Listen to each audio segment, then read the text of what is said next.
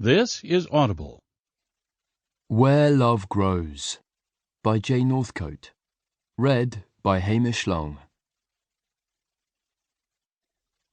Chapter 1. Stephen was breathing hard, and his legs were like lead by the time he reached the landing. Clutching the balustrade, he waited until he felt steadier. I'm pathetic. He felt no sense of achievement for having struggled upstairs, despite the persistent ache in his legs and lower back. All he felt was bitterness and shame when he compared himself to the man he'd been before his illness. A little over 2 years had passed, but it felt like a lifetime, a life lost. Then he'd been fit and full of energy, climbing the beautiful hills of South Wales for the joy of it.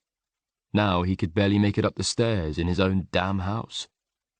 But, Stephen, you need to remember how far you've come.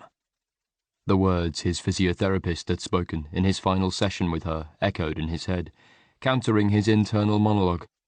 He pushed them away, rejecting them now as he had then. He struggled to find any comfort in looking at what had improved during the frustratingly slow progress of his recovery. Having reached a plateau with no new improvements for a while, Stephen could only focus on all the things he longed to be able to do again, and feared might always be out of his reach. Once his heart had slowed and his legs felt stronger, Stephen made his way to his bedroom, where he'd stupidly left his pain meds that morning. Normally he tried to avoid going up and down the stairs too many times in the day. He'd started sleeping in his old bedroom again, because he'd hated his forced move into the dining room when he'd been unable to walk at all.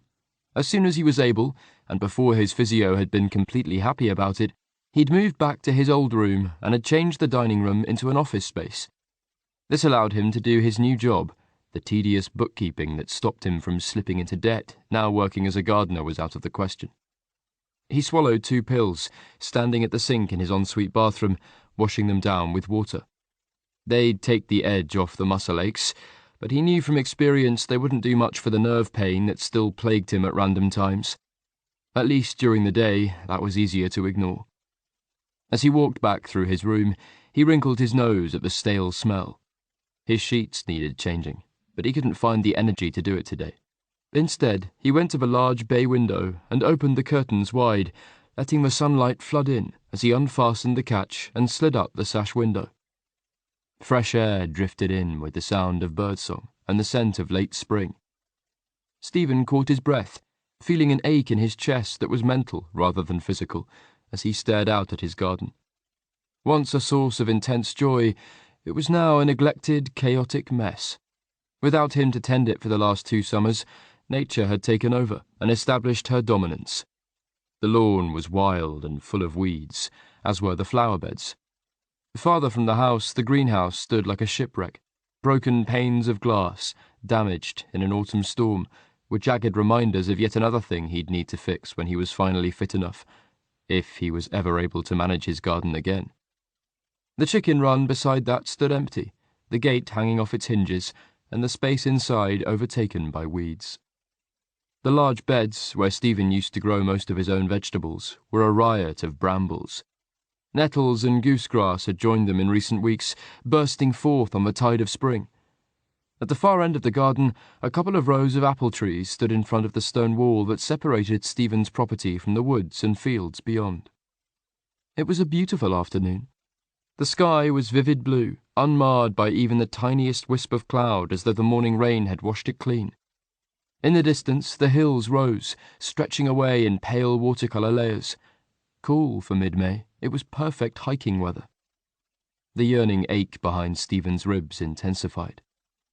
He blinked hard and swallowed down on the lump of bitter resentment that was choking him, as surely as the ivy was slowly strangling his beloved apple trees. He turned away from the window, cursing the randomness of fate for landing him with Guillain-Barré syndrome, the illness that had robbed him of the life he'd known before. Back downstairs in the dining room, he carefully avoided looking outside again as he made his way to his desk. A large bay window overlooked the front, and another gave a view of the shrubbery at the side of the house. This had now become an overgrown jungle where the plants competed for space and sunlight. Stephen had deliberately set up his desk facing a wall.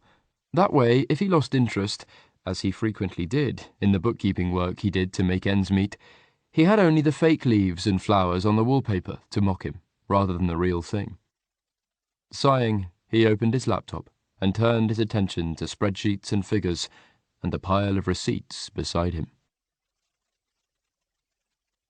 "Here you go."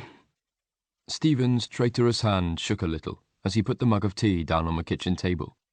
Some of it sloshed over the edge, and he regretted filling it so full. "Thanks." James, Dr. Cooper to the patients he knew less well, smiled. "I'm ready for this after a long afternoon of house calls." "Don't your other patients offer you tea?" Stephen asked, as he walked slowly to the sink to get a cloth. "Some of them do, but I usually decline. Otherwise I end up staying too long and talking too much and being late for everyone else. But I'm done for the day now." "And you thought you'd come and bother me instead of going home to Marjorie?" "She's at Pilates. Or maybe it's yoga this evening, something like that. She won't be back till 7. James waved a hand dismissively. "Anyway, I like bothering you. You make a good cup of tea." His blue eyes twinkled in his kindly, slightly florid face. As usual, this visit wasn't an official appointment. Stephen didn't need to see James regularly anymore, and was perfectly capable of driving himself to the surgery these days. But James had been his GP since Stephen was 10 years old, and he was the closest thing Stephen had to a friend. He insisted on visiting Stephen to check up on him, his words. Although Stephen pretended to be annoyed by this, he couldn't help being grateful for James's occasional company and his brand of well-meaning interference. Stephen finally joined him at the table, trying to hold back the sigh of relief as he lowered his body into the chair. "How have you been this week?" James asked casually. Same old, same old." Stephen tried to keep his voice light. "Nothing new to report?" "No improvements?" A small frown furrowed James's brow. Stephen shrugged. "Not that I can tell." The slow pace of his recovery was frustrating him, so he preferred not to think about it too much. If he didn't focus on it, it was easier to bear. "And are you managing okay around the house now?" "Yes, fine, thanks." James glanced around the kitchen, which had piles of dirty dishes on the counter. Stephen hadn't found the energy to do any washing up for a couple of days, but he hadn't run out of crockery yet, so it didn't matter. "Are you sure about that? Have you had any luck finding another cleaner?" Avoiding his gaze, Stephen took a sip of tea. "Not yet." There was a pause before James asked, "Have you actually tried?" Irritated, Stephen snapped. "No, I don't need someone here poking around my stuff. I can cope, thank you." The previous cleaner had only lasted 2 weeks before Stephen had scared her away by having a go at her for moving some papers on his desk so she could dust it. The one before her had stuck around for almost 3 months, but had eventually left, claiming she needed more time to care for her elderly mother. Although he'd never actually been overtly rude to her, Stephen suspected she'd tired of his relentless moodiness. The resentment and bitterness he felt at the invasion of his privacy must surround him like a toxic cloud, driving all but the most persistent away. James sighed. "For God's sake, Stephen, why do you make things so hard for yourself? If you refuse to sell up and downsize, you're going to have be prepared to have some help in this place until you're in a better state to keep on top of things." "I can cope," Stephen repeated, his icy tone a warning to James to drop it. Okay. With a shrug, James picked up his mug and changed the subject. "So, how's work going? You been busy?" By the time James left, Stephen was numb with exhaustion. Some days were better than others, and today had been a bad one. Drained mentally as well as physically, he stood in front of the fridge, too tired to make a decision about dinner. Trafalgar, the greediest of his cats, was rubbing against his ankles and meowing hopefully, so Stephen put out food for all 3 of the cats. Then he managed to muster up the energy to make a ham sandwich, which he ate on the sofa while scrolling Twitter on his phone. In the earlier stages of his illness, Stephen had been quite active on social media. Lonely after Tony had left, he'd found it a welcome distraction. He'd thrown himself into it, blogging about his illness and recovery and sharing his experiences. Interacting with people online felt safe. He had an outlet while still keeping the world at arm's length. But as the improvements in his physical condition had slowed, and his positivity had drained away, So had his enthusiasm for writing about his life. He hadn't updated his blog in several months. These days he usually spent more of his time on Twitter or Facebook, reading rather than interacting, although sometimes he'd pick fights with arseholes on Twitter when he was in the mood for blood. Tonight, a self-destructive urge sent him to Instagram. He'd started using Instagram 4 years ago, when he'd been designing gardens, as a way of promoting his work. Most of the accounts he followed were related to gardening and horticulture, and looking at the images on his feed was like poking an open wound. Just to really twist the knife in, Stephen looked at his own profile and started scrolling back through the photos. Sprinkled between pictures of gardens he'd worked on, there were myriad shots of his garden here at Hillview in all its glory. The beds a riot of colour, where flowers thrust their bright faces towards the sun. His vegetable patch thriving and productive. The apple trees in various stages of blossom and fruit. When he couldn't bear to look any more, Stephen put his phone aside and reached for his laptop instead. Not stopping to consider what he was doing, or why, he opened his blog and started to type. Chapter 2. The doorbell took Luke by surprise. Deep into some low-budget thriller on Netflix, and already halfway down his second G&T of the day, despite the fact that it was only 5 o'clock, he wasn't expecting company. It was probably a delivery for one of the other flats. The woman 2 doors down had an annoying habit of ordering loads of stuff from Amazon and then never being in when it arrived. Yeah? He didn't bother to hide his tone of irritation. It's me, Will. Arse. Luke had totally forgotten he'd agreed to meet Will, his friend and acting business manager, this afternoon. Oh, yes, come up. He hit the button that would open the external door on the ground floor. Shit, fuck, bollocks. He turned the TV off and then scrambled around his living room, gathering empty takeaway containers, mugs and glasses. Hurrying to the kitchen, he dumped them on the counter, just as there was a knock on the door to his flat. Come in, he called. On his way back through the living room, Luke picked up his glass and drained it before going to let Will in. All right, mate. Luke pasted on a polite smile of welcome that turned into something more genuine when he saw Will's grin. Hi, how are you? Will put his laptop bag down and gave Luke a friendly hug. Luke sank into the contact for an all-too-brief moment, missing the comfort as soon as it was over. He hadn't touched another person since the last time he'd seen Will a week or so ago. I'm good, thanks. You? It was a socially appropriate response, even if it wasn't true. Yeah, I'm fine. Same old, busy, stretched between work and home, but keeping afloat. Will's smile faltered as his gaze raked over Luke, and Luke wondered how rough he looked. He hadn't seen himself in a mirror today. What are you up to these days? Keeping busy? How's the training going? Joining a gym had been part of Luke's recovery plan. Yeah, it's going pretty well, thanks. The lie tripped out easily. After a couple of weeks of going regularly, the habit hadn't stuck, and Luke couldn't remember when he'd last been. Come on through. He gestured to the living room door, following Will as he led the way.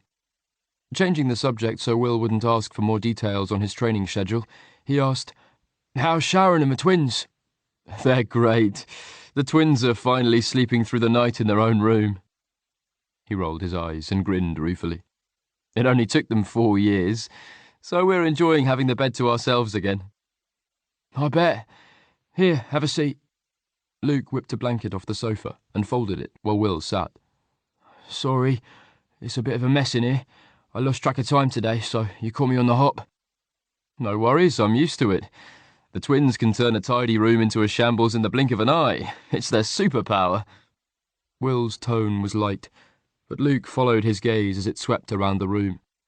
Flushing, Luke took in the piles of unopened post, the crumbs on the carpet, sticky drink rings on the coffee table, and 2 unmatched dirty socks sticking out from under the sofa. Can I get you a drink? Tea, coffee, gin and tonic? His cheeks heated even more as Will's gaze settled on his glass, empty save for ice and a wedge of lime. Tea for me, please. Will's tone wasn't judgmental, but Luke felt ashamed anyway. Coming up. As he waited for the kettle to boil, Luke looked down at himself and realised his sweatpants had a hole in the knee and that his t-shirt was inside out and had a huge stain on the front. God, I'm a fucking mess. How many days have I been wearing this? He sniffed his armpits. Ugh. Judging by the smell, it must have been at least day 3. Luke made tea for both of them, even though he'd have preferred more gin. He needed to keep his head clear to go through things with Will. Not that he needed to hear all the business details. He trusted Will to run things perfectly now Luke had handed over control to him. But Will took his role as acting manager seriously, and he liked to make sure he gave Luke a full report on how everything was going. The milk was 2 days out of date, but it smelt okay, so Luke used it anyway, hoping for the best. He tried to concentrate and look interested as Will updated him, going through everything in painstaking detail. Luke couldn't bring himself to care about any of it anymore. After leaving an unsatisfying job for a big IT corporation 3 years ago, Luke had set himself up as a software developer. After a tough first year, he'd had a breakthrough with a piece of software that had taken off and made him more money than he'd ever had in his life, and infinitely more than he'd ever expected to earn when he was growing up in a council estate on the outskirts of London. As a result, his business had grown exponentially fast, and he'd needed to bring in help. Will had been the first person he'd employed after establishing the company, followed by a team that had grown steadily ever since. At first, Luke had ridden the high of his success. Swept along by a wave of enthusiasm and the arrogance of youth, he'd worked too hard and played too hard. It had been impossible to resist the multitude of temptations that had come with his newfound wealth. Swanky nightclubs and expensive cocktails, white powder or pills that gave him enough energy to party all weekend and still make it into work every Monday morning. Hot guys fawning over him. He'd fucked his way through half the gays in London, but none of it had ever been enough to fill the dark void inside him that had kept craving more. Not heeding the warning signs, he'd ignored the insomnia, the jittery feeling, the paranoia that plagued him when he was coming down from coke, or speed, or whatever he'd been indulging in. Slowly, inexorably, the black hole had grown larger until it had consumed him, and he'd sunk into a depression that was impossible to ignore. 6 months later, he was through the worst of it. Thanks to medication, he no longer wanted to top himself. The darkness he still carried around was now manageable, a clenched fist in his chest, rather than a terrifying vortex surrounding him. Yet a flatness persisted. He couldn't summon up any interest in living his life, even if he no longer wanted to end it. What's the point of any of this? That question was at the forefront in his mind as Will went through the figures, reporting a healthy profit for the previous month. "It's all looking good," he finished with a smile. "Do you have any questions?" "No." Luke forced a smile in return. "That all sounds great. Thanks." Will held his gaze, eyes narrowing, as he studied Luke carefully. "Mate, you say you're okay, but you look like hell, so that's hard to believe. What's going on with you?" Luke shrugged, looking down at the hole in his sweatpants. He picked at the ragged edge of it, making it bigger. "I'm okay. You just caught me on an off day. I think maybe I'm coming down with a cold or something." "That's what you said last time I saw you." The silence that followed made Luke want to curl up and hide. He couldn't meet Will's gaze. Heart racing, he prayed that Will would drop it. Finally, Will sighed. "If you're feeling better, are you going to come back to work soon?" "Maybe. I don't know. Does it matter? You're managing fine without me." The idea of setting foot in the office filled Luke with agoraphobic dread. It was impossible for him to imagine ever being that guy again. Perhaps he should tell Will he'd been thinking about leaving permanently, handing over the reins and no longer taking an active role in the company. But he had no idea what else he would do, and wasn't ready to burn his bridges just yet. "That's not the point." "Then what is your point?" Luke snapped. Shame goaded him into defensiveness. "Stop hassling me. Maybe I'm not doing brilliantly, but I'm a damn sight better than I was a few months ago, okay?" He met Will's gaze, heart beating like wings inside a cage. "You could hardly be any worse." Will's voice was calm, and his eyes were kind. Luke gave a bitter huff of laughter. "Yeah, true. I don't think that being stuck alone here is doing you any favours. You need to get out and start doing things again. Coming back to work, even for just a few hours a week, might be good for you." "I don't want to." Luke knew he sounded like a stubborn child digging his heels in. "Well, maybe you need to find something that you do want to do." "Like what?" "A hobby? Voluntary work? I don't know, Luke. But you need a reason to get up in the morning. You need to find something to care about, and you're not going to find it at the bottom of a bottle of gin." His words hit their mark. Luke felt the heavy weight of them, and knew Will was right. "But I don't know where to start," he said, hopelessly. "Maybe you need a change of scenery. You could take a couple more months off, spend some of that money you've got stashed away, and travel somewhere." "So I can drink gin alone in hotel rooms instead of here." Luke failed to see how that would help. Will gave an exasperated sigh. In the silence that followed, Luke fiddled with the hole in his sweatpants again, winding a loose thread around his fingertip painfully tight. "I'm sorry," he said finally. "I know you're trying to help. Maybe you're right. Going away somewhere might give me a new perspective. Or maybe the voluntary work thing isn't such a bad idea. Helping other people might get my head out of my arse. I'll think about it, okay?" "Okay." Will frowned thoughtfully. "Actually, something's just occurred to me. I wonder—" "What?" "I'm not sure. I have an idea for something that might work, but I'm not sure whether it's feasible." "Are you going to tell me?" Something warm and unfamiliar flickered in Luke's chest, and he recognized it as hope. "Not until I know whether it's a possibility." Will glanced at his watch. "Damn, I have to head home so I can spend some time with the twins before their bedtime." He packed his laptop and notebook away and stood. Luke saw him to the door, where Will said, "Take care of yourself, yeah? Try less gin and TV and a little more fresh air and exercise." "Okay, Dad." Luke smiled, his first genuine smile of the day. "Cheeky bugger." Will hugged him, then drew back, wrinkling his nose.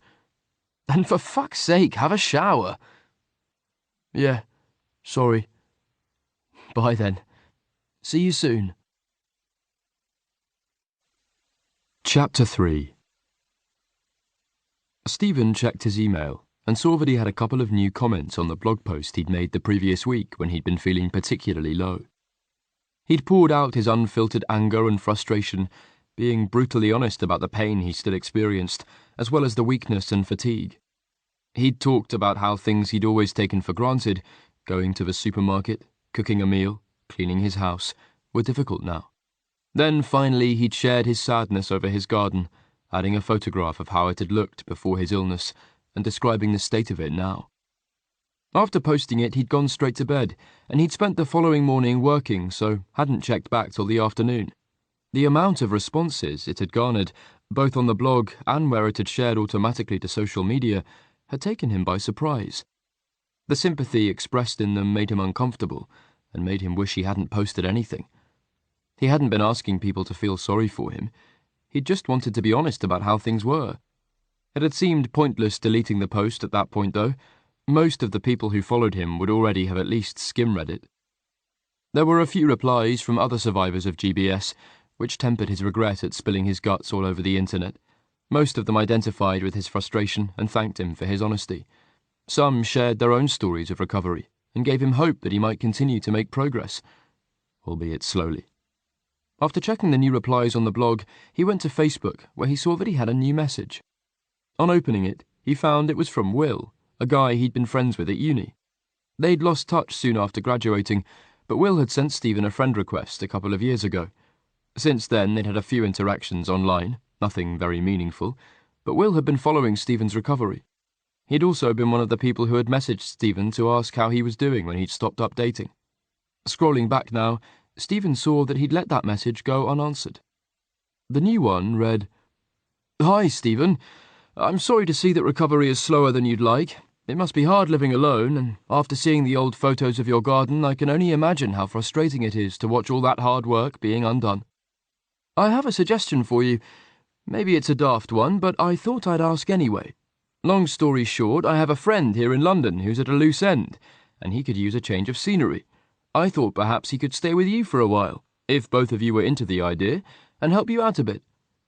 He could do stuff around the house, and the garden too if you need. What do you think? Best wishes, Will.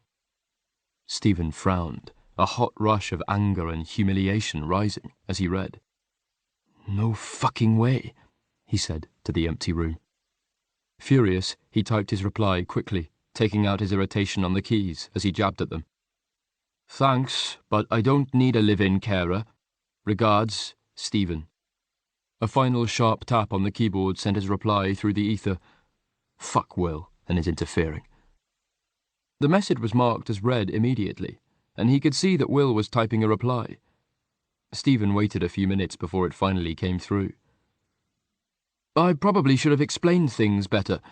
My friend is recovering from a patch of bad mental health, and he needs a new focus. I think keeping busy would be good for him, so you'd be doing him a favour too. Does that help? If not, then forget I asked. I'm sorry I offended you. That wasn't my intention. Stephen snorted, then typed. So, just to clarify, you want me to be a carer for a random stranger with mental health problems, and also let him live in my house? Because that sounds totally reasonable. Okay, forget it, Will replied. I'm sorry I asked. It was a stupid idea. Stephen reread their exchange again. He was intrigued, despite himself. Who was this friend of Will's, and what was his story? A reluctant part of Stephen already felt some small connection with this unknown stranger, dealing with his own struggles. There was a certain synchronicity to Will's idea that they could help each other. It would be great to have someone to do some work on the garden.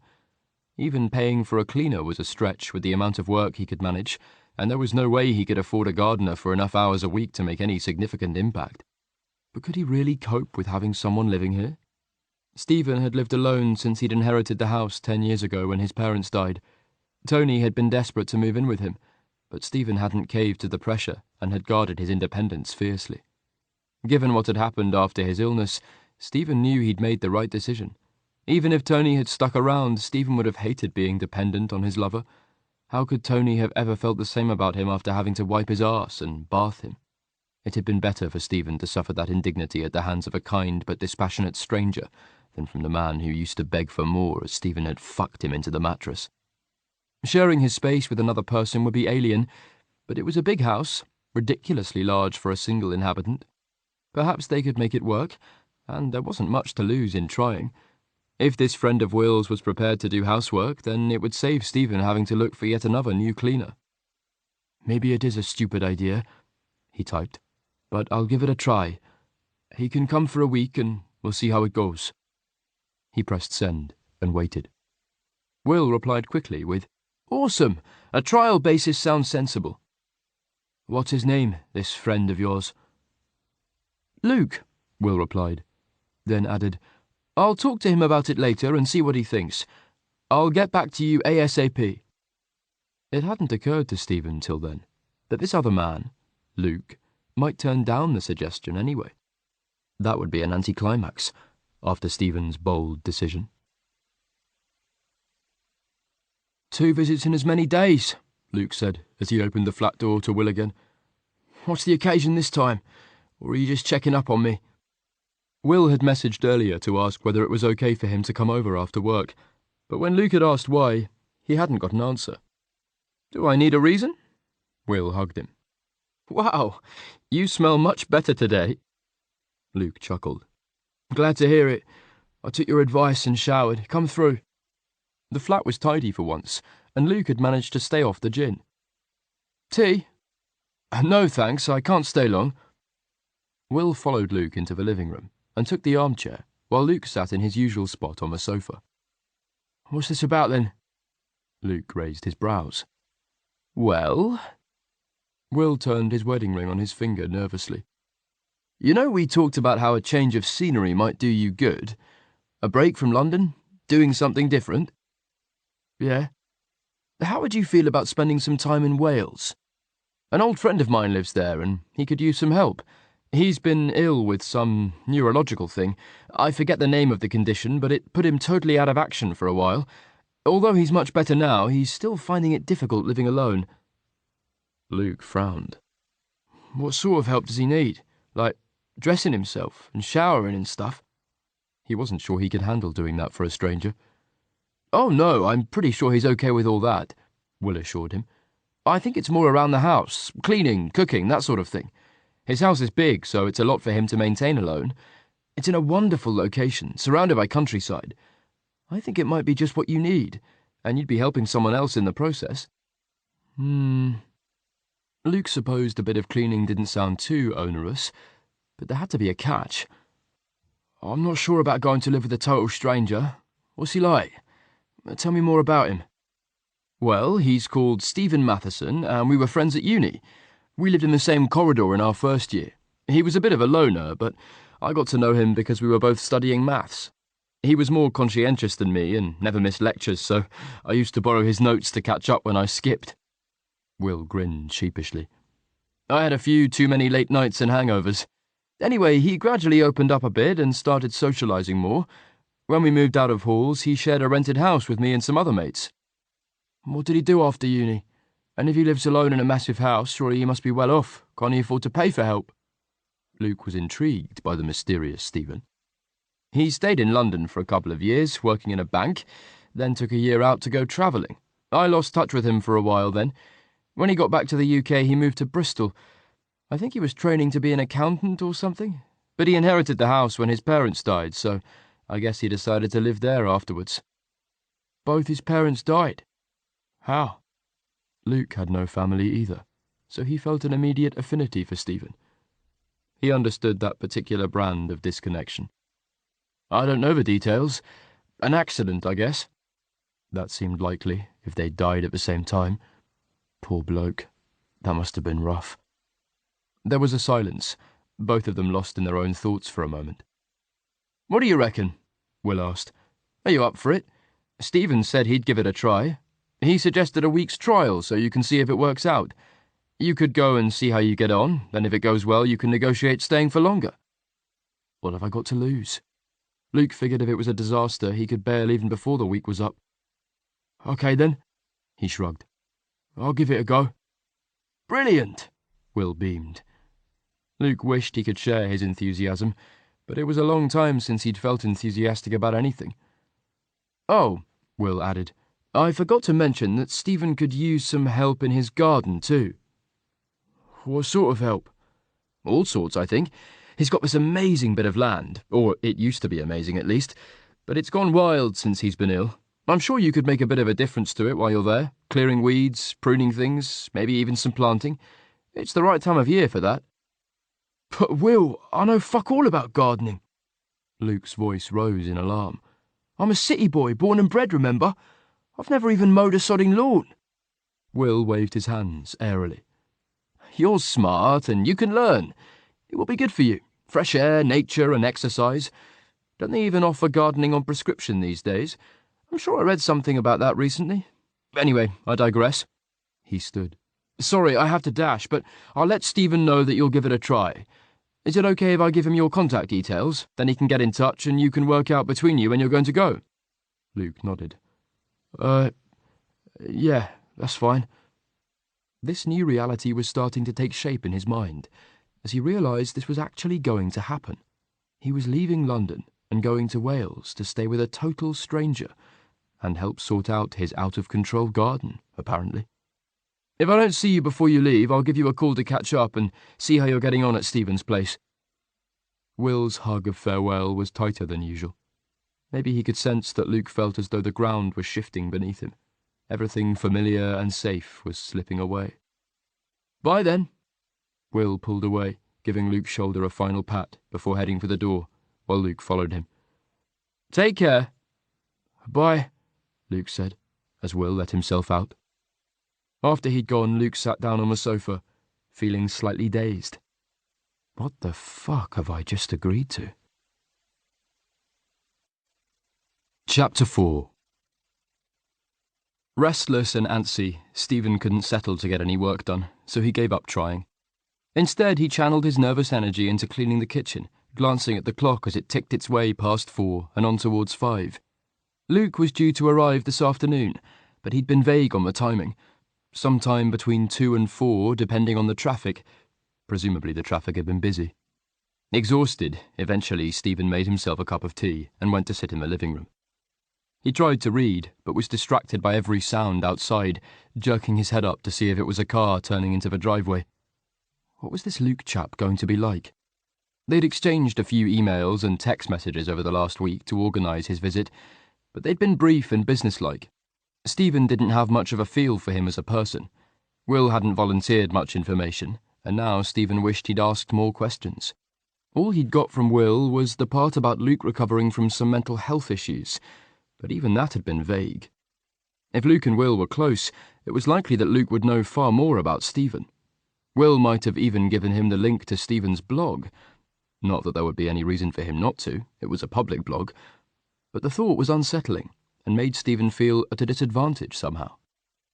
The crunch of tyres on gravel tore Stephen away from his musings and set his heart pounding.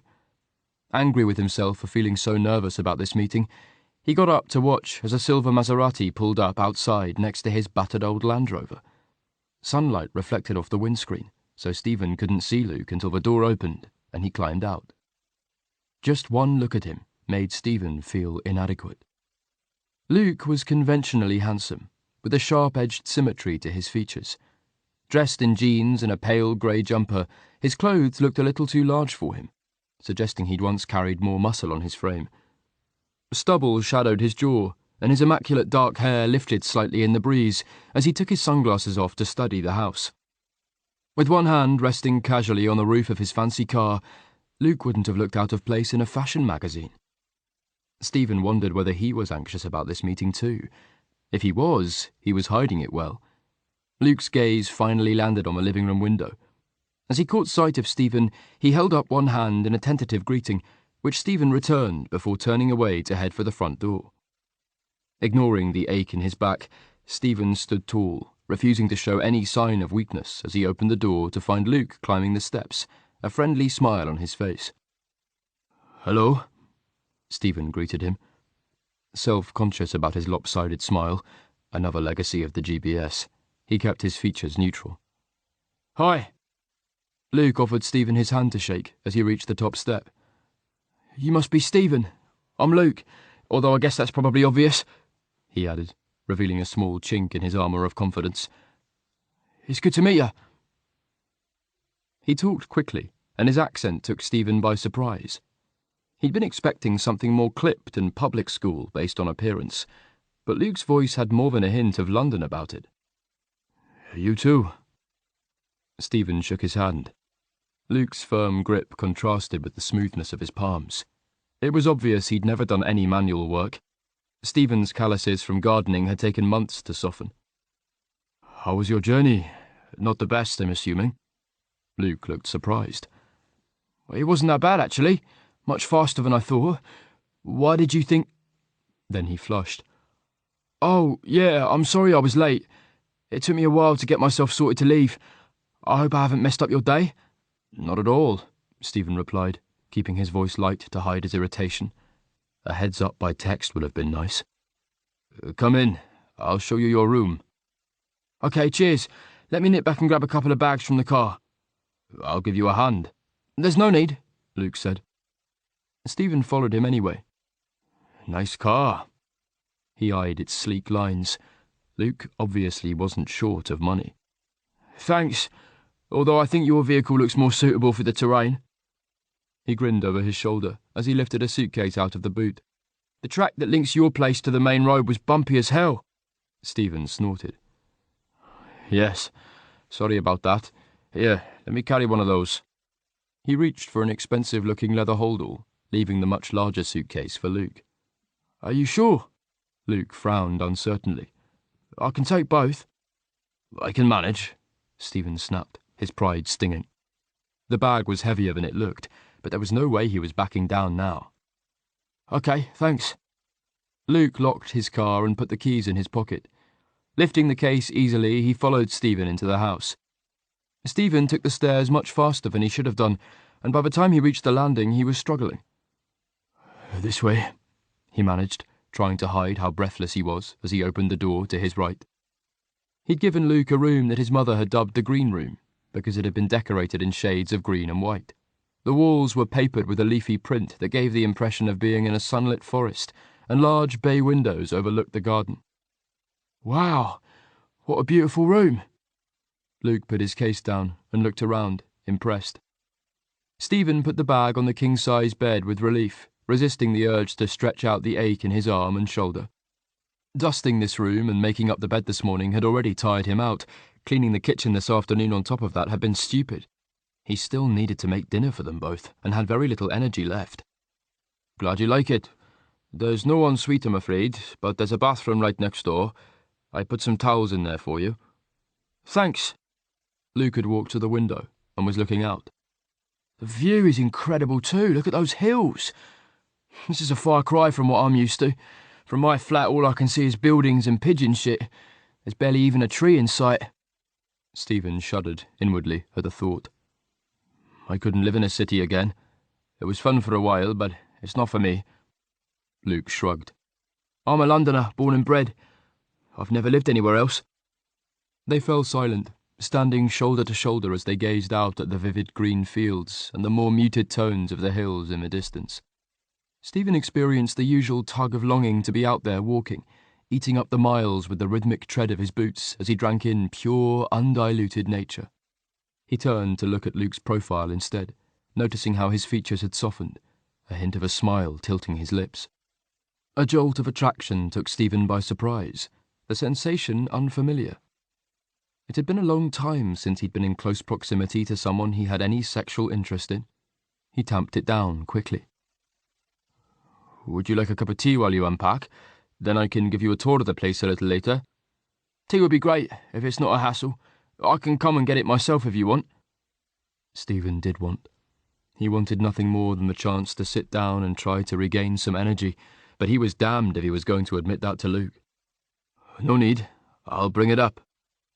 Down in the kitchen, Stephen made tea for both of them and opened a packet of plain chocolate digestives.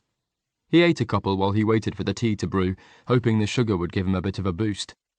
As he was carrying Luke's tea and a plate with a few biscuits across the hall, he heard the creak of the stairs and looked up to see Luke descending. "Hi, I'm all done, so I thought I'd save you the trouble of coming back up." "That was quick." "I didn't have much to unpack." Luke stopped at the bottom of the stairs. "Okay, well, if you take these and have a seat in the living room, it's that door there." He nodded towards it as Luke relieved him of the mug and plate. "I'll join you in a sec. I just need to get my tea from the kitchen." "Thanks." When Stephen entered the living room, he found Luke sitting in one of the armchairs. After putting his mug down on the coffee table, Stephen sank onto the sofa with relief. His back and legs were aching, and there was the familiar tingling sensation in his hands and feet that was a sure sign he'd pushed himself too hard. Busy doing his physical inventory and enjoying a brief moment of stillness, Stephen was annoyed when Luke broke the silence by clearing his throat and adjusting his position on his seat. "You know Will from university, yeah?" Luke asked. "Yes." There was a pause before Luke continued. "And you studied maths," he said. "Yes, that's right." More silence. Wearily, Stephen realised he was expected to fill it. He'd never been a fan of small talk, and he'd been so reclusive since his illness that he'd rarely had to bother with such tedious social conventions. "How about you?" he asked. "How about me what?" Luke frowned in confusion. "What did you study at university?" "I didn't go to university." Luke's gaze was steady. Heat crawled up Stephen's neck, warming his cheeks. Annoyed with himself for making an assumption, he moved on swiftly. "What's your connection with Will?" "We work together. Well, we did." It was Luke's turn to look uncomfortable now, as he focused on the mug he was holding in both hands. "He's my assistant manager normally, but I'm not working at the moment, so he's running the company for me while I take some time out." "I see." Stephen tried not to show his surprise. He'd already assumed that Luke was reasonably successful, based on his fancy car. But if Luke owned the company Will worked for, then he must be a seriously high flyer. The silence between them stretched out, prickly with awkwardness. Stephen took a sip of his tea, wondering whether this had been a terrible mistake. What had he been thinking? agreeing to let some total stranger invade his privacy like this. "How much did Will tell you about me?" Stephen finally asked. He hated the thought of them discussing him without his knowledge. Luke glanced up and shrugged. "Not much. He told me you lived alone, and you'd been ill for a while, and were struggling a bit. But with the housework and stuff, not, the more personal care. God, no. I can cope with all that now." Flushing again, Stephen tried not to imagine Luke giving him a sponge bath. Because apart from the fact that Stephen never wanted to be that helpless again, being touched intimately by Luke wasn't a totally unappealing prospect, and it was a dangerous picture to have in his head. "He also mentioned the garden?" "Ah, yes. Now, that's where I really could use your help." Enthusiasm revitalized Stephen, and he sat up straighter. "The garden's in desperate need of some attention. If you can do some work on it while you're here, I'd really appreciate it. There's a lot of stuff that died back in the winter and needs clearing, weeds galore, and everything needs pruning." "Okay. Well, I can certainly try and help, but I have to be honest with you. You could fit the amount I know about gardening on the back of a postage stamp and still have space to spare." Luke gave a rueful grin. "Seriously?" "Yeah. I've lived in London all my life, and I've only ever lived in flats, so I've never had a garden. I haven't so much as mowed a lawn, let alone pruned anything. Didn't Will warn you about that?" "No." Stephen gave an exasperated sigh. "No, he didn't." "I thought it was mainly around the house that you needed help. But I'm sure I can learn about plants and stuff." Luke shrugged. "How hard can it be? You can tell me what to do, and I can always Google stuff if I need to." "Yes, I suppose you can." Stephen wondered whether Will had deliberately misled him. He'd been expecting someone who at least knew the basics of gardening. But Luke was here now, so they'd have to make the best of it. He drained the last of his tea and tried to sound cheerful as he asked, "Shall I give you a tour of the place, then?" "Yes, please." Chapter 5. Luke stood, glad of the excuse to move again after sitting down for too long while driving. He noticed Stephen wince as he pushed himself up from the sofa. Curious, he wanted to ask about the nature of his illness, but was afraid of being intrusive. He wished he'd asked Will for more information. "Let me take these." Luke picked up both mugs. "The first stop can be the kitchen, then." Stephen led the way out of the living room. "This way." He was a big guy, Luke noted as he followed. A good couple of inches taller than Luke, he had broad shoulders, a mane of tawny hair, and strong masculine features. He's attractive. Luke pushed that thought away quickly. Their footsteps were loud on the wooden floor of the hall, echoing in the high-ceilinged space. It was cool out here compared to the living room. Not that it had been very warm in there either, despite the fact that it was the middle of May. Luke already missed his cosy flat. Meeting Stephen hadn't made Luke feel any better about his decision to come here. Considering Luke was supposed to be here to help, Stephen didn't seem very pleased to see him. The large kitchen was clean and tidy, but very old-fashioned compared to Luke's. White laminate cupboards were chipped and grimy with age, and the countertop was similarly scarred with scratches and burn marks. It was still attractive, though, pale turquoise with a swirly, abstract design. The colour of the counter was echoed in the even more extravagantly patterned lino that covered the floor in multiple shades of blue and green. "Wow, is this vintage 60s? Luke had considered a look like this for his kitchen when he'd had it redone last year, but had ended up deciding on something more conventional. "Yes, I guess you would call it vintage. My parents just never got around to modernising, and neither have I." Stephen looked around. "It's a bit of an eyesore, isn't it?" "I like it." Stephen raised his eyebrows. "Really?" "Yeah. It's so far out of fashion it's back in again. I like the slightly psychedelic look of the lino. It's cool." Luke grinned. "Each to their own. It gives me a headache, personally. If I had the energy, I'd rip it out and sand the floorboards underneath. Maybe one day." Jesus, he's hard work. Trying to form a connection with Stephen was like chipping away at a piece of granite with a teaspoon. "Yeah, I guess floorboards would look good too. Shall I put these in the dishwasher?" Luke held up the mugs. "I don't have a dishwasher. You can leave them by the sink." Hiding his surprise. Why the hell doesn't he have a dishwasher? There's plenty of space for one. Luke complied. Okay, so the tour? Stephen's tone was businesslike now. No dishwasher, as I said. There's the fridge-freezer. The fridge is the top section. I keep food in the high cupboards mostly, apart from that one which has mugs and glasses in. He pointed. Then pots, pans, crockery, etc. are in the lower ones. Cutlery's in that drawer, and other utensils in the one below. Make yourself at home and help yourself to anything. As he spoke, Stephen opened the fridge door to display mostly empty shelves.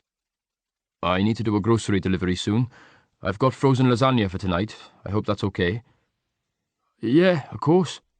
Luke was glad Stephen hadn't gone to any trouble on his account. He looked pale, and there were dark smudges beneath his eyes.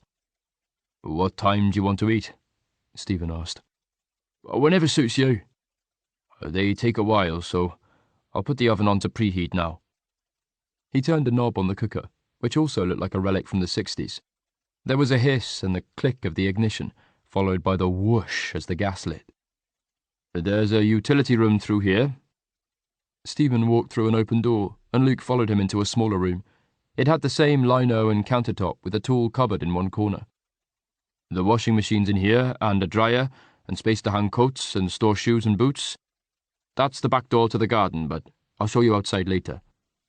As Luke turned to look at the door, a cat flap burst open, and a large ginger cat shot through it with a loud meow of greeting. When it clapped eyes on Luke, it froze in alarm. Hello?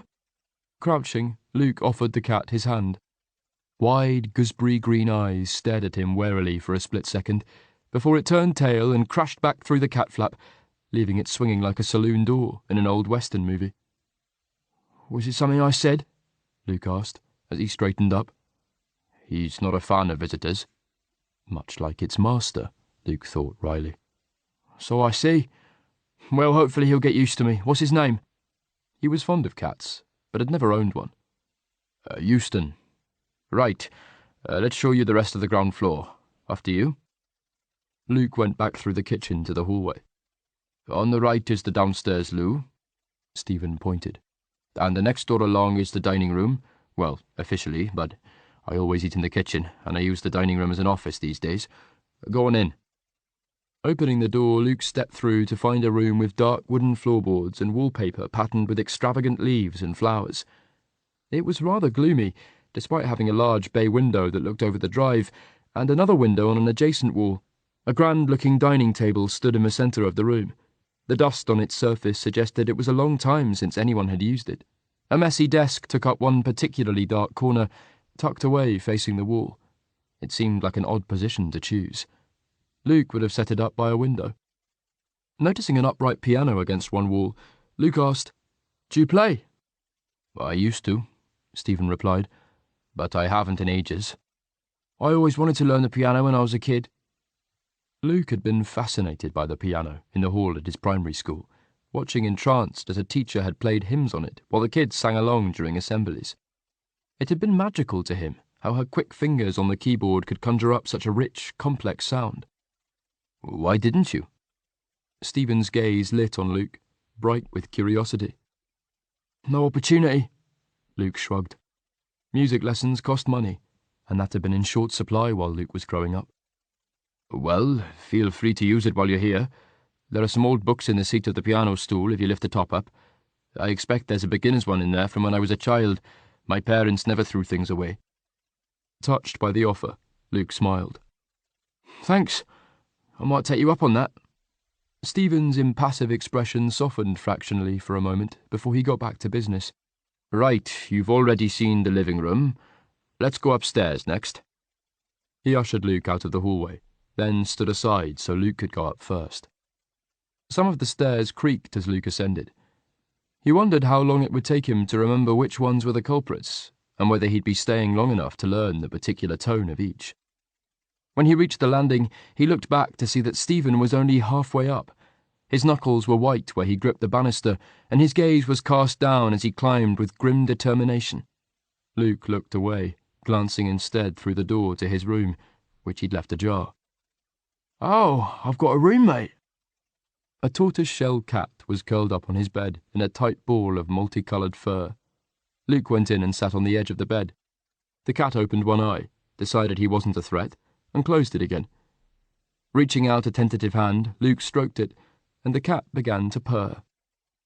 "At least this one seems to like me." "She's a tart. She likes everyone." Stephen was standing in the doorway now, leaning on the frame. He was pale and slightly out of breath. Shadows emphasized the hollows beneath his cheekbones. He was thin. Too thin. "Gee, thanks," Luke snorted in amusement. A shrug of his bony shoulders. "Well, it's the truth." "What's this one's name?" "Piccadilly. Oh, that reminds me, her name is also the Wi-Fi password, just so you know." "Okay, cool." Piccadilly stretched, purring more loudly, then curled herself up again like a furry ammonite. "If you don't like her on your bed, I suggest you keep the door shut." "I don't mind." After a final stroke of her soft fur, Luke stood. "How many cats do you have?" "3. Stephen turned and pushed open the door next to Luke's. "This is the bathroom. Towels are on the rail." The bathroom had one of those alarming avocado-coloured suites that had once been popular for some unaccountable reason. "Thanks." The next door along was Stephen's room. It was similar to Luke's, but slightly larger, with an extra door leading to an ensuite bathroom. "That's Trafalgar." Stephen pointed to a black and white cat that was stretched out on the foot of his bed in an extravagant sprawl. "He's friendly too, especially if you feed him. He's a greedy bugger." Luke chuckled. "Noted." Stephen led the way back onto the landing. The last 2 rooms were at the front of the house. "These are both spare rooms." He opened the doors. One had 2 single beds, the other a double. Dust had settled on the empty surfaces of the furniture. As he peered through the doorways, Luke had the feeling that he was unwelcome, disturbing the peace and quiet of years of disuse. "It's a big place." Luke pulled the door shut behind him. "Yes, much too big for one person, I know." There was a defensive edge to Stephen's tone. "I like it, though. I can see why you'd want to stay." It might be in need of updating, but it had huge potential. And although Luke wouldn't choose to live in the middle of nowhere, he could see why someone else might love the location. One edge of his mouth tilted up, and Stephen's gaunt features softened into the barest hint of a smile. "Yeah, I love it here." They stared at each other for a moment, as this first tentative shoot of connection unfurled between them. "Ready to move on?" Stephen asked. It was only then that Luke noticed there were stairs leading up to yet another floor. "Shit, this place really is huge. Lead on." He didn't want to rush ahead this time, and made sure to stay a few steps behind as Stephen slowly ascended. "It's chaos up here." Stephen opened the first of 2 doors. It was a huge L-shaped room with a steeply sloping ceiling, the only source of light a single circular window in one wall. The space was full of boxes, wooden crates, random pieces of furniture, old suitcases, and the assorted detritus of many years, all covered in a thick layer of dust. "I'm not sure why I'm showing you this. You'll probably never come up here again." "It's a great space, though. It has lots of potential." "You sound like an estate agent." Stephen's tone was dry. "I'm not selling." "Is all this stuff yours?" Luke wasn't a collector of clutter. Storage space was in short supply in his flat, so he didn't hang on to things he didn't use. "It belonged to my parents, but they're both dead, so that makes it mine now." "I'm sorry," Luke began.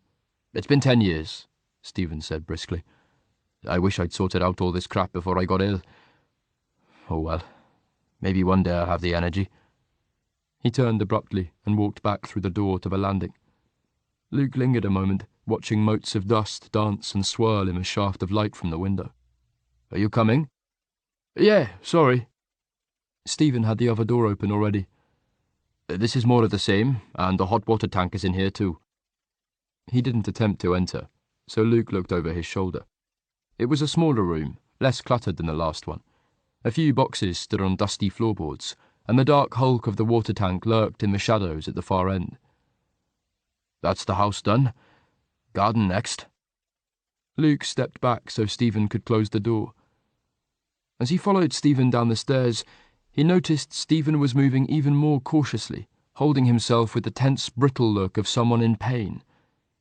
Already sensing that Stephen would hate to admit he was struggling, Luke waited till they reached the landing, and then said, "Actually, would you mind leaving the garden till tomorrow?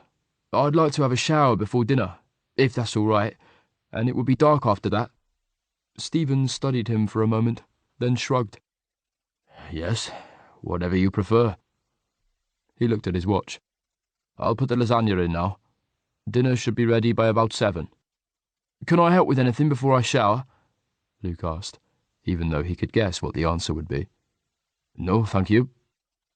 In the privacy of his room, Luke let out a sigh.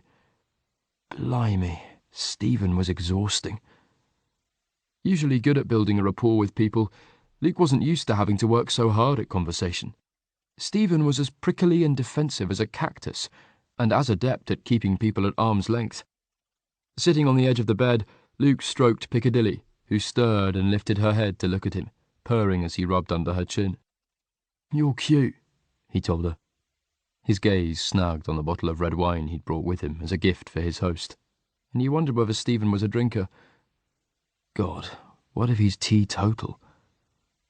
Luke was itching for alcohol. He briefly considered opening the bottle now and having a drink before dinner. It was a screw top, so there was nothing to stop him, but slugging it out of the bottle seemed a bit too desperate even for him. Plus, if Stephen joined him for a glass or two, it might help to smooth things between them and get Stephen to relax and open up a bit. Resisting temptation, Luke got his wash bag and went to the bathroom. Chapter 6. Stephen was glad he'd had the foresight to get something easy for dinner. Ready-made lasagna and a supermarket bag of salad wasn't too much of a stretch, even for him. He sat in the living room reading while the lasagna was heating, and Euston slunk in and jumped onto his lap. As Stephen stroked him, he arched his back and rubbed his head against Stephen's chin, purring loudly until he finally settled into sleep. "You two look comfortable," Luke said, as he came in. Hair damp, he was holding a bottle of wine in one hand. Euston started immediately into tense alertness, head up to stare at the invader. As Luke moved closer, he leapt off Stephen's lap and ran past Luke and out of the door. "Oh, sorry." Luke watched him go, dismayed. "It's okay. I have to move soon anyway." Stephen rubbed his leg where Euston had dug his claws in a little in his rush to escape. "Are you a wine drinker?" Luke held out the bottle. "Occasionally." Stephen didn't drink much these days. Booze only drained what little energy he had, so he usually steered clear. "We could open it to have with dinner, maybe." Luke's tone was too carefully casual to be convincing. Stephen shrugged, not bothered if Luke liked to drink. "Sure." "Shall I do it now? Glasses are in the kitchen, I assume." "I'll open it. I need to check the lasagna anyway." Putting his book down, Stephen began to get up. "Stay there." Luke's tone was firm. "I'll do that too." It was too late to argue, because Luke was already on his way out of the door. "Okay, thanks." Stephen tried to control his irritation. Luke was only trying to be helpful. Luke returned a few minutes later with 2 glasses of red wine. He handed one to Stephen and raised his own. "Cheers." "Cheers." Stephen took a sip. When he looked back at Luke, he noticed the level in Luke's glass had already dropped noticeably. "How was the lasagna looking?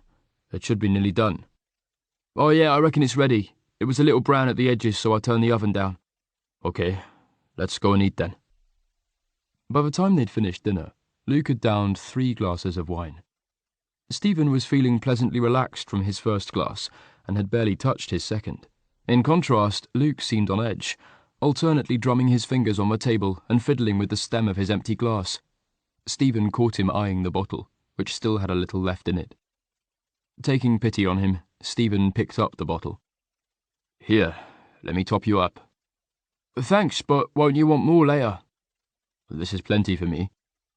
After emptying the bottle into Luke's glass, Stephen began to gather up the plates and cutlery. "Would you like some ice cream?" "No thanks. Hey, stop that. I'll clear these away." Luke held onto his plate as Stephen tried to take it. They locked gazes, engaged in a battle of wills. Luke frowned. Seriously, Stephen, stop treating me like a guest. I mean, I know I am a guest in your house, but I'm supposed to be here to make life easier for you. That's the whole point of me being here. Okay. Stephen held up his hands. I suppose you're right. He sat back in his chair, secretly relieved. Luke carried the plates over to the counter and paused, looking around for a moment before saying, Bollocks, I just remembered you don't have a dishwasher. Stephen chuckled. Wishing you hadn't been so quick to volunteer now. The washing up liquid's under the sink. As Luke opened the cupboard and bent over, Stephen found himself appreciating the view. Maybe he could get used to this arrangement. It was good not having to do everything himself. Sitting back in his chair, he sipped his wine while he watched Luke wash the dishes and tidy up. When he was done, he joined Stephen at the table again. Thanks for doing that, Stephen said. You're welcome. I actually quite like washing up. Is that weird? One guy I dated used to cook for me at his place sometimes. He didn't have a dishwasher either, and I'd always do the dishes afterwards. It's oddly satisfying. Stephen wondered if he'd misheard the pronouns. His place? You're gay? Luke met his gaze, eyes wary. Yeah? Is that a problem? Heart thumping hard, Stephen tried to keep his tone light as he replied, Hardly. So am I. Oh, right. The air between them was thick with tension as they stared at each other for a moment. Then Luke grinned. My gaydar has always been total shit. Stephen chuckled. Mine's clearly not up to scratch either. He adjusted his position on the hard chair, wincing as his back ached. Shall we go through to the living room? Good idea. They found Euston sitting in Stephen's former spot on the sofa, but as soon as he saw Luke, he scarpered again. Well, he really doesn't like me, Luke said, as he sat in the armchair. Don't take it personally. He's a rescue cat. I think he was treated badly in the past, so it takes a long time to trust people. Stephen could identify with that. It was one of the reasons that Euston was secretly his favourite. He put his glass on the coffee table and eased himself down carefully onto the sofa. Is your back sore? Luke asked. Just a little stiff. That was an understatement. The bone-deep ache of tired, protesting muscles tugged at Stephen relentlessly, and his hands were tingling again too. He clenched his fists, then stretched his fingers out, trying fruitlessly to relieve them. So, what caused this? What's the name of the condition? Didn't Will tell you?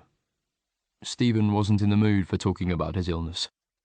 For a brief while after dinner, he'd felt almost normal again as he'd drunk his wine and admired Luke's arse, temporarily forgetting about his aches and pains. Nah, I mean, he told me you'd been ill and needed some help, but he didn't explain exactly what's wrong with you. What's wrong with you? Those words were poison-tipped arrows, piercing Stephen where he was most vulnerable. Their toxins spread through him, making him burn with shame and humiliation. It's called Guillain-Barré syndrome, he replied shortly, hoping that would be an end to it. But what does it do? Luke's expression was polite curiosity. It fucks you up. Stephen's voice came out sharp and brittle. Google it. Sorry, Luke flushed. I didn't mean to pry. I just thought I should know. As I'm here, you know? He waved a hand, then picked up his empty glass and held it awkwardly, staring into it as though looking for an escape route from the uncomfortable silence. What about you? Stephen threw the question back to Luke, like a stone tossed recklessly at a closed window. What's wrong with you? Jerking his head up, Luke met Stephen's gaze. What do you mean? He asked warily. Well, you're not just here for my benefit, are you? Not according to Will, anyway. There was another strange silence. What did he tell you?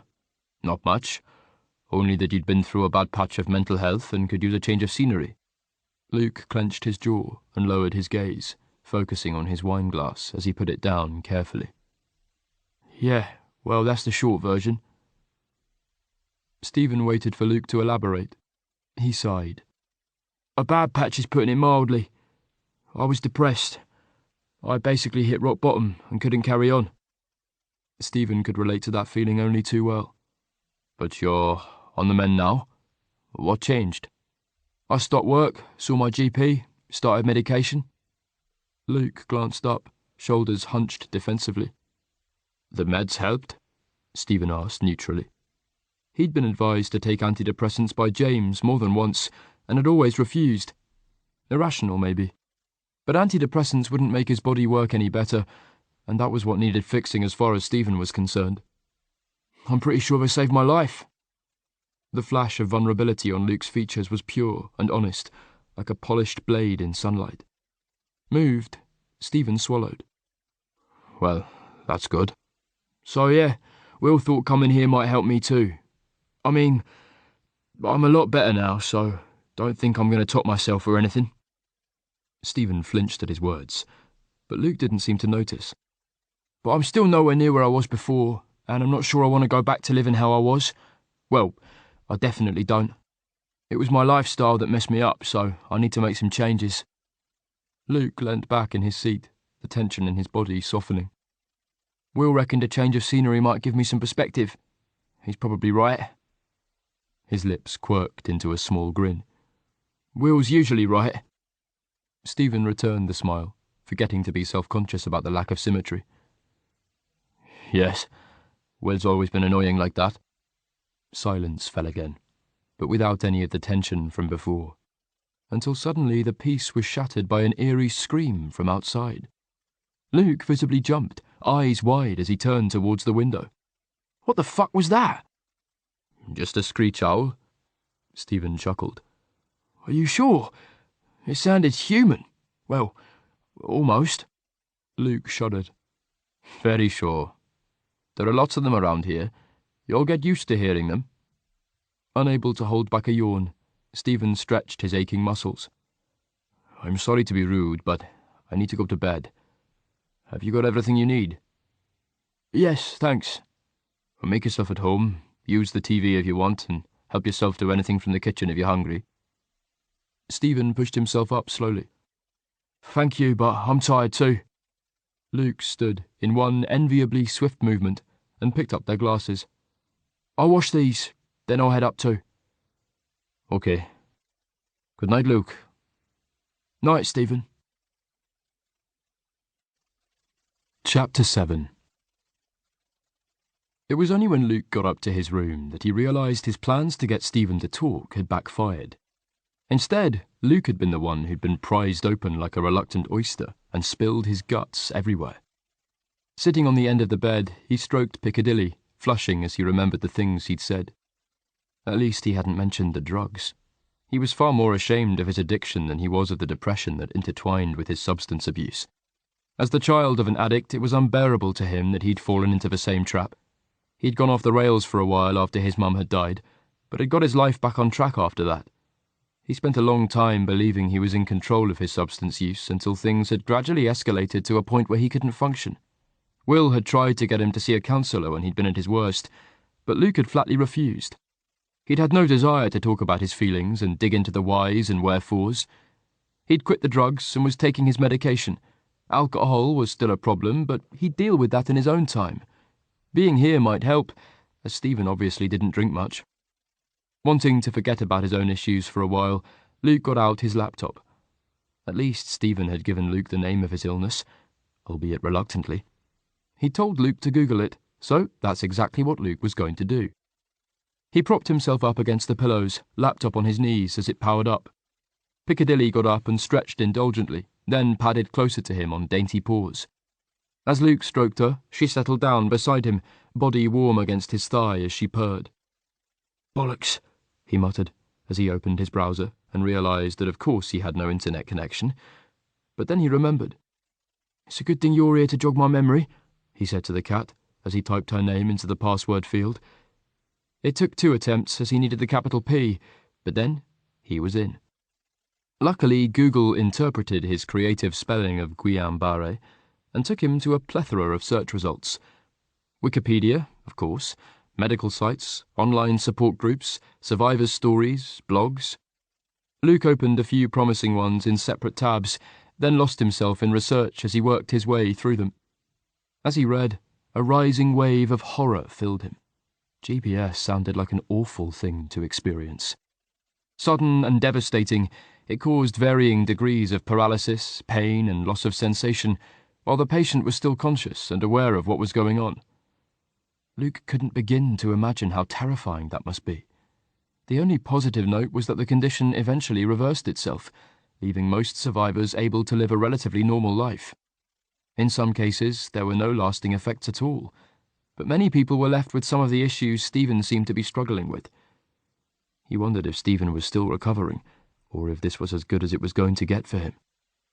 Jesus, he muttered quietly. A rush of shame flooded him, heating his cheeks and churning his stomach. Stephen had been through so much, and his problems were real.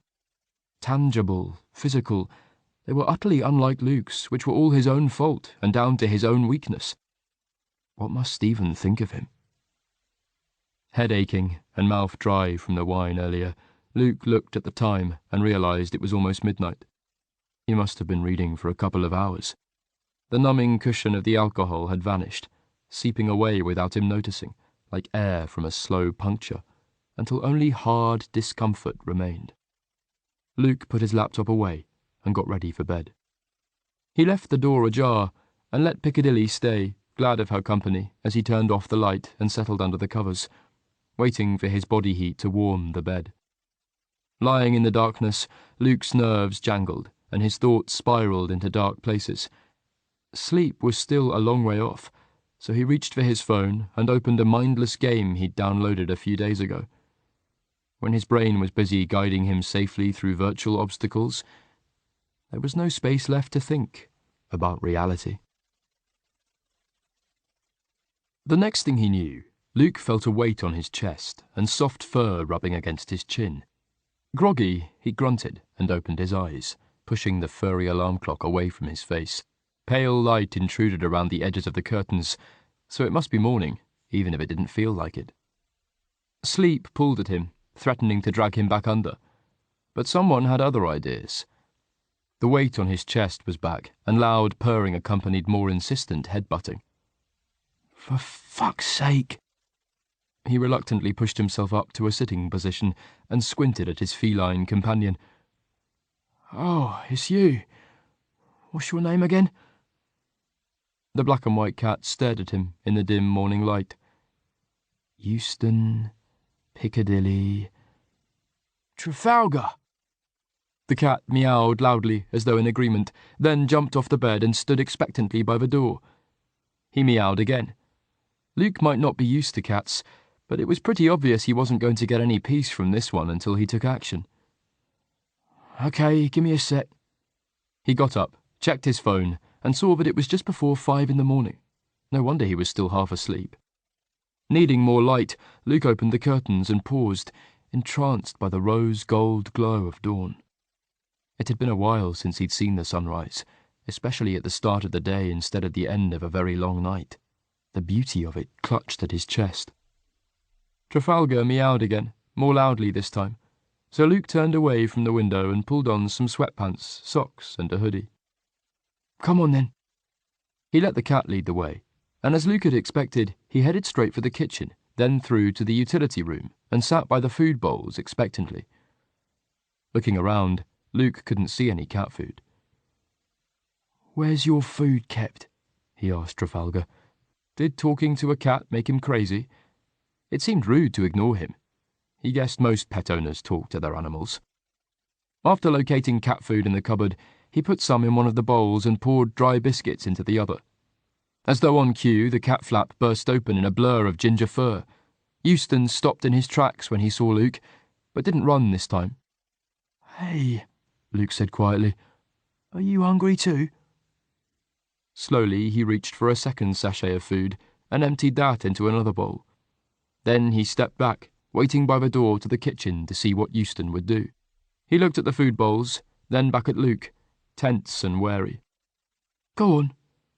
I'm not going to hurt you. Eventually, the desire to eat outweighed Euston's fear, and he slunk to the bowl and hunched over it, positioning himself so he could keep an eye on Luke as he ate. He cleaned the bowl quickly, and as soon as he was done, he scurried to the cat door and was gone. Trafalgar followed shortly after, at a more leisurely pace. There was no sign of Piccadilly, so Luke put out more food, hoping she'd find it before one of the others ate it. Then he went back up to bed. Luke's second wake-up call of the day was from his phone, the ringtone shocking him out of sleep as deep and clinging as quicksand. Disorientated, he knocked his phone onto the floor as he reached for it. Fuck! He leant out of bed and picked it up. Seeing that it was Will, he answered. Hey. Good morning. How are you? What time is it? Luke asked. Will chuckled. Slept in, did you? It's 9:30. Well, I got woken up by a cat at 5, and it took me a while to get back to sleep. How are you? How's it going so far? I'm fine. He paused for a couple of seconds to align his thoughts. And I think things are okay. What do you think of Stephen? It's hard to get a feel for what he's like, Luke replied cautiously. He's very guarded. Yeah, he takes a while to open up, but he's a good guy once you get to know him. I'll reserve judgment for now. Luke got out of bed and opened the pale green curtains. Sunlight poured in, blinding him and casting bright rectangles on the dark olive carpet. Wow, it's a gorgeous day here. Take that as a good omen, Will said cheerfully. Have you got plans? Getting started on the garden? No plans. We didn't get that far. Distracted by the hills beyond, Luke hadn't paid much attention to the garden last night. But it looks like there will be plenty to keep me busy. The grass was long and looked more like a meadow than a lawn, and the beds were full of things Luke suspected weren't meant to be growing there. A falling-apart greenhouse and some sort of pen that was full of plants rather than whatever it was intended for added to the impression of a place that had been invaded and occupied, only by nature rather than an army. And how is Stephen? Will's question brought Luke's attention back. Does he seem okay, considering his illness? Sometimes I can tell he's in pain, but he tries to hide it. He looks a bit thin too, but I don't know what he looked like before. Tall, broad, solid, like an oak tree.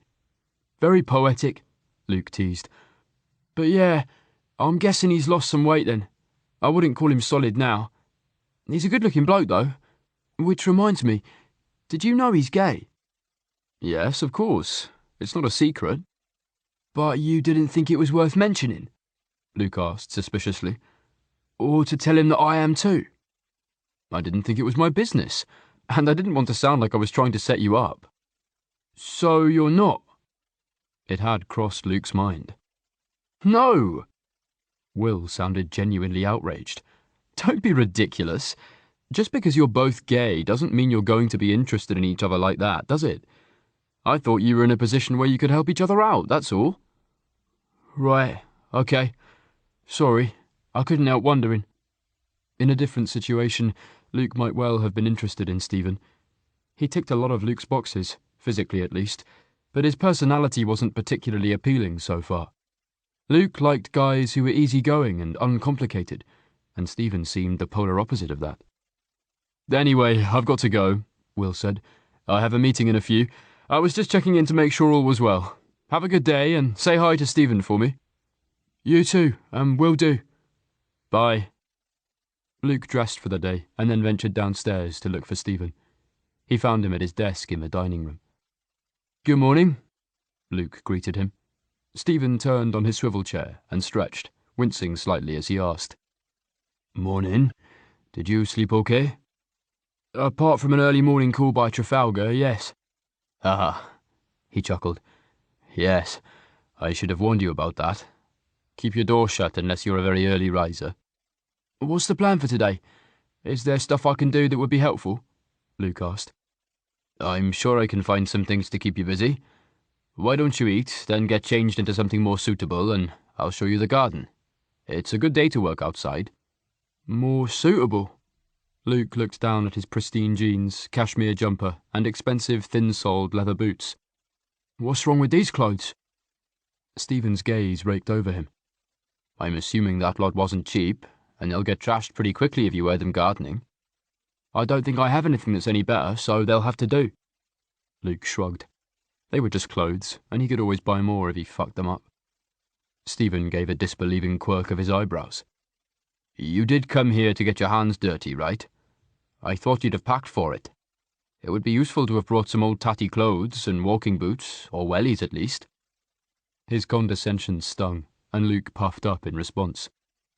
When my clothes get tatty, I'll get rid of them and buy new ones, and I've never worn wellies in my life.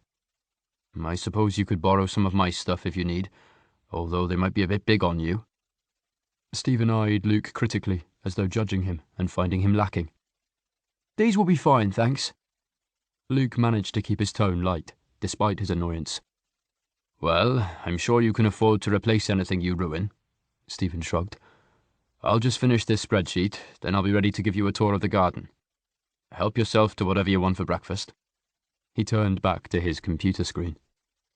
Dismissed, Luke stomped down the hallway to the kitchen, muttering under his breath. Patronising git.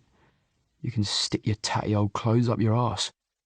He crashed around in the kitchen, working off his frustration on the cupboard doors and cutlery drawer, as he made himself some tea and got out a bowl, spoon, and a box of cornflakes. Still annoyed, he poured them too quickly and cursed as they cascaded over the edge of the bowl and onto the table. By the time he'd finished eating, the flash of anger was almost past, but a shadow of resentment still lingered. After clearing up and brushing his teeth, he went to find Stephen again. Okay, I'm ready. Right. Stephen pushed his chair back and stood, easing himself up carefully. Let's go. Stephen kicked off his slippers in the utility room and stepped into wellies. Then he unlocked the back door and stepped out onto a patio with Luke following. It's a beautiful day. His voice had a wistful quality. Shading his eyes, he squinted off into the distance where the gentle green curves of the hills met blue sky. Yeah, it is. Luke knew he should appreciate the warmth of the sun and the sensation of space around him. But instead he felt exposed and oddly vulnerable, like a creature that normally lived under a rock who'd been pushed out into the open with no warning. It had been ages since he'd spent any length of time outdoors through choice. When he'd first bought his flat, he used to get up early to run in Hyde Park, but that had soon fallen by the wayside as he'd lost himself in the dizzying whirl of work and play. Trying to shake off the unsettled feeling, he broke the silence, asking briskly, Right, what sort of things need doing out here then? A wry chuckle. Where to begin? Stephen brought his attention back from the horizon to his immediate surroundings. Well? His tone became businesslike. The grass needs cutting, obviously, and ideally the bigger weeds need digging out. The beds need weeding, and so does the patio and path. And there's ivy on the fruit trees that needs to come off. Most of the shrubs need pruning, and there are ash trees seeding themselves all over the place, so those all need to come out too. Then, whoa, hold on. Cutting the grass I can probably manage, but the rest? How do I know what's a weed and what's not? And I have no clue what an ash tree looks like. Okay, well, anything in the lawn that isn't grass isn't meant to be there. But I'm not a lawn perfectionist. You can leave the clover, but get rid of any thistles and dandelions. Oh, I know what those look like. That's a dandelion, yes? He crouched down and grabbed a bundle of green leaves that were growing from between the patio slabs and pulled, so they came away in his hand. One down? Luke grinned, relieved not to be revealed as completely useless. Stephen frowned. Yes, but you can't just pull them up, not unless they're tiny ones. You'll have left most of the root behind, and it will be back in a week. You need to dig them out. Oh. Crestfallen, Luke looked down at the crushed leaves on his palm. There's a scraper for getting them out to the patio, and a weeding trowel for the lawn. They're in the garage, along with all the other tools. I'll show you. A path led along the back of the house under the kitchen window. Around the corner, a detached garage stood by the boundary wall, separated from the house by a tangled, overgrown shrubbery. That lot needs pruning badly, Stephen said, pointing to the shrubs. They're too crowded and growing into each other. He unlocked the back door of the garage and handed the key to Luke. Here you go. You'll be using this more than me, so you might as well hang on to it. The inside of the garage was gloomy and smelt damp. Alarming cobwebs filled the corners and stretched up into the roof space over the horizontal beams. As with many garages, it didn't look as if it had ever been used to store a vehicle. Instead, it was full of assorted junk, boxes, rusty cans of paint, old garden furniture, the fabric covers spotted with mould, and gardening equipment, but it was hard to see what was what. Turning, Luke realised Stephen hadn't followed him inside. He stuck his head back out into the sunshine to ask, "Can you come in and show me where stuff is?" There was a brief moment of hesitation. "Sure." Stephen squared his shoulders before joining him inside. "There's the lawnmower." He pointed. "It hasn't been used in 3 years, so might need a bit of TLC. How are you with engines?" Not the best." Luke could check the oil on his Maserati, but he left anything more complicated to the experts. "Well, hopefully it will start as long as you use the choke. And there's the strimmer." Stephen pointed to a long metal thing hanging on one wall. "Right." Luke wasn't sure what a strimmer was for, but he could Google it. He didn't want to reveal any more of his ignorance to Stephen. "How about you start with just cutting the lawn today? It's going to take you a while, and I'll give you a tutorial on weeds when you're ready to tackle them." "Okay, sounds good."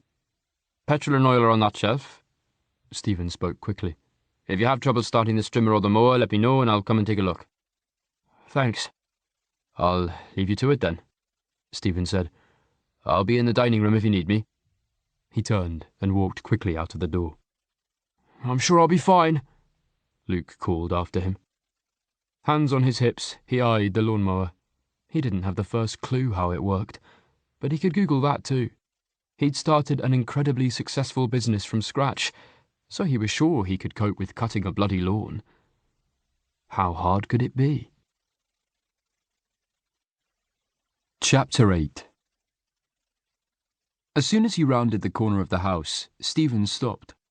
Leaning on the stone wall for support, he gasped in a shaky breath. Too many difficult emotions tangled together like overgrown plants. Already struggling with his frustration over his inability to do his own gardening and resentfulness at having to let Luke do it for him, being inside the garage was almost more than he could handle. Since his dad had died, Stephen had always found it difficult to go in there. It brought back things from his childhood, learning to change a bicycle tire, building a nesting box for the chickens. But those treasured memories were now tarnished and ruined by another that would haunt him forever. One he would erase permanently if he could. He'd trained his mind to stay well away from any thoughts of the past when he'd had to use the garage every day for work, but he hadn't been in there for so long his guard had slipped. As soon as he'd set foot inside the door with Luke, Stephen had been punched in the gut by a savage fist of emotion. It had been all he could do to hold himself together long enough to show Luke all the things he needed. Making himself breathe slowly through sheer force of will, Stephen waited for the dark wave to subside before he continued walking. When he got back inside, he shut the door firmly behind him, cutting himself off from the garden with a sense of relief. Weariness overtook him as he sat down at his desk again. He hadn't slept well and would dearly love a nap. But he had work that needed finishing today, so taking the morning off wasn't an option. At least his spreadsheets were a distraction from the negative thoughts and feelings that still lingered at the edge of consciousness. A little later there was a tap on the door, and Luke entered, saying, "Sorry to bother you, but I think there's something wrong with your lawnmower." He'd taken off his jumper to reveal a white t-shirt, now marked with black smudges, and his hair was rumpled. There was a black mark on one of his cheeks too. Stephen wasn't surprised. Engines didn't always respond well to being left unused for long periods, and the petrol was old too. "Okay, I'll come and have a look. What's up with it?" He flexed his fingers as he followed Luke back outside. The pins and needles were starting, probably because he'd been sitting and working for too long already this morning. "I dunno. I got it started okay after a couple of tries, but then it made a funny noise, and it doesn't seem to be cutting the grass at all. I restarted it, but the same thing happened." As soon as Stephen stepped outside, he realised what the problem was. "You didn't strim first?" The lawnmower stood barely a couple of metres away from the edge of the path at the end of a trail of flattened grass. A few cut stalks were visible near the path, but then the mower had clearly given up the impossible task and conked out. "You said to cut the lawn." Luke stared at him, brow furrowed. "Isn't that what a lawnmower is for?" "Oh, well, yes, obviously," Stephen replied, exasperated. "But when the grass is as long as this, you need to use a strimmer first, or shears, or something. You've probably clogged the blades. Let me have a look. Momentarily forgetting his physical limitations, Stephen marched over to the heavy mower and tipped it onto its side. Yes, see? He pointed to where the long, slightly damp grass had wrapped around the blades underneath. Oh, sorry, Luke said. Stephen pulled it off and tossed it aside, and then pulled out another large clump that was blocking the outlet to the grass collector. Problem fixed, Stephen tried to right the mower, but his back protested, and he hissed of a twinge of pain, instinctively reaching to rub it. Stop, I've got it. Luke crouched beside him. Move out of the way. I can do it, Stephen said, not budging. Don't be stupid. A rush of fury spurred Stephen on. He grabbed the mower and yanked it over, causing another sharp jab of pain in his lower back. That's rich, coming from the idiot who tried mowing foot-long grass. It should have been bloody obvious that wasn't going to work. Luke stood, glaring down at Stephen. Well, it wasn't obvious to me. I told you I know fuck all about gardening. You should have given me clearer instructions. Stephen struggled to his feet as Luke watched, arms folded. Glad that his extra height gave him back a bit of dignity, Stephen held his gaze. Use the strimmer first, rake the lawn to get up any grass that's flattened, and then strim again. After that you can use the mower, but only on the longest setting, which you change using the lever on the side. Are those instructions clear enough? Crystal. Luke's voice was ice. And where shall I put the grass cuttings? On the compost pile at the end of the garden in the far left-hand corner. Right. Luke turned on his heel and stalked towards the shed. Still furious at being called stupid, Stephen slammed the door on his way inside. In the cool gloom of the house, his wave of anger subsided fast. As it receded, Stephen became more aware of the pain in his back. It felt nasty. He'd probably pulled something. Fucking idiot, he muttered, not sure whether he was talking about Luke or himself. Maybe both. He couldn't get comfortable in his chair, and the pain made it hard to concentrate. Work would have to wait. Stephen got up and made his way carefully up the stairs. He swallowed a couple of painkillers and lay down on his bed. Outside, he heard the splutter and roar of a petrol engine choking into life. Luke had obviously got the strimmer working okay. Not intending to sleep, Stephen closed his eyes against a headache that was starting to build. He'd recuperate for half an hour or so before lunch, and then get back to his desk this afternoon. Stephen was in a wood, and he'd strayed from the path. Lost in a tangle of leaves and stems, he tried forcing his way through to find clearer ground, but the undergrowth only got thicker. Panic rose, wrapping around his throat like bindweed and stealing his breath. He jolted awake with a gasp. His heart was pounding hard, but gradually slowed as the nightmare faded and reality reasserted itself.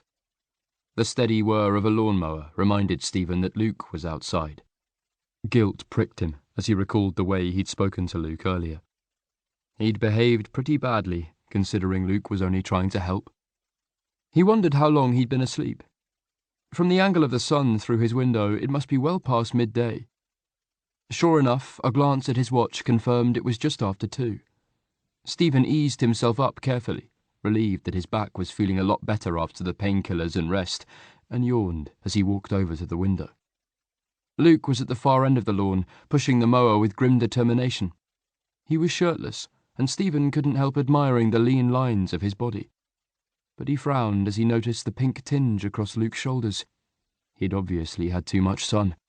He was going to be sore later. The lawn was almost done, so Luke must have been working bloody hard while Stephen was asleep. Cut right back, it was all thick stalks and pale yellow instead of green.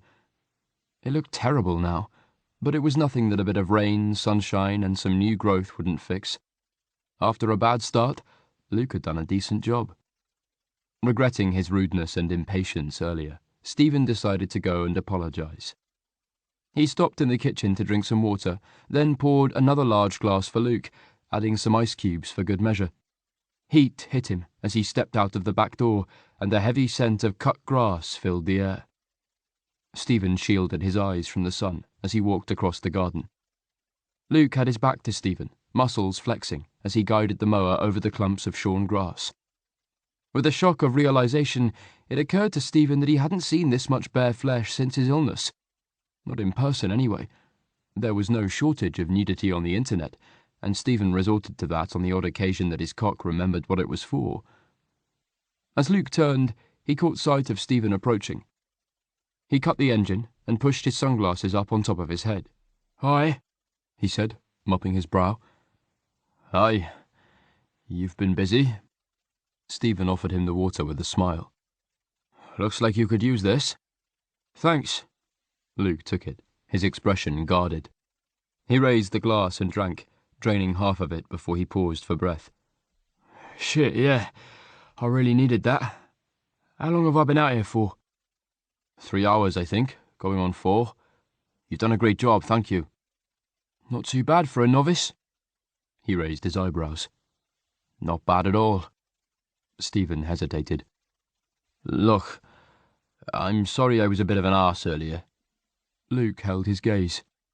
"That's okay. This must be difficult for you. It can't be fun having to let someone like me loose in your garden when you'd do a much better job yourself if you could." His directness made Stephen squirm. Was he that transparent? "Yes, I suppose that's true." "I'll pick things up quickly, though. From now on, if you tell me exactly what to do, I'll do it right." "Okay, thank you." "And I'm sorry I called you stupid. That wasn't cool." Stephen chuckled. "Well, you had a point."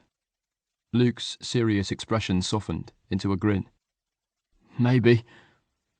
How is your back, by the way?" "A lot better after resting. I actually fell asleep, otherwise I'd have offered you some lunch. Have you eaten yet?" "No, I got carried away and didn't want to stop till I was finished." "You've been at it non-stop since I left you?" Stephen asked incredulously. "Yep." "You must be knackered." Luke looked down at his body as though he didn't recognize it. "I suppose I am. I didn't really notice till I stopped." "Okay, you need to take a break." "Let me just finish. I'm nearly done with the back lawn." "No," Stephen said firmly. "It can wait. Come inside and drink the rest of that water. I'll make us some lunch." "Yes, boss." With a mock salute, Luke abandoned the mower and followed Stephen into the house. "Can I help?" Luke offered. "Nope, sit." Stephen pointed at a table. For once, Luke didn't argue. Collapsing into a chair, he let out a huge sigh. "I don't think I've had that much exercise in months, maybe years. Even when I did manage to get to the gym, I'd only ever do a half-hour workout." "Gardening keeps you fit, that's for sure. I didn't need to do any other exercise when I was doing it as a job." Stephen took Luke's glass to refill. "You used to be a gardener?" Luke sounded surprised. "Yes." "Will didn't mention that. How does someone with a maths degree end up as a gardener?" Stephen shrugged, his back towards Luke as he put ice in his glass, and in another for himself. "I tried banking. It wasn't for me." After his parents had died, he'd been unable to go back to his job. Devastated by the double bereavement, he'd clung to the house he'd grown up in like a life raft. His parents might have gone, but the memory of them lingered in the echoes in the hallway, in every worn piece of furniture, and especially in the garden they'd both adored. It was taking over the garden and maintaining it that had given Stephen the idea of doing gardening for a living. "Fair enough," Luke said. Stephen put the 2 glasses of water on the table. He caught a whiff of Luke's sweat as he leant over him, and his heart sped up at the musky scent. "Thanks." "Is a cheese and pickle sandwich okay?" Stephen made a mental note to order some groceries later, so they'd have more choice tomorrow. "Perfect." Silence fell between them while Stephen made 2 rounds of sandwiches. "Here you go." He put a plate in front of Luke. "Thank you." Luke took a huge bite and made a sound of appreciation as he chewed. Clearly starving, he polished his off before Stephen had even managed half of his. "Are you still hungry?" Stephen asked when he'd finished. "I could make you another round, or there are some chocolate biscuits if you fancy something sweet." "Oh, biscuits, please." "Would you like a cup of tea as well?" "No, I'll stick with water." Luke had almost finished his second glass. "I think I'm a bit dehydrated." When they were done eating, Luke stretched with a groan, flashing dark armpit hair and sending another waft of his sweat in Stephen's direction. "God, I might have overdone it a bit. Is it okay if I leave the front lawn for tomorrow? Well, of course, there's no rush. Okay, I'll just finish that last bit at the back, then I'll pack everything away for today. He stood, picked up his plate, and carried it to the sink. Is it all right to leave this for now? I can do some tidying up later. It's fine. Oh, and Luke, Stephen added. Yeah? Luke paused in the doorway to the utility room and looked over his shoulder. Put your shirt on when you get outside. You look sunburnt already. Shit, I didn't think about that. Okay, will do. As Stephen was washing their plates, he heard the mower start up. He glanced out of the window and lost himself admiring Luke's body again. Now he knew Luke was gay, it was more frustrating that he was so attractive, because instead of being totally unavailable, Luke was simply out of his league. Stop torturing yourself. It's never going to happen. With a heavy sigh, he turned his attention back to the washing up. You were right about the sunburn, Luke said ruefully as he came into the living room after showering. Stephen looked up from his laptop to see him pull his shirt away from his chest and wince. It's already sore, and I think it's going to be even worse later. Do you want something to put on it? Stephen offered. I think I have some aloe gel. If Luke's torso was as pink as his face, his clothes must have felt like sandpaper on his skin. Yes, please. Let me go and find it. Stephen hadn't had much call for it in the last couple of years, but it used to come in handy when he worked outdoors and got caught out by a day of unexpected sunshine, or forgot to reapply suntan lotion. I don't want to make you go upstairs again. If you tell me where it is, I can get it. I think it's in the cabinet over the sink in my bathroom. The idea of Luke poking around in his private space was unsettling, but there wasn't anything Stephen needed to hide. Okay, cheers. Luke returned a few minutes later, carrying his shirt and the bottle. I put some on the bits I could reach, but I can't quite get the middle of my back. Would you mind? Stephen's stomach flipped at the thought of touching Luke so intimately, but he could hardly refuse. Of course. He started to rise, but Luke said, No, don't get up. I'll come and sit in front of you. He moved swiftly to sit on the floor by Stephen's feet, inserting himself into the space between Stephen's knees. Here. He passed the bottle back. Trying to stay detached from what he was doing, Stephen squeezed out a little of the gel and rubbed it on both palms before laying them on Luke's back. You're so hot, he exclaimed without thinking. Luke snorted. Well, thank you. You're not so bad yourself. Cheeks flaming as hot as Luke's back, Stephen floundered for a comeback, but only managed a weak, very funny. The idea that Luke might find him hot was too ridiculous to be amusing. Luke's skin was smooth, and his muscles shifted under Stephen's palms as he rolled his shoulders and groaned. Damn, that strimmer was heavy. Maybe the muscle pain from wielding that will distract from the sunburn, or vice versa. Perhaps. Stephen felt pressure at his groin and realised he was getting hard. He'd rubbed all the gel in now, so he stopped himself from carrying on longer for his own gratification. There, done.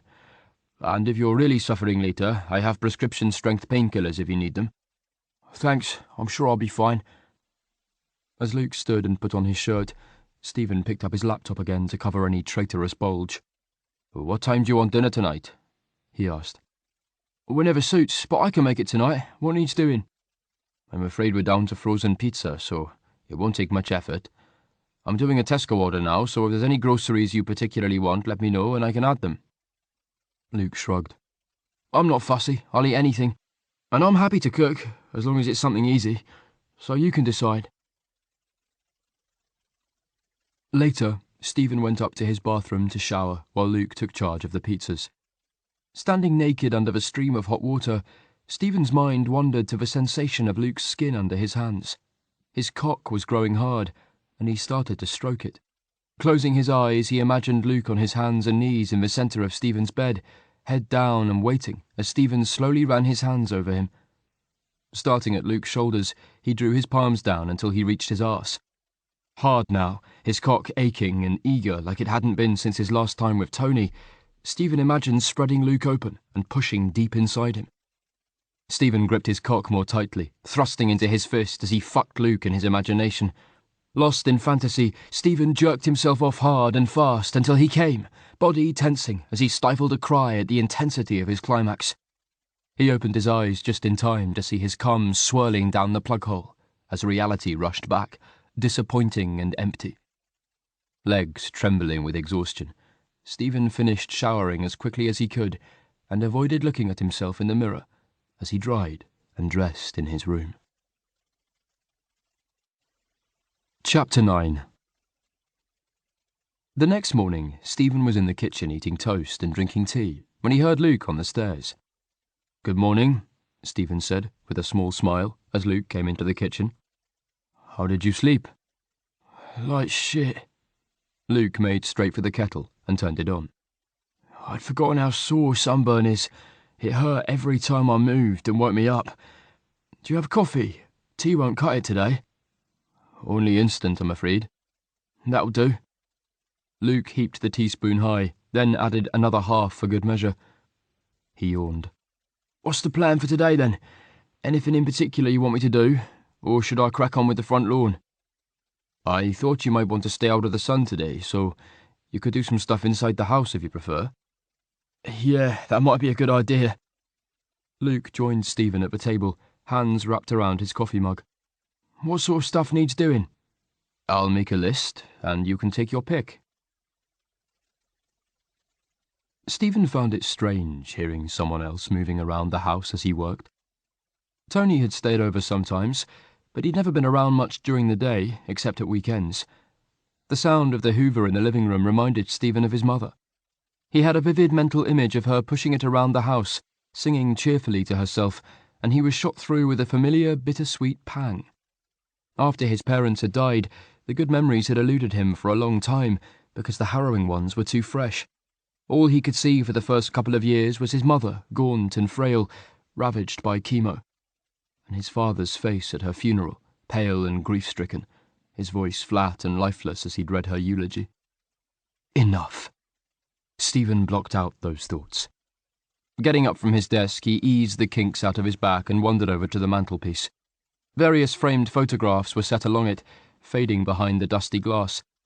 The sight of his mother's bright smile as she stood beside a teenage Stephen on a family walk made him smile too, despite the ever-present sadness. They both looked so carefree, hair whipped by the wind on top of some Welsh hill. They'd had no idea what the future held for their family. Ready for a break, he went to find Luke, who was now busy hoovering the stairs. "Do you want any tea or coffee?" he called. But Luke didn't hear him. Not wanting to creep up behind him and make him jump while he was halfway up the staircase, Stephen resorted to turning the hoover off at the wall. "Sorry," he said, as the noise stopped abruptly, "but I'm making tea. Do you want anything?" "No, I'm good, thanks. Are you taking a break for a while?" "Yes." "Is it okay if I go in there to clean then? Seems like a good time." "Go for it." Once Stephen had made a cup of tea, he picked up his book from the kitchen table. Intending to head for his usual spot on the sofa, the sound of birdsong filtering through the open kitchen window made him change his mind. Instead, he went out of the back door and sat on one of the rusted metal chairs on the patio. The sun was warm on his face, and as he sipped his tea, Stephen breathed in the fresh air, and instead of reading, watched the shifting patterns of clouds break up the blue of the sky. Luke headed into the dining room, armed with a feather duster, furniture polish, a cloth, and the hoover. He whistled happily as he set to work, banishing cobwebs from the corners and sending spiders scurrying for cover. On a mission, he was determined to get as much done as he could before Stephen came back from his break. He'd always seen cleaning as a chore before, something that was necessary to keep his place habitable.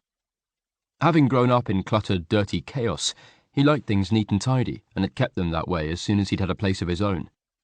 Then, once he could afford it, he paid for a cleaning service and was happy to pass that job on to someone else. But when he'd got depressed, he'd cancelled the cleaner, unable to handle the invasion of his space when he wanted to hide from the world. Lacking the energy to keep his flat looking good himself, everything had gone to shit. Even when he'd clawed his way back to something approaching normality, bad habits had stuck, and he carried on living in a mess most of the time, even though it made him feel crap. Somehow, cleaning Stephen's home was infinitely more appealing than dealing with the mess in his own had ever been. As he'd worked his way around the ground floor this morning, Luke had admired the large rooms with their high ceilings. He loved the retro decor, even though it was shabby in places, because it was a link to the past that he lacked in his own life. Even though Stephen lived here alone now, the house still had a feeling of family, of warmth and connection. Corners dusted, he tackled the surfaces next. He polished the dining table till it shone, then did the windowsill, and the parts of Stephen's desk that weren't covered in papers, followed by the piano. Pausing to open the lid, he tentatively pressed a few keys, listening to the notes that spilled out into the quiet of the room. "I'll come back to that later," he made a promise to himself as he closed the piano. Even if he only stayed for a week, he could at least make a start on learning how to play. Then, if he wanted to carry on learning, he could buy himself one of those compact electric pianos back in London. He turned to the mantelpiece next, picking objects up to dust around them. As he lifted a framed photograph, he recognised a younger version of Stephen, standing tall and lanky next to a petite woman who must be his mother. They had the same smile. Looking closely, Luke noticed that this younger Stephen's smile was subtly different to what it was like now. Back then it was more symmetrical and lacking the quirk that Luke found so appealing. Forgetting the dust, Luke moved along slowly, picking up each photo and studying it carefully. Stephen's father had been a handsome man. Like his son, he was tall and broad-shouldered, and they shared the same strong nose and deep-set eyes. But Stephen's father had darker hair, and a thick beard covered his jaw. Most of the photos only showed Stephen's family in pairs, the missing person in each presumably standing behind the camera. But the last one that Luke picked up showed all three of them. Standing in a garden with bright flowers behind them and the sun on their faces, they smiled at the camera. Stephen's mother was in the middle, her husband and son flanking her with their arms around her shoulders. Luke felt a pang of envy for the happiness he saw there. Stephen might have lost his parents, but if these photographs were anything to go by, he'd had a good relationship with them while they were around. As he stared at their smiling faces, Luke wondered what it would be like to be part of a family like that. "Are you nearly done?" Stephen's voice made Luke jump. Heart pounding hard, he whipped around to see Stephen in the doorway. I still need to hoover, but I can do that later." "What are you doing?" "Dusting." Luke still had the photograph clutched in his hands, and he grabbed his duster and wiped the thin grey film off the glass and frame. "This is a nice photo. You look like a happy family." He couldn't hide the wistfulness that crept into his voice. There was a pause. "We were, most of the time." Luke waited, hoping for more, but it wasn't forthcoming. "Most of the time?" he prompted, unable to resist fishing. "No family is perfect. We argued occasionally, and being an only child was lonely sometimes, especially when my parents were so close to each other. But yes, we were pretty happy." His crooked smile tugged at Luke's heart. "You must miss them." Luke regretted the words as soon as they'd escaped. "Sorry, that's a stupid thing to say, of course you do." "Yes." The shutters came down, and the smile vanished. Desperate to keep the brief thread of connection alive, Luke blurted, "I was an only child too, and my mum's dead now, and I never knew my dad, so—" He shrugged helplessly. "So we have something in common?" Stephen's expression was unreadable. "Yeah." Luke willed Stephen to ask what had happened to his mum, to ask him about his childhood. He wanted to open up that channel of communication, and by sharing more about his own past, maybe encourage Stephen to do the same. They stared at each other for a moment. Then, finally, Stephen broke the silence. "Right." His tone was brisk, in a way that put a clear end to that topic of conversation. "If you're still busy cleaning, I'll leave you to it. Come and let me know when you're done. I'll be in the living room." The following day, Luke's sunburn had faded, and the sky was clouded over. Thick, unbroken grey stretched as far as the eye could see, blocking the sun and keeping it cool. "I think I'll get back to gardening today," Luke said to Stephen between mouthfuls of jam on toast. "Get the front lawn done and then make a start on some of the weeds." "Great, thanks." Stephen glanced up from his newspaper and gave Luke one of his lopsided smiles. Rare as they were, Luke found he treasured each one. "I'll need to take you up on the offer of a weed tutorial, though. I don't want to risk digging up anything that's supposed to be there." "Very wise." Stephen went back to reading. Luke found himself staring at Stephen's hands where he held his newspaper, and had a sudden vivid memory of how they'd felt rubbing aloe into his sunburn. A delicious tingle travelled down his spine. As he finished his toast, he took the opportunity to study Stephen surreptitiously. He was very attractive, Luke decided. He'd always been drawn to tall guys, and although Stephen might not have been classically handsome, he was definitely striking. His wasn't a face you'd forget once you'd seen it. Luke also found it fascinating how his strong features transformed into something softer when he smiled, like a thorny bush breaking into blossom. Once he'd finished eating, he washed his plate and knife, then went upstairs to brush his teeth before heading out into the garden. He got out the strimmer and went to make a start on the front garden, but the long grass was soaking wet, and he discovered that his boots weren't remotely waterproof. Stephen had a point about them being unsuitable for gardening. Swallowing his pride, Luke went indoors and into the dining room. "Sorry to disturb you, but would it be okay if I borrowed your wellies?" he asked. Stephen turned around. "Of course. I imagine it's pretty soggy out there this morning." His lips quirked. "Yeah, and now my socks are soggy too." Luke gave a rueful grin. "Feel free to say I told you so." "I wouldn't dream of it. What size are your feet?" "8. My wellies are size 9, so you might want to wear 2 pairs of socks." It took Luke all morning just to get the front lawn trimmed. The wet grass was harder to rake up, and he had to trim it 3 times because it kept sticking in clumps. He decided to leave the mowing for when it had dried out. By lunchtime he was knackered, but wanted to crack on with some weeding in the afternoon. The oppressive grey sky had lightened, but the sun was still hidden. After lunch they went out into the back garden, and Stephen showed Luke the most common weeds while Luke took photos of them on his phone. There were so many that getting rid of them seemed like an overwhelming task, but Luke was determined to get stuck in. "Where's a good place to start? What would be the most useful?" "Probably the ones among the fruit bushes and raspberry canes. If you can give them more space to grow, I'll get a better crop. But you won't be able to dig the weeds out without damaging the roots of the bushes. You can pull out the goosegrass, bindweed and nettles, and cut the brambles off at the base. Some of the bigger nettles will need cutting too. Make sure you wear long sleeves and a pair of really tough gloves. There are some in the drawers in the garage." "Okay." Luke went back indoors to get his hoodie. The thick sweatshirt material should give good protection from prickles and stings. The gloves from the garage were a little large on him, but they were better than nothing. Arming himself with shears, secateurs and loppers, he ventured forth to do battle with the weeds. Prepared to find it rather boring, Luke wasn't expecting to get so absorbed in the task. Barely noticing the time go by, he snipped, chopped and pulled, tossing the weeds he removed into a pile that grew rapidly as he worked his way along the rows of fruit bushes. It was hot work, especially as the cloud had broken up, giving periods of sunshine. Luke kept pushing his sleeves up, but then the nettles and brambles reminded him why he'd had them down in the first place. "You fucker!" he cursed, as a bramble left a long scratch on the inside of his forearm. "That's no way to greet someone who's come to offer you tea and biscuits." Startled by Stephen's voice, Luke wheeled around and stung himself on a nettle. "Ouch!" He rubbed his arm, grimacing.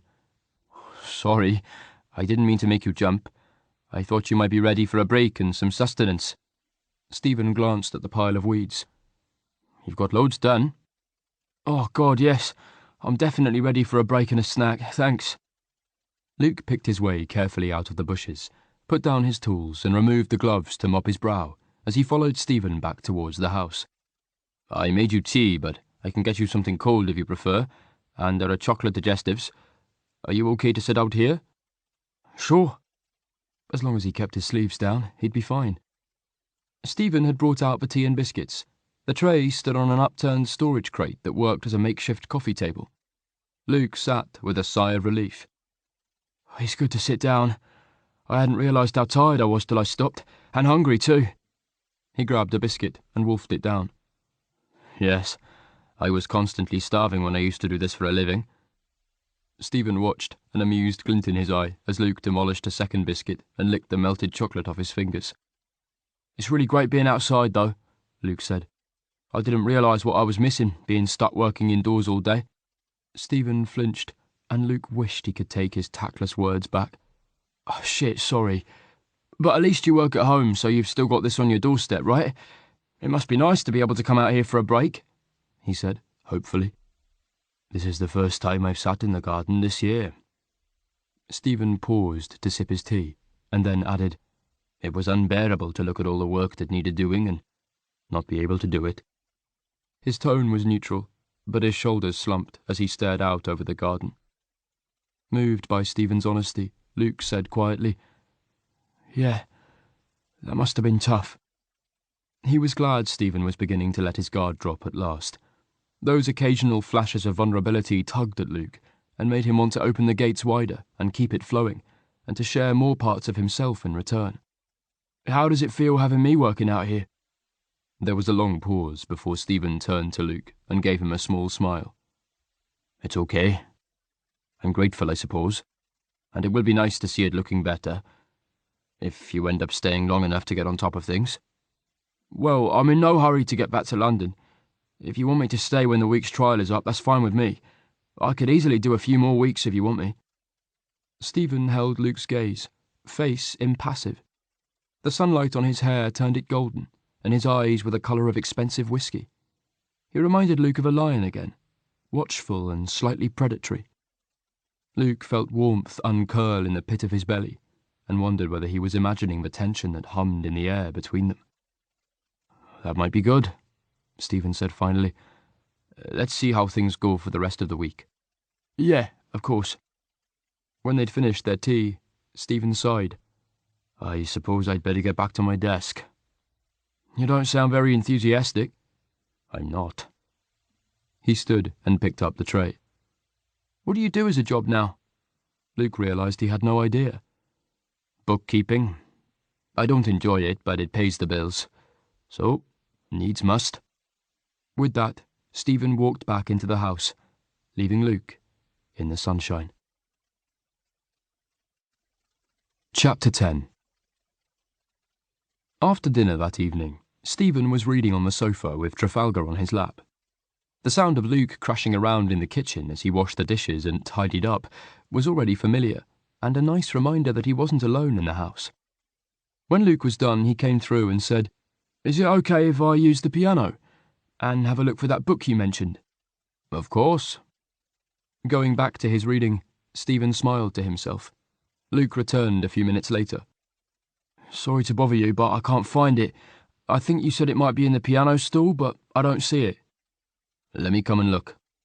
Stephen moved Trafalgar to the space beside him, earning a reproachful look.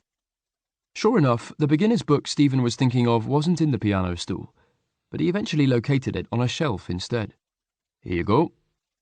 He handed it to Luke. "It's not the most inspiring thing ever, but it will help get you started with the basics." "Thanks." As he returned to the living room, Stephen deliberately left the door open so he could listen. Luke worked his way through a few pages, playing the very simple exercises quite easily until he reached something more challenging. Stephen recognised the faltering attempt at the childhood song "Row, row, row your boat," and grinned to himself as he heard Luke smash the keys in frustration before starting again. It took several attempts, but eventually he was able to play it all the way through fluently before moving on to the next piece. About an hour later, Stephen started to yawn. He wanted to shower before bed, so he'd better get upstairs before he had even less energy. He got up and went to the dining room, where Luke was still playing. Head down, looking alternately at the book and then at his fingers, Luke was utterly focused. "Bollocks," he muttered, as he made a mistake, but he carried on. When he reached the end, Stephen clapped. Luke jerked his head around, flushing when he saw Stephen standing in the doorway. "Sorry, am I driving you crazy? You should have told me to stop. I got a bit carried away." "I was enjoying it, actually." "Yeah, right. Because listening to me stopping and starting must be such a delight. Do you need your ears testing?" Stephen chuckled. "Well, at least you're learning the piano and not something like a violin. But seriously, it was interesting hearing your progress even in one evening. You're a fast learner." I guess, when I set my mind to something. Pushing back the piano stool, Luke stood. Come on then, show me how it's done. He gestured to the seat. Well, I was about to get ready for bed. Rusty as hell, Stephen had no desire to put on a performance for Luke. Please? I haven't played in a long time. That was another thing that had fallen by the wayside after his illness. So? It doesn't need to be perfect. I'd just like to hear something more interesting than nursery rhymes. With a sigh, Stephen approached the piano and sat. Placing his hands over the keys, he let his fingertips rest lightly as he thought about what to play. He struck a tentative chord with his left hand, and then another, improvising, trying to activate the disused pathways in his brain. With the third and fourth chords, he decided he liked the pattern, so he repeated the sequence slowly and added a simple, haunting melody with his right hand. On the next repetition, he made the right hand more complex, building the layers as he worked to a crescendo on the next time through. Then he let it drift back down again, slowly returning to the quiet simplicity of the beginning, coming full circle before letting the last chord die away into silence. That was beautiful. Luke's voice pulled Stephen out of a trance-like state. What's it called? It doesn't have a name. Surely it must.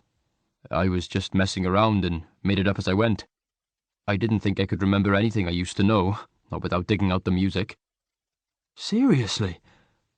It was awesome. Luke's face was alight with interest. Honestly, it was so good. Can you remember how it went? Stephen shrugged dismissively. Probably. Play it again. Luke pulled his phone out of his pocket. Can I record it? Then you won't be able to forget it. If you must. Secretly warmed by Luke's admiration, Stephen started to play again. When he'd finished a second time, Luke asked, Did you always compose as well as play?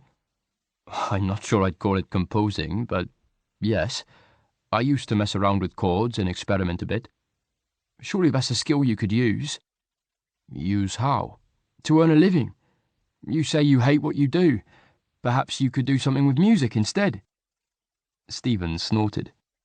Or I could become a ballet dancer or a firefighter or maybe a brain surgeon. Because all of those sounded equally as likely as him making any money by pissing around on a piano keyboard. I'm pretty sure I'm stuck with bookkeeping, but your faith in my composing ability is touching. He stood. I'm going to shower and then head to bed. Good night. Night, Luke said. Then added, You should look into it, though. Stephen didn't reply. Friday started with drizzle, but it cleared early, turning into another good day for Luke to work outdoors. Stephen dragged himself reluctantly to his desk and spent the morning locked in a maze of rows and columns as he checked the quarterly figures for a local B&B. Absorbed in the task, he only realised how long he'd been working when Luke interrupted him to ask if he'd like a sandwich for lunch. Yes, please. Stephen flexed his wrists and wriggled his fingers. The familiar tingling was beginning to set in. Is ham, mayo and lettuce okay with you? Lovely, thanks. It was nice having a full fridge and plenty of choice. Living alone, Stephen was often lazy about shopping for food. Going to the supermarket was tiring, but it seemed daft paying for deliveries when he was only buying for himself. As a result, he often ran out of things, which was probably why he hadn't gained weight since his illness despite how inactive he was. Okay, give me 5 minutes to make them. Kitchen table or outside? Stephen answered with no hesitation. Outside, please. The past few days had helped him appreciate being outdoors again, even if he couldn't do all the things he wanted to. After checking a few more receipts against the bank statements, Stephen saved his work and went outside to join Luke on the patio. It was cooler today, with a fresh breeze and scudding clouds. Hungry, Stephen tucked into his sandwich. This is great, thank you, he said, after the first bite. You're welcome. Luke had brought out 2 glasses of water, and when Stephen had finished eating, he gulped down half of his. That's better. He gave a satisfied sigh. He closed his eyes, tilting his face up towards the sun. The warmth soaked into him, and the cool breeze caressed his face and the skin of his arms where his shirt sleeves were rolled up. It's good to see you outside again, Luke said. Stephen turned, opening his eyes to see Luke studying him. It's good to be out. It was stupid of me to cut myself off from this. I don't know why I did it. Luke shrugged, his expression thoughtful. I suppose we don't always think clearly when we're at our lowest. True. Now Stephen realised that it was better to have something than nothing. Simply being out here, closer to nature, was good for him in a soul-deep way that he couldn't deny. Well, at least I've worked it out now. Do you have more work to do today? Nothing that can't wait.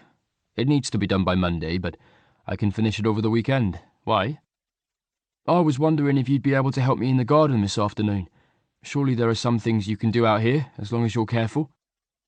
I suppose I can pull up some weeds. I can't dig, but could help with the ones that come up by hand, like goosegrass and nettles. Maybe I'll have a go at the ones in the chicken run. Chicken run? The thing next to the greenhouse. Oh, that's what it is. I was wondering. I'll help you do that if you're up for it. Just do as much as you can, and I can finish it myself if you need to take a break. Okay. A surge of excitement rushed through Stephen like sap rising once the winter is past. I'll get changed, and then I'll come and give it a go. Half an hour later, Stephen was hot and sweaty. His back was aching, his arms were marked with nettle stings and scratches, and he'd bled through his jeans where a particularly vicious bramble had got him on the shin, even through the denim. But despite all that, he was happier than he could remember being in years. Working alongside Luke, he tore up the small nettles and goosegrass, while Luke chopped through the brambles with a pair of loppers and cut back the taller nettles with shears so Stephen could pull them up more easily. The pile of waste by the entrance grew as the space inside became clearer. "What's this?" Luke asked, poking something with the loppers and making a clang of metal on metal. "It looks like a hat." Stephen peered over his shoulder. That's a water container for chickens.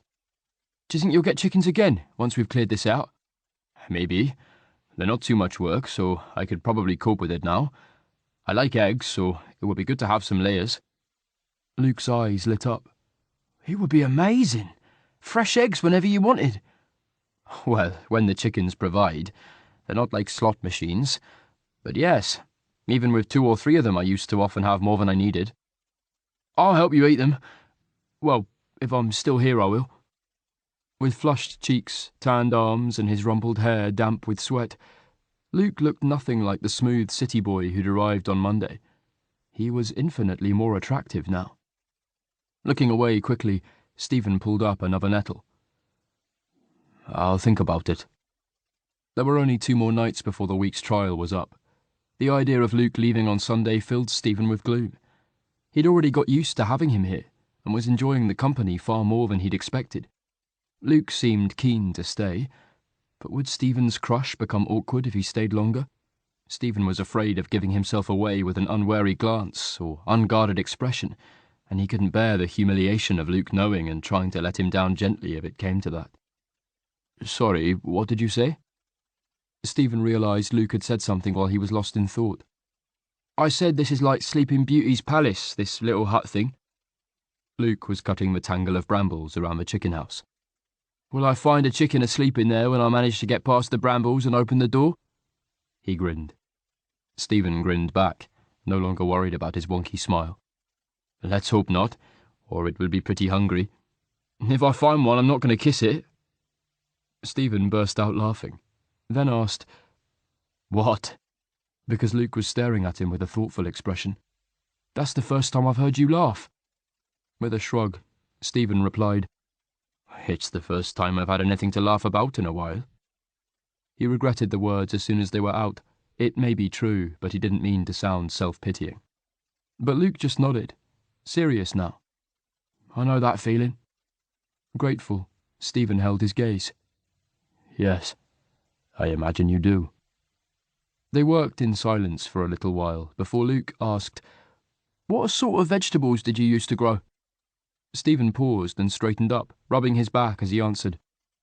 All sorts. Beans, courgettes, salad leaves, sweet corn, squashes, tomatoes, cucumber, potatoes, carrots, onions.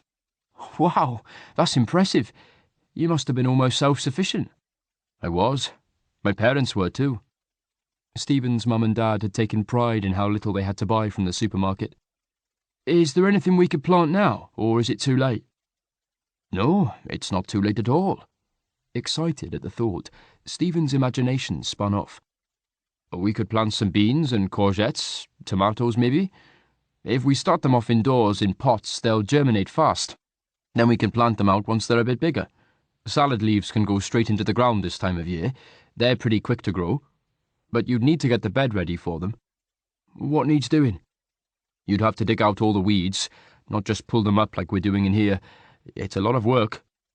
"I'm okay with that. And if I do that part, would you be able to look after it yourself if you needed, after I'm gone?" "Probably."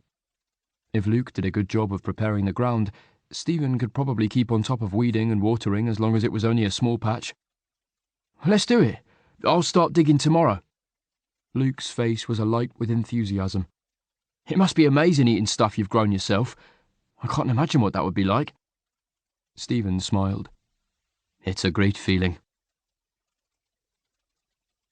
Absorbed in the task of clearing out the chicken run, Stephen lost track of time. He was dimly aware of his muscles protesting, but ignored his body's warning signs because it felt so good to be doing something active and purposeful. It was Luke who eventually stopped. Coming to stand by Stephen, he said, "We've been at this for a couple of hours now. Shall we leave it for today?" "Oh, but we're so nearly finished." There was only one small corner left to clear. "I'm knackered," Luke said firmly, "and you've probably done too much already. Come on." "Well, another 5 minutes won't hurt." Annoyed to be reminded of his limitations, Stephen stooped and roughly tugged up another handful of goosegrass.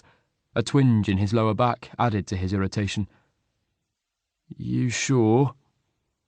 The doubtful tone only made Stephen more determined to prove that he wasn't as feeble as Luke seemed to think. "Yes." "Okay." Luke went back to chopping at the brambles, while Stephen dealt with a final patch of nettles. Once they'd finished, they carried the last bits out and dumped them on the huge pile outside the gate. Hands on his hips, Luke surveyed the results of their efforts. "Look at that lot! No wonder I'm tired." Stephen pulled his gloves off and pushed his sweaty hair away from his forehead. His arms felt weak and his shoulders ached. In fact, pretty much everything ached. But despite the discomfort, it was a good feeling. It seemed better to be sore from hard physical graft than from sitting at a desk. "Yes, good job, thank you." "Want me to make us some dinner?" Luke asked. "Yes, please," Stephen said gratefully. He knew he'd be good for nothing for the rest of the day, and he didn't want to imagine how much he was going to hurt tomorrow. Perhaps a hot bath would help stave off the worst of it. "Okay, I'll take a shower, then get cooking," Luke said. "Dinner at about 7? Standing over the kitchen sink, Stephen rolled his shoulders as he ran water for the dishes. He'd insisted on doing them because Luke had cooked, but he probably should have let Luke clear up when he'd offered to do that too. A long soak in the bathtub had helped a little, but he was still very uncomfortable and was saving his good painkillers for bedtime. Stupid idiot. There was no reason that he couldn't begin to do a little around the garden again now, but he should have taken it gently on the first day, kept it to half an hour or so at the most. He didn't think he'd actually injured himself, but it would take time for his body to recover from today. He needed to build his strength up gradually. He finished the washing up as quickly as he could, and then joined Luke in the living room. He was tempted to go straight up to bed, but he was loath to admit to Luke just how much he was suffering from overexerting himself. They watched TV for a while, fittingly a nature documentary about plants, but Stephen couldn't get comfortable enough to concentrate on it. He kept shifting his position and rubbing at the tight muscles in his neck and shoulders. "I knew you'd done too much." Stephen glanced sidelong at Luke, who was watching him, brow furrowed with concern. He didn't have the energy to argue. Yes, you were right, I was wrong." "Would a massage help?" The offer was made casually, but it sent a jolt like an electric current through Stephen's entire body, leaving heat in its wake. He swallowed, throat dry. "Maybe," he said, relieved that he managed to sound relaxed despite his jangling nerves. "I can try. Where would work best? Lying on your bed or down here in a chair?" The idea of Luke in his bedroom was too appealing to pass up. Even if the massage was utterly PG, it would provide fuel for Stephen's fantasies for weeks. Bed would be perfect. Then I don't have to move far afterwards. Okay. You go up and get comfortable. I'll put the dishes away and lock the house for the night before I follow you up. A thrilling surge of adrenaline carried Stephen upstairs, despite his tired legs. After stripping down to his underwear, Stephen opened his wardrobe door and stood in front of the full-length mirror. It was months since he'd really looked at his body, but he wanted to see what Luke would see. His excitement drained away like bathwater as he studied himself. The body he saw reflected in the glass didn't align with the mental image he still carried. The reality was paler, thinner, older. Stepping closer despite his aversion, Stephen touched the pale scar at the base of his throat, then the one on his stomach. He loathed these permanent reminders of his illness. There was no way someone as attractive as Luke could be interested in him. Still, better to realize that and adjust his expectations accordingly. At least lying face down, his prominent ribs and scars would be hidden. He closed the wardrobe door with a sick feeling in his stomach, pulled on his pajama bottoms to cover his bony legs, and lay on the bed, resting his head on his arms as he waited. Chapter 11. Luke's heart hammered against his ribs as he walked up the stairs. What am I doing? He had no idea how to give a decent massage, but the instinct to offer comfort had made him ask the question before he'd had time to think it through. Reaching Stephen's door, he tapped it lightly. Stephen? Can I come in? There was no reply, and he wondered whether Stephen might have fallen asleep already, or had second thoughts. An unexpected rush of disappointment made Luke examine his motives more closely. If he was honest with himself, he wanted this for himself as much as he wanted to help relieve Stephen's aches and pains. Luke was craving physical contact. Stephen's hands on him the other day had ignited a desire to touch and be touched, not necessarily a sexual desire, although he had to admit that was part of it. But it went deeper than that. Since his breakdown and depression, Luke had been celibate for longer than he'd ever been since he became sexually active, and he found that he was missing the casual, affectionate touch he'd shared with his hookups more than he was missing the sex. It was easy to get off alone, but he couldn't recreate the hugs of greeting and parting, or the sensation of lying close to another person and feeling the warmth of their body. Through massaging Stephen, Luke hoped he might fill that lonely void in himself, at least temporarily. He knocked again, more loudly. Stephen? After a few seconds, he heard Stephen say, Yes, come in. Luke opened the door, stomach full of butterflies, and stepped inside to see Stephen lying on the bed. His face was turned away from the door, and he was wearing pajama trousers, but his torso was bare. The pale expanse of his back was stark and vulnerable against the deep blue duvet cover. Throat dry, Luke perched on the bed beside him. Where does it hurt? A snort. Everywhere, but my shoulders in particular. Luke laid his hands tentatively on Stephen's back, stroking up from the middle of his back towards his shoulders. There was too much friction for smooth movement, and it couldn't feel good. Do you have any oil or lotion or anything? Try the bathroom cabinet. I think there's some stuff in there the physio used to use. Luke found a bottle of massage oil hiding behind various medications and supplements, and brought it through. Sitting on the bed again, he poured some onto one palm and rubbed his hands together before trying again. That's better, he said, as his hands glided over Stephen's skin.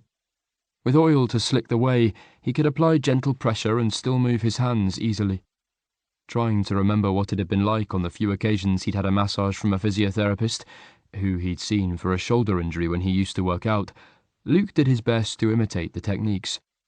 Although Stephen had mentioned his shoulders specifically, Luke started with big, sweeping movements up and down the length of Stephen's back, pushing upwards either side of his spine, then sweeping out across his shoulders and down his sides.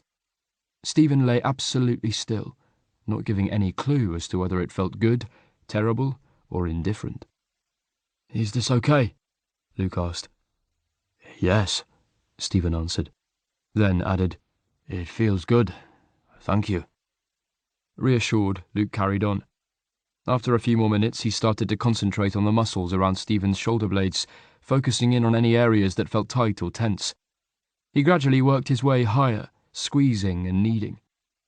Stephen made a sound that could have been pleasure or discomfort. It was hard to tell, so Luke paused. "Okay." "Yeah, it's intense, but in a good way." Luke hadn't anticipated how tiring it was giving someone else a massage.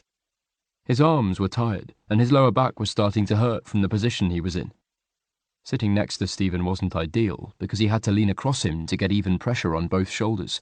He didn't want to do this for too long. Just as he had thought, Stephen gave a sigh that was unmistakably pleasure. The sound sent an echoing thrill through Luke, making him reckless and bold. "You know, this position is a bit tough on my back. Would it be okay if I sort of straddle you? If I don't put much weight on you, hopefully it won't be uncomfortable." There was a pause before Stephen answered. You can try it, I suppose." His voice sounded a little strained. "Fuck it." Not allowing himself to overthink it, Luke climbed over Stephen and knelt astride him. He lowered himself so his arse made contact with Stephen's, but he kept some tension in his thighs so he wouldn't lean too heavily on him. He started to massage Stephen again. "Oh, that's better." It was. Much better. Because now he was able to reach both shoulders easily. He could also use his body weight to increase the pressure, so his arms didn't have to work so hard. It sounded like agreement. Luke lost track of time. Utterly absorbed in the rhythm of his hands on Stephen's back, it could have been 5 minutes or 15 that passed before he tired and began to slow and lighten his touch. Returning to the movement he'd started with, he slowly drew his palms up from the base of Stephen's spine to his shoulders, then out and back down over his ribs. "That feels lovely," Stephen murmured. Lighter still, Luke used his fingertips to trace the path down from Stephen's shoulders, eliciting a shiver and a small sound of surprise. "Ticklish?" "A bit." "Good ticklish or bad ticklish?" Luke did it again while he waited for a reply. "Good." The back of Stephen's neck was flushed, and he was warm under Luke's touch. When they'd first started, Luke could only smell soap, but now the scent of Stephen's skin had broken through the artificial layers.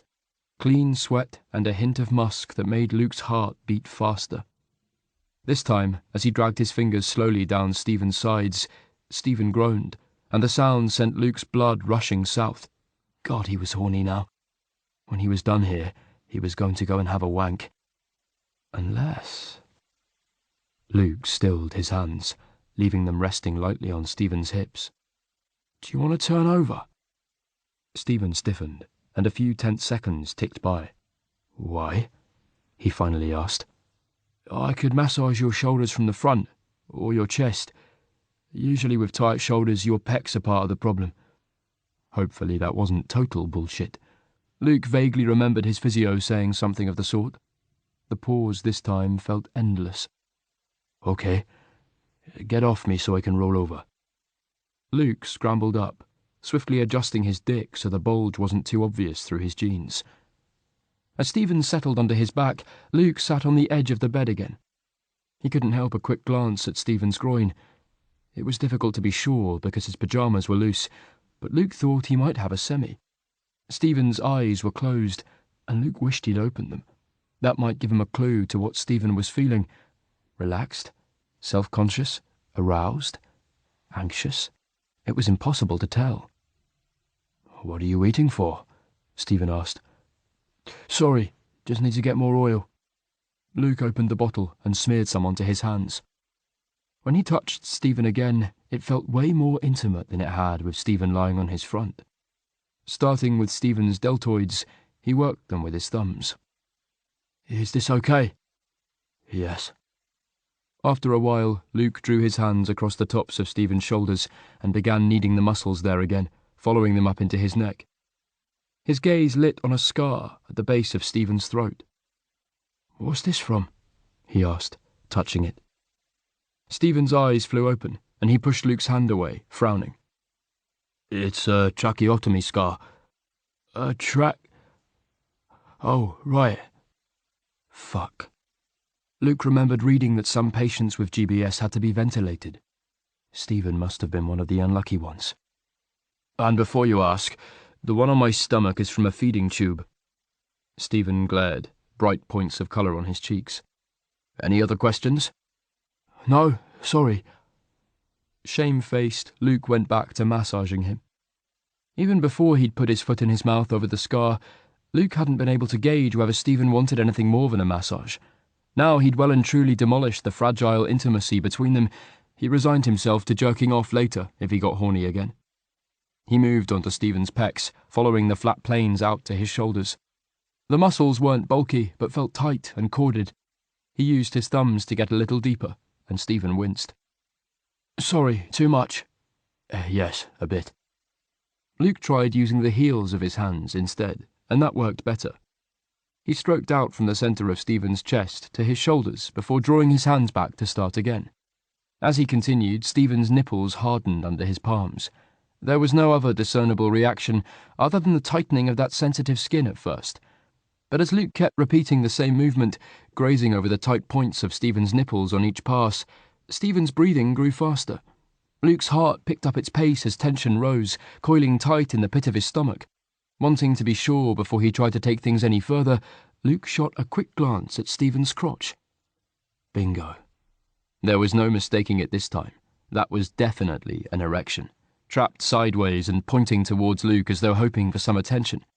Luke was definitely game for that, but was unsure how to broach the subject. Want a hand with that? You still seem a little stiff in certain places. Any other bits you'd like me to rub? Sorry. Stephen's voice made Luke jump.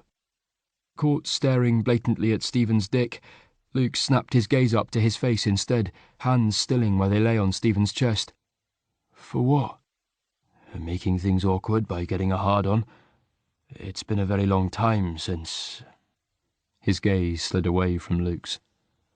It's okay.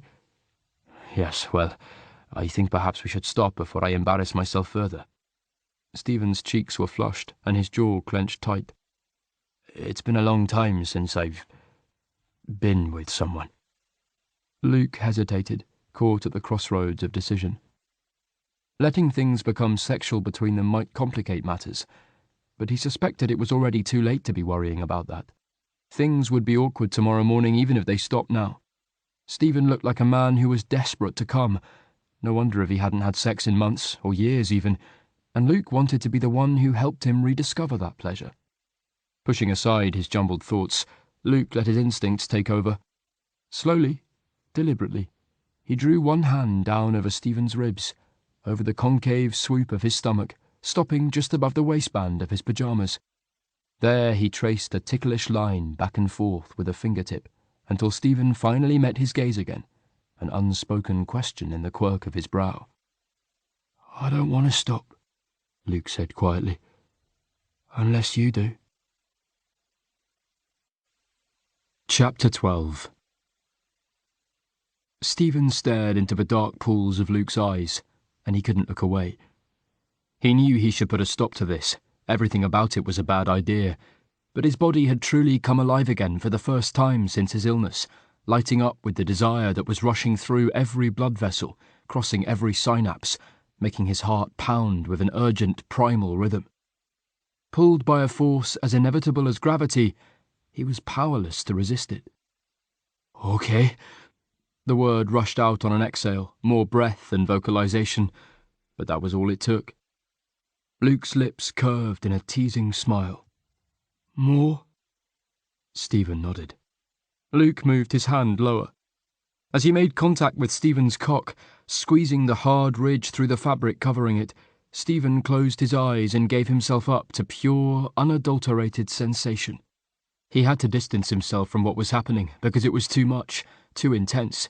If he watched Luke's hands on his body, he feared he'd come almost immediately. Instead, he gritted his teeth and breathed through his nose in small, panting breaths as he tried not to lose control.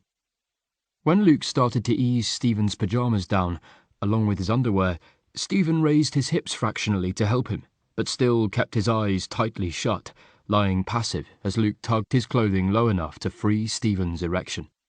The air was cool on Stephen's heated skin, where it stretched tight around his straining cock, and he could feel the pulse and throb of his blood beneath the surface. The bed creaked as Luke repositioned himself, kneeling with his legs straddling Stephen's. There was the sound of a zip and the rustle of Luke's clothing. Stephen held his breath while he waited desperately to be touched again, letting it out in a rush when Luke took hold of his cock in a tight grip and stroked him slowly. "Is that good?" he asked. Not trusting himself to speak, Stephen nodded. "Stephen." "I want to hear you tell me. Does this feel good?" Luke stilled his hand, waiting. "Yes," Stephen gasped. When Luke didn't move, he added, "Yes, it feels wonderful. Please don't stop." "That's better." Obviously satisfied, Luke rewarded him with the slow slide of his hand up and down Stephen's length. "Do you want me to carry on like this? Or do you want my mouth?" "Your mouth," Stephen managed, the mere idea of that nearly sending him into orbit. "But it won't last long, just to warn you." "That's okay. Hold your cock at the base for me. That's perfect." As Luke took Stephen's cock into the sleek warmth of his mouth, Stephen let out a whimper that should have been mortifying if he wasn't too far gone to care. Luke sucked him slowly, teasing with his lips and tongue until Stephen started to move with him, lifting his hips and trying to push in deeper as Luke picked up the pace. As he hit the back of Luke's throat, Luke gave a muffled groan. "Sorry." Stephen eased off, but Luke made a noise that sounded like protest and sucked him deep again. Opening his eyes, Stephen looked down to see Luke with a mouthful of dick. He was holding himself up with one arm, his other one was moving rapidly. The realization that Luke was jerking off tipped Stephen over the edge, balls tightening as he threw his head back, clenched his fists and muttered, "Gonna come," just in time. His climax was a white-hot explosion of pleasure that made him groan and shudder.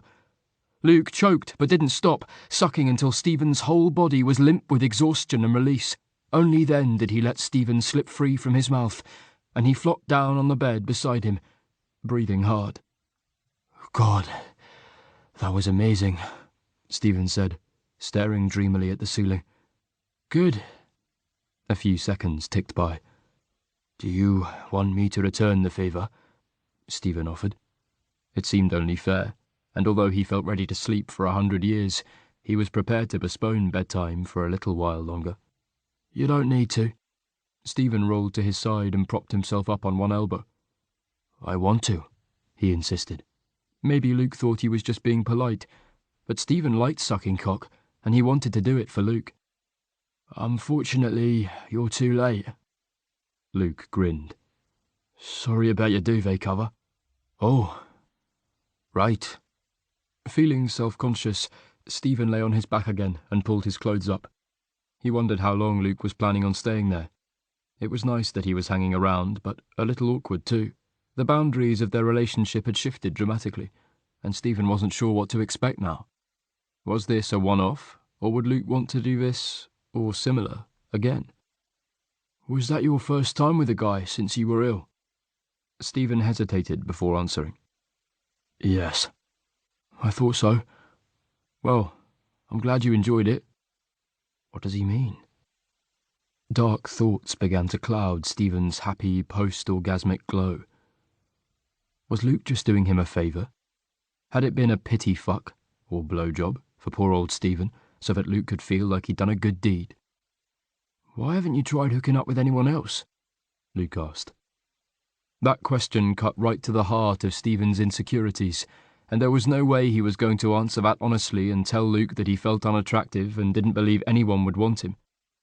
More than that, there was the fear that he wouldn't be able to get it up, or that his hands would start shaking, or that he'd get an attack of neuralgia while he was with a guy.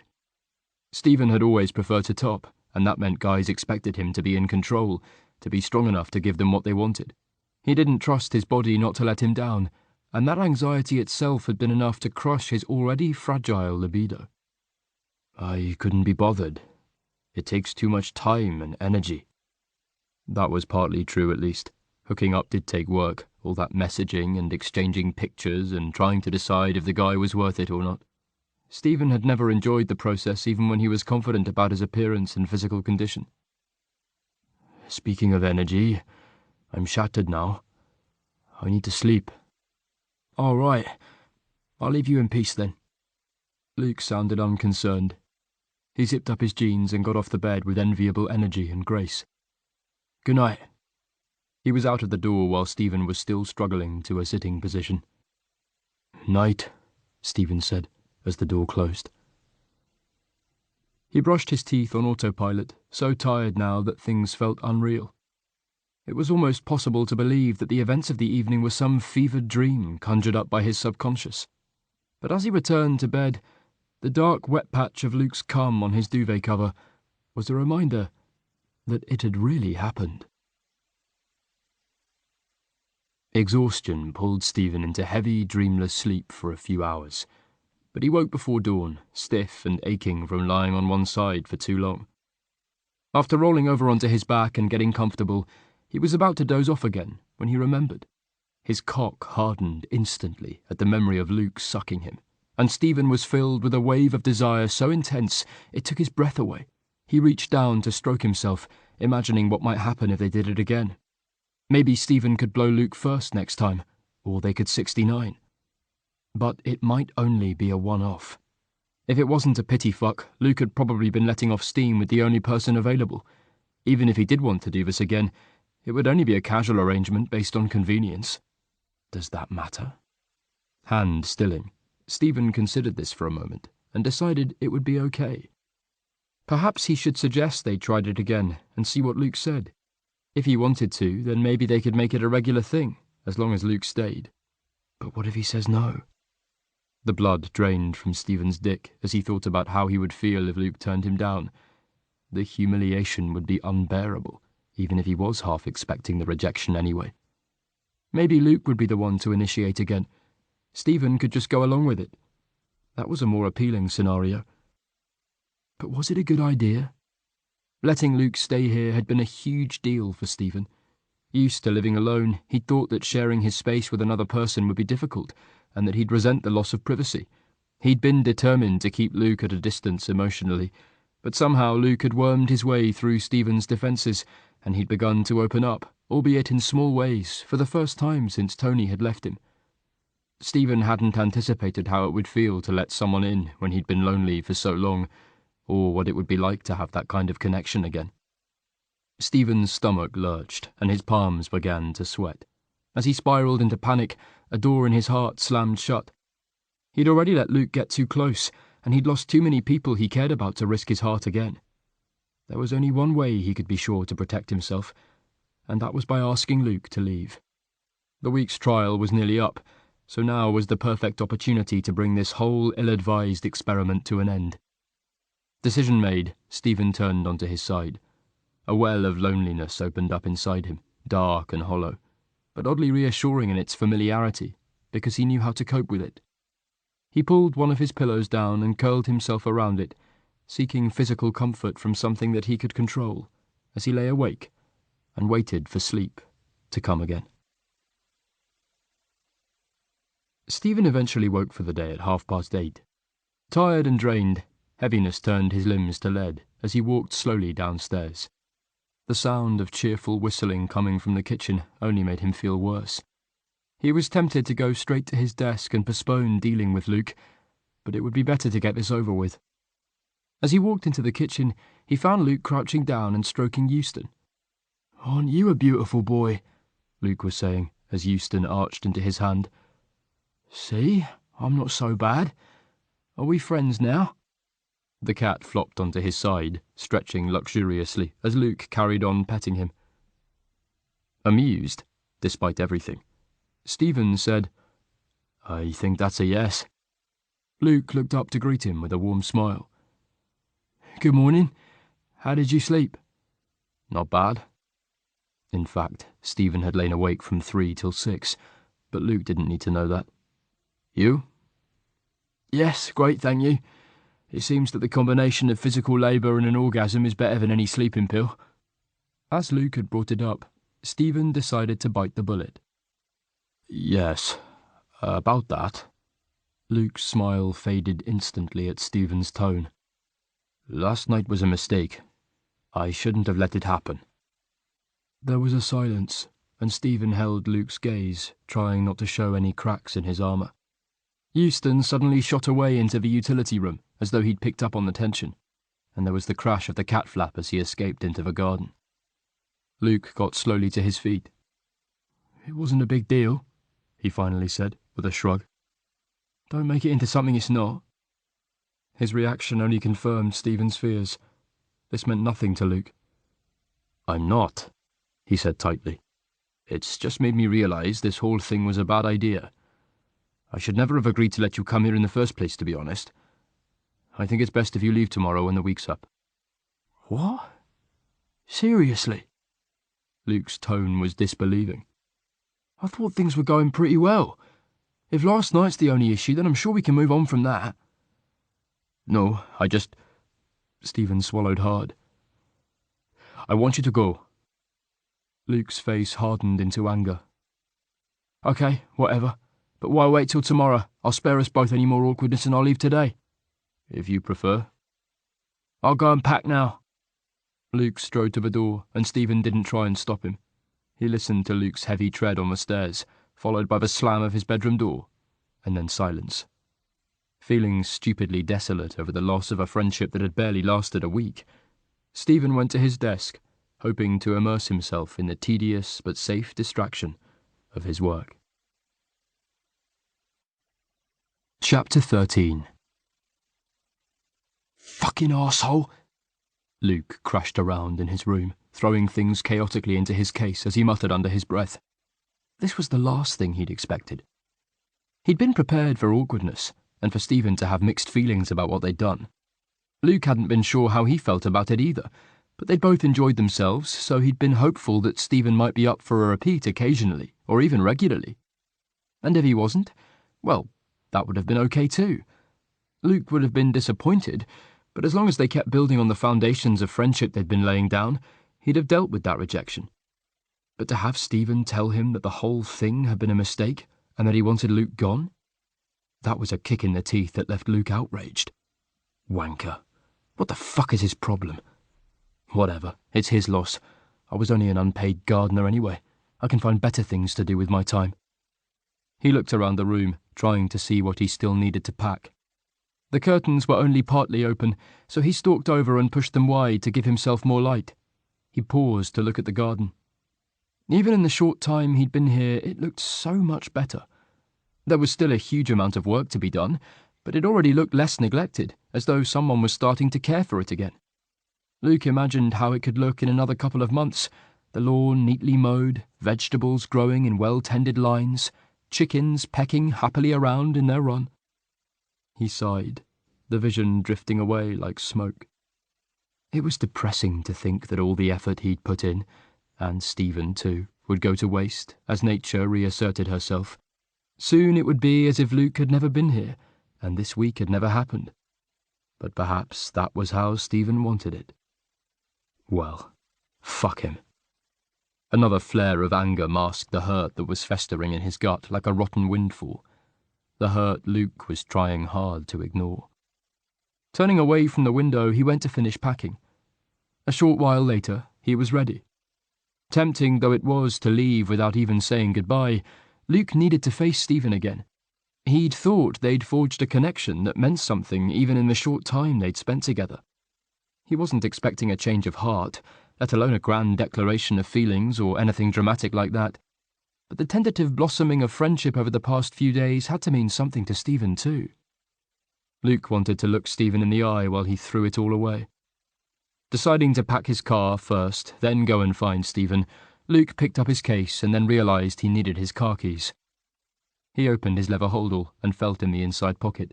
That's where he usually put them when he was travelling. But they weren't there. Next, he rummaged around the main compartment. Still, no luck.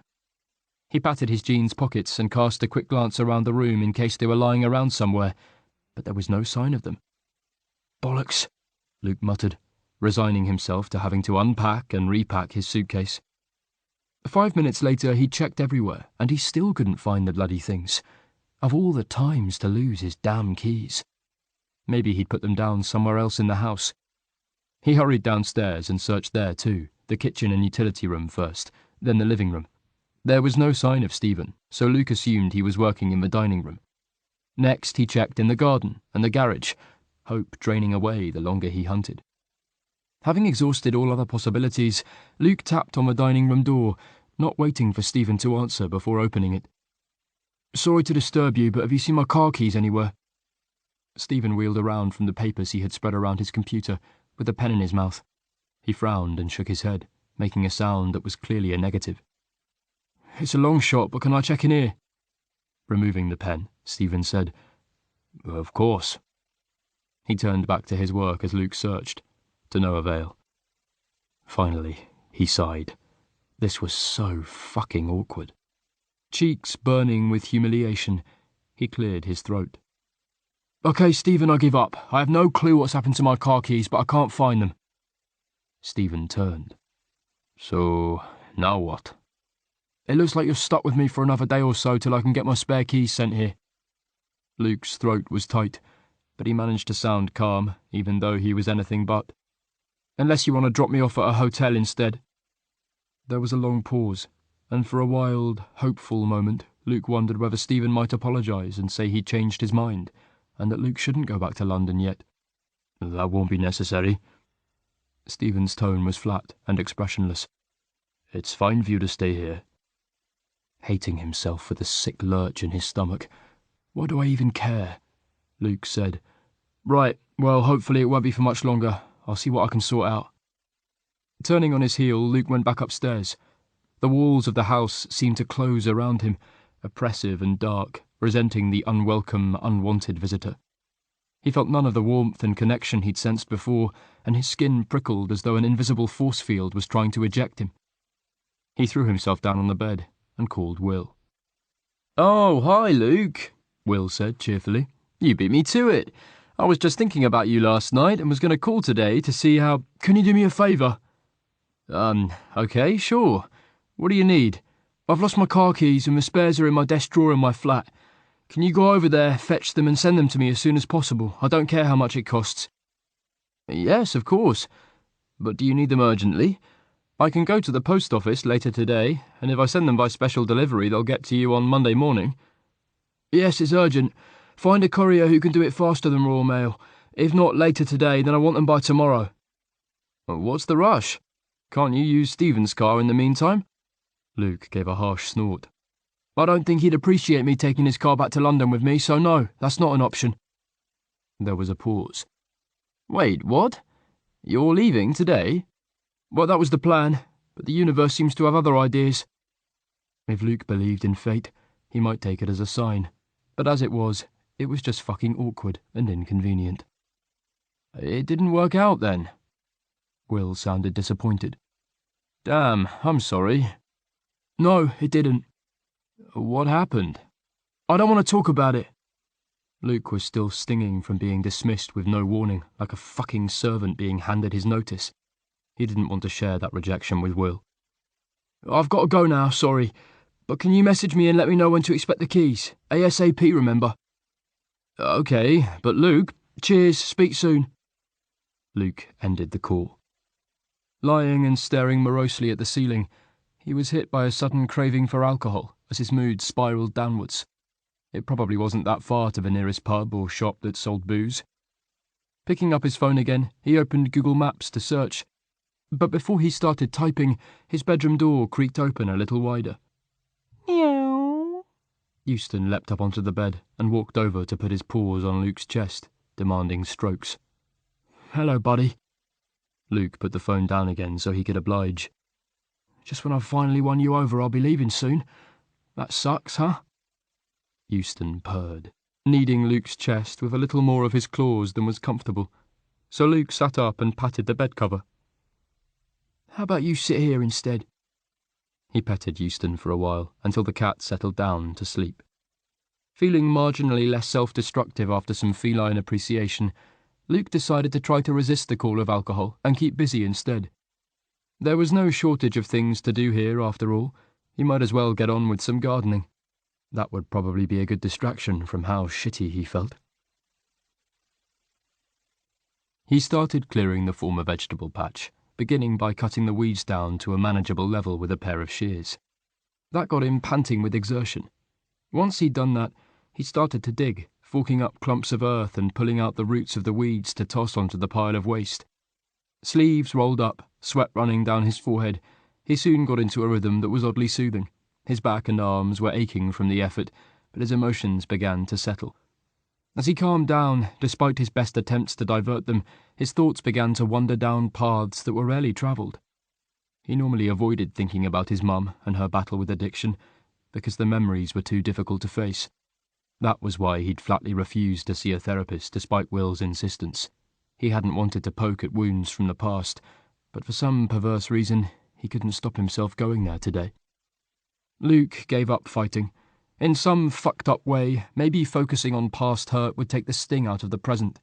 Stephen's rejection was small fry compared to the shit Luke had been through with his mother. As he dug, he let his mind roam, allowing himself to think freely about his mum for the first time since she'd died.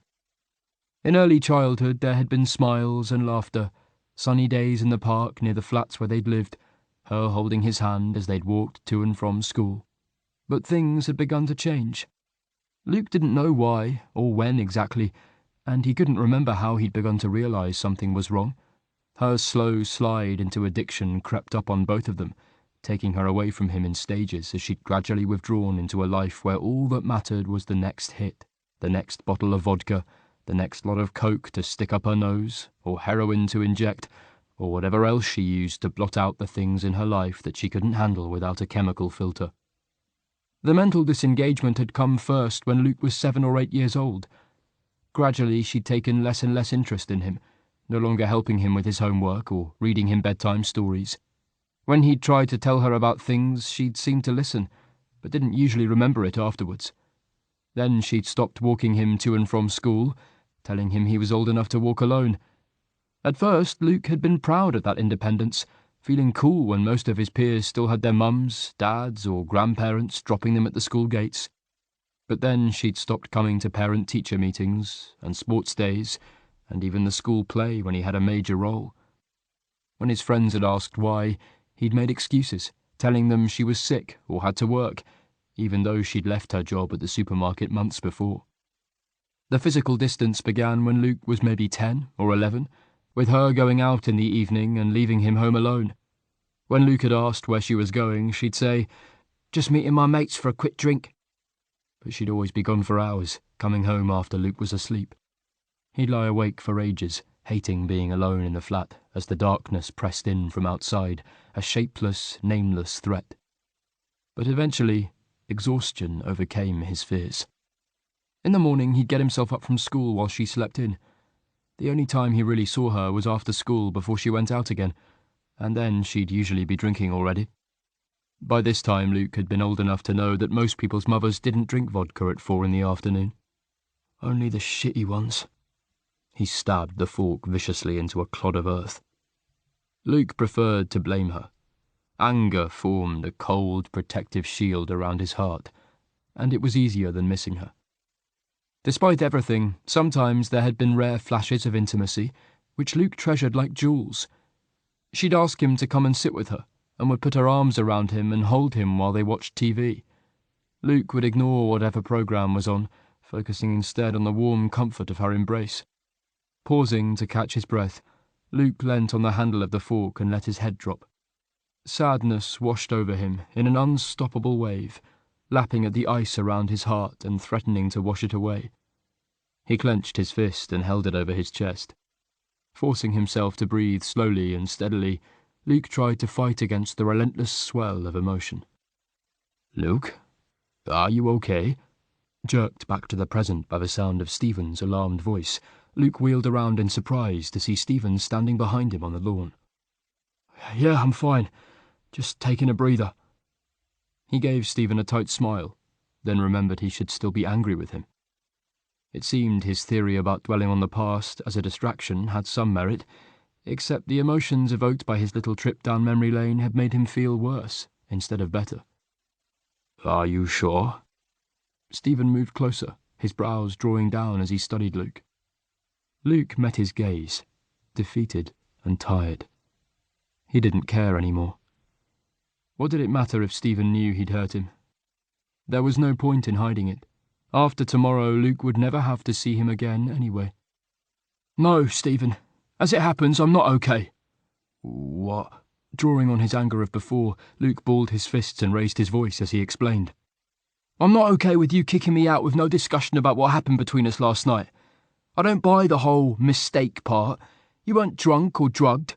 You're an adult and you knew exactly what you were doing, even if you regretted it in the aftermath.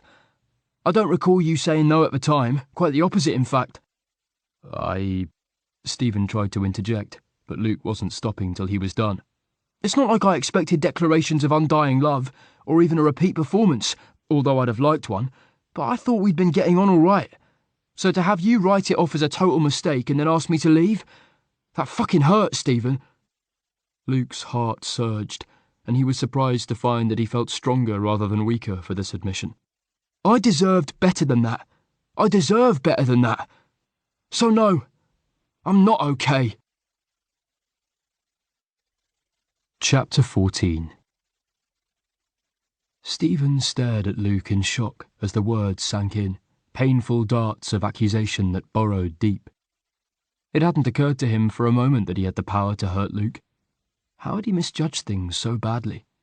Shame crawled up his throat, tightening his airway and making his pulse pound. I'm sorry. I didn't mean... He didn't know how to explain. There were too many thoughts racing through his head, but an apology was the first step to putting things right. I'm sorry, he repeated. You're right.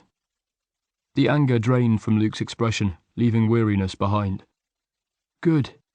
Face flushed, t-shirt drenched with sweat, his arms hung limply by his sides. You need a break, Stephen said. Come inside. I'll make us some food. Luke shrugged, as though he lacked the energy to argue. Okay. In the kitchen, Stephen pulled out a chair. Sit down. I'll get you a drink. He filled a jug with iced water and took it over to Luke with a glass. Thanks. Luke poured a glass and started to drink. Stephen went to the fridge to see what sandwich ingredients there were. Cheese, ham, lettuce and mayo. That would do. He'd only realised Luke was in the garden when he went to the kitchen to make himself some lunch. Stephen had immersed himself in work after their morning confrontation. Judging by how much of the vegetable patch had been dug over, Luke must have had a busy morning too. He'd probably been at it non-stop since he'd left Stephen in the dining room 3 hours ago. No wonder he was thirsty. He was probably starving as well, but at least he wasn't sunburnt this time. As he spread butter on the bread, Stephen gently rolled his aching shoulders, sore from too much time at his desk, and went over what Luke had said to him. Despite the guilt that was lodged in his gut like a furball, he couldn't suppress a tiny flicker of excitement. If Luke had been hurt, then the feeling of connection couldn't be one-sided. Stephen just had to hope that it wasn't too late, and that he hadn't fucked things up beyond repair already. When he put the plates down on the table, 1 round of sandwiches for himself and 2 for Luke, Luke gave him a small smile. Cheers. You're welcome. It was the very least Stephen could do after his monumental fuck-up. They ate in silence. Stephen picked at his sandwich, appetite dulled by the unsettled feeling in his belly. He'd apologised, but it didn't feel nearly enough. Luke hadn't asked for an explanation, but Stephen reckoned he owed him one. I didn't think you'd care that much, Stephen finally admitted. I didn't mean to be an arsehole. I honestly didn't think you'd be that bothered. But why? Luke met his gaze, expression bewildered. Why did you think I wouldn't care? Even if we hadn't hooked up, I'd have been a bit crushed if you'd asked me to go. I thought we'd had a pretty good week together, and was all set to stay. We did have a good week. Stephen cast his eyes down, moving the crumbs on his plate around with a forefinger. An expectant silence hung between them. Stephen knew he still hadn't answered the most important question. Luke had been brave enough to admit to being hurt by Stephen's actions. Now it was Stephen's turn to find the courage to be honest. I didn't think I mattered enough to hurt you. Stephen kept his gaze focused on his plate, cheeks heating as he continued. I wasn't really thinking about your feelings at all. I was only thinking about myself because I like you. He swallowed. I like you, and I like you being here. But last night added a whole new dynamic into the mix, and that scared the shit out of me." He stopped, waiting for Luke to reply, but was met with silence. Stephen forced himself to look up and found Luke regarding him with an expression of amused irony. "So it was easier to send me packing than tell me that you like me?" Luke raised his eyebrows. "Yes. I know that sounds utterly ridiculous, but yes. It doesn't actually. I've done the same thing." "You have?" Stephen asked, in surprise. "Yeah, loads of times. In fact, pretty much any time anyone's ever tried to get close to me. It's why I haven't had a serious relationship in years, because I always bail before I get in too deep." "Why?" "I don't trust people to stick around, I guess." Luke shrugged. "Attachment issues, abandonment issues, blah, blah, blah. I dated some bloke who was training to be a counsellor, and he gave me a full analysis of my problems when I broke up with him after 6 weeks. Either way, it's all down to my mum, apparently. Not that I needed a therapist to tell me that." He gave a snort of amusement, but his smile fell short of his eyes. "She was a junkie who used to leave me home alone. Even when she was around, she was off her face half the time, so she might as well have not been there at all." His tone was cold and emotionless, face a mask of control. "Fuck. I'm sorry." Stephen's response felt totally inadequate for the magnitude of Luke's revelation, but what else could he say? He remembered Luke saying that his mother was dead. At the time, Stephen hadn't wanted to know any more. Now he wanted to ask, but Luke might turn the tables on him, and Stephen wasn't sure he could handle talking about his own parents. He hesitated too long, and the moment passed. "Anyway," Luke said briskly, "that's my excuse for being averse to connection. What's yours?" Put on the spot, Stephen floundered. There were probably multiple factors at play in his gut reaction to what had happened last night, but he wasn't sure which, if any, he wanted to share with Luke. He definitely wasn't ready to talk about Tony. "Well, I'm hardly a catch, not these days anyway, so it's hard to believe anyone's going to stick around for long." That was true enough. "Anyway, I'm used to being on my own. There's a certain simplicity to it. That way I have no expectations." "And no disappointment?" "That too."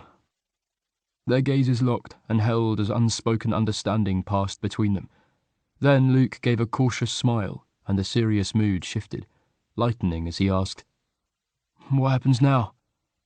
"Would you still like to stay?" Stephen tried not to sound too hopeful. "Yeah, if you're sure you're okay with that." "Yes. We make a pretty good team most of the time." "How long do you want me around to help?" Luke asked. "I can stay as long as you need." "I don't know. How does the end of August sound?" By then the garden could be back to a manageable state, and Stephen would hopefully be able to keep on top of it as the autumn came. "That sounds fine to me." Stephen hesitated for a moment, then said, "But I think we should probably keep things platonic from now on." The probably slipped in, betraying his uncertainty. Part of him desperately wanted to be anything but platonic with Luke, but it would be easier if they kept sex out of the equation. Luke had said he wouldn't have minded a repeat, but the novelty might wear off quickly, and then things could get uncomfortable. "Okay," Luke shrugged, expression neutral. "If that's what you want." Half disappointed, half relieved that Luke hadn't tried to persuade him otherwise, Stephen tried to sound sure as he said, "I think it's best that way." Standing, he picked up their plates and took them to the sink, relieved to have got such a difficult conversation over with. "I'll wash those," Luke offered. "Thanks. Do you want some tea?" "Yes, please." They slipped back into domesticity as easily as shrugging on an old jacket, moving around each other in the kitchen as if it was a dance with practiced steps. Luke called Will again after he'd finished his tea. "Hi, have you sent the keys yet?" "No, sorry. I'm still trying to find a courier who might be able to get down there today." "Don't worry, it's not urgent now. Just post them when you get a chance." There was a silence, and for a moment Luke thought he'd been cut off. "Will? Can you hear me?" "Yes, I heard." Will's tone was dangerously calm. "So you don't need them ASAP anymore?" "No, I sorted things out with Stephen, and I'm staying longer, probably till the end of August. I haven't found my keys yet, but can manage without—" "For fuck's sake, Luke! I've spent half of my Saturday trying to sort this out for you because you were desperate and needed a favour, and now you tell me not to bother?" Luke winced. "Yeah, sorry." There was a slow whoosh of breath. "Right, well, I'm glad you fixed the problem. Just leave me out of any more drama, okay?" "I will, I promise." Later that afternoon, Luke was back in the vegetable patch. Almost finished now, he paused to admire his work. The bed was almost completely dug over, weeds removed, the soil turned over and cleared of most of the roots. As Luke stared at the rich brown earth, a long-forgotten seed of memory stirred, germinating and pushing a tender shoot towards the light. Cartoons played on a TV, a whirl of colour and sound. Luke was lying with his head in his mum's lap while she stroked his hair. Sleepy, Luke was on the point of dozing off, lulled by the soft, repetitive touch of her hand. Something splashed on his cheek, and his mum drew a shuddering breath. He twisted around to see that she was crying, her face a mask of pain as tears streamed down her cheeks. "Mum, what's wrong?" Sitting up, Luke took her hand, noticing as he did so that his hands were nearly as big as hers now. "Come here." She opened her arms. Luke moved into her embrace, not complaining, even though she clung to him so hard it hurt. "I just love you so much." Her voice was as tight as her grip on him. "So much. You have no idea. But I'm a mess, Luke. You deserve so much better, and I'm sorry I'm such an awful mum." Her voice rose, breaking as she dissolved into hysterical sobbing, going limp in his arms. Scared, and not knowing what else to do, Luke held her. "You're not," he said, automatically. "You're a good mum." He loved her despite everything, and he was still too young to see the world in anything other than black and white. "It's okay. Everything's okay." He kept repeating those words over and over. Finally, she untangled herself and wiped her eyes, sniffing. Meeting his gaze, she put her hand on his cheek and said quietly, "I know it probably doesn't look like it, but I'm doing the best I can." The protective barrier of ice around Luke's heart cracked and slipped. His mum's words echoed in his awareness, as if she was right there beside him. "I'm doing the best I can." Luke jerked his head up and looked around wildly, but of course he was alone. Anguish flooded him, and tears filled his eyes. It was years since he'd allowed himself to grieve. Even at his mum's funeral he'd tried to hold his pain inside, afraid that it would overwhelm him if he let his guard drop. He blinked and took off his gloves to wipe his eyes, taking slow, shaky breaths as he waited for his feelings to subside. "I know you did your best, Mum," he finally whispered. "I know." It was only as an adult battling his own issues that he truly understood. Now he'd experienced the terrifying power of addiction firsthand. He knew why some people never managed to break free of the cycle. His mum had lost the fight. Movement in his peripheral vision distracted him, and he turned to see a robin. It cocked its head curiously at him from one of the apple trees, red breast bright against the ivy-covered trunk. Luke let out a huff of self-deprecating amusement, embarrassed by his foolishness, and glad it had only been witnessed by the wildlife. The weight in his chest a little lighter, Luke went back to digging. After dinner that evening, they watched another wildlife documentary. The soothing tones of David Attenborough's commentary flowed over Luke as he sprawled in the armchair, pleasantly exhausted after a hard day in the garden. He noticed Stephen rolling his shoulders and shifting his position, obviously uncomfortable, but Luke wasn't going to offer him a massage today. The memory of the night before sent a pleasurable tingle through him, but it was tempered with disappointment that Stephen had made it clear he wasn't interested in more. Luke could understand it, though, and he took comfort in the fact that Stephen valued their emerging friendship enough that he didn't want to jeopardize it. At least now Luke got to stay here for longer. His mind began to wander, exploring all the possibilities. Can we plant some veg now I've cleared the bed?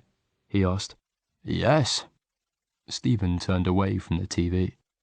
We can go to the garden centre tomorrow to buy some seeds. What about chickens? They don't sell chickens there. But would you be up for getting some? We'd need to check the run is secure first and repair it if needed, but yes. Excitement swelled. Brilliant! Luke grinned at Stephen, who smiled before turning back to the TV. A little later, Stephen yawned and stretched, then got up. I'm heading to bed now. Okay. Sleep well. Luke stayed downstairs to watch the end of the documentary. When that finished, he still wasn't feeling sleepy, so he went into the dining room and did a little quiet piano practice for half an hour or so. The tunes in the beginner's book were a bit dull, but Luke was pleased with his progress so far. He passed Stephen's desk on his way out. The piles of folders and pieces of paper reminded Luke of what it was like to work in an office all day, trapped indoors with no connection to nature. The idea of it already felt alien to him. No wonder Stephen was so unenthusiastic about his job. It must have been a tough transition after being used to working outdoors all day. Reminded of their conversation a couple of nights ago, Luke got his laptop out once he was in bed. Sitting up against his pillows, he started to type. How to make money as a composer. Chapter 15. The next morning they were drinking tea on the patio. It was still before 10, but the sun was already warm, soaking into Luke's skin. It's beautiful out here today, Stephen said wistfully. Unfortunately, I need to do some work this morning, but we can go to the garden centre this afternoon. It's Sunday. Can't your work wait? Luke hated to see Stephen deny himself the pleasure of being outdoors when he'd only just rediscovered it. No, I have something to finish for tomorrow. Remember when you talked me into helping you weed the chicken run, and I ditched my work that day? Ah, yeah. Luke grinned. Okay, I won't distract you this morning. But before you get started, I did some research last night. Apparently it's possible to make a decent income selling original compositions. You put them on stock music sites and people buy them from there to use for all sorts of things. I'll email you the link to an article about it. I don't think... Just read it, Luke said firmly. And if you decide it's not for you, then fine. But I reckon you should give it a shot. You say you're tired of working at a desk. What have you got to lose? I'm not sure this would be much better. I'd still be working at a keyboard, just a slightly different one, and presumably a lot of the business side of it would be on a computer anyway. But you could come up with ideas while you're outside doing other things and sing them into your phone, Luke said enthusiastically. Stephen still looked doubtful, but Luke sensed weakness. And at least you'd be doing something creative again. I was a gardener, Luke, not an artist. Gardening is creative. You're making something, or changing something and making it beautiful, or functional, or both. That's creativity. Stephen seemed to consider this for a moment, eyes narrowing. Then he nodded. Yes, I suppose it is. Music could be a new outlet for you. It's got to beat bookkeeping. Maybe, although I still doubt there's much money to be made in it. I'll take a look at that article once you've sent it, though. Luke grinned as he got his phone out of his pocket. I'll do it now. This place is crazy, Luke said to Stephen as they wandered around the garden centre. He was blown away by the size of it.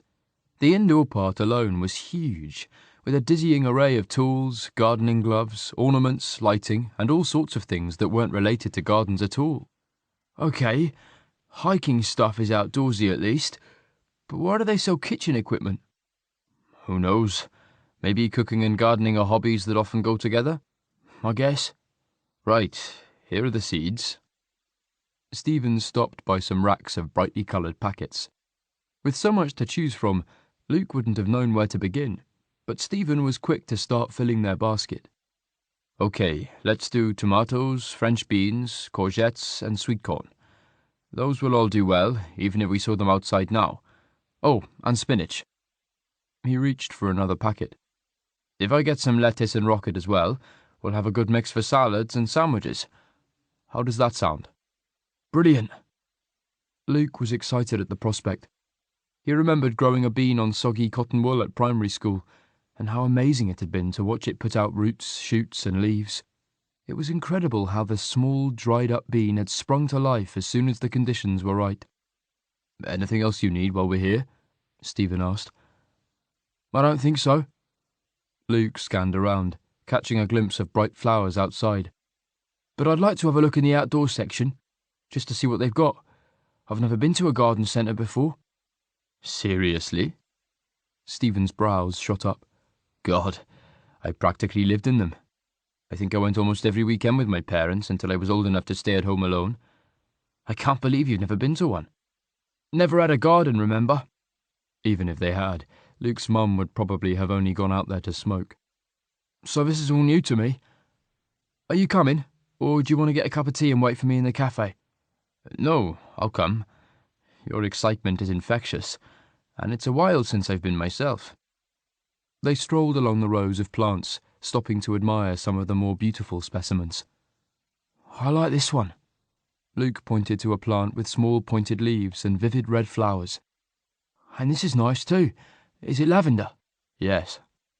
Stooping to sniff the purple spikes, Luke said, "Ah, that's lush. Come and smell it." Stephen smiled. "I do know what lavender smells like." But he crouched down anyway. "It reminds me of my mum.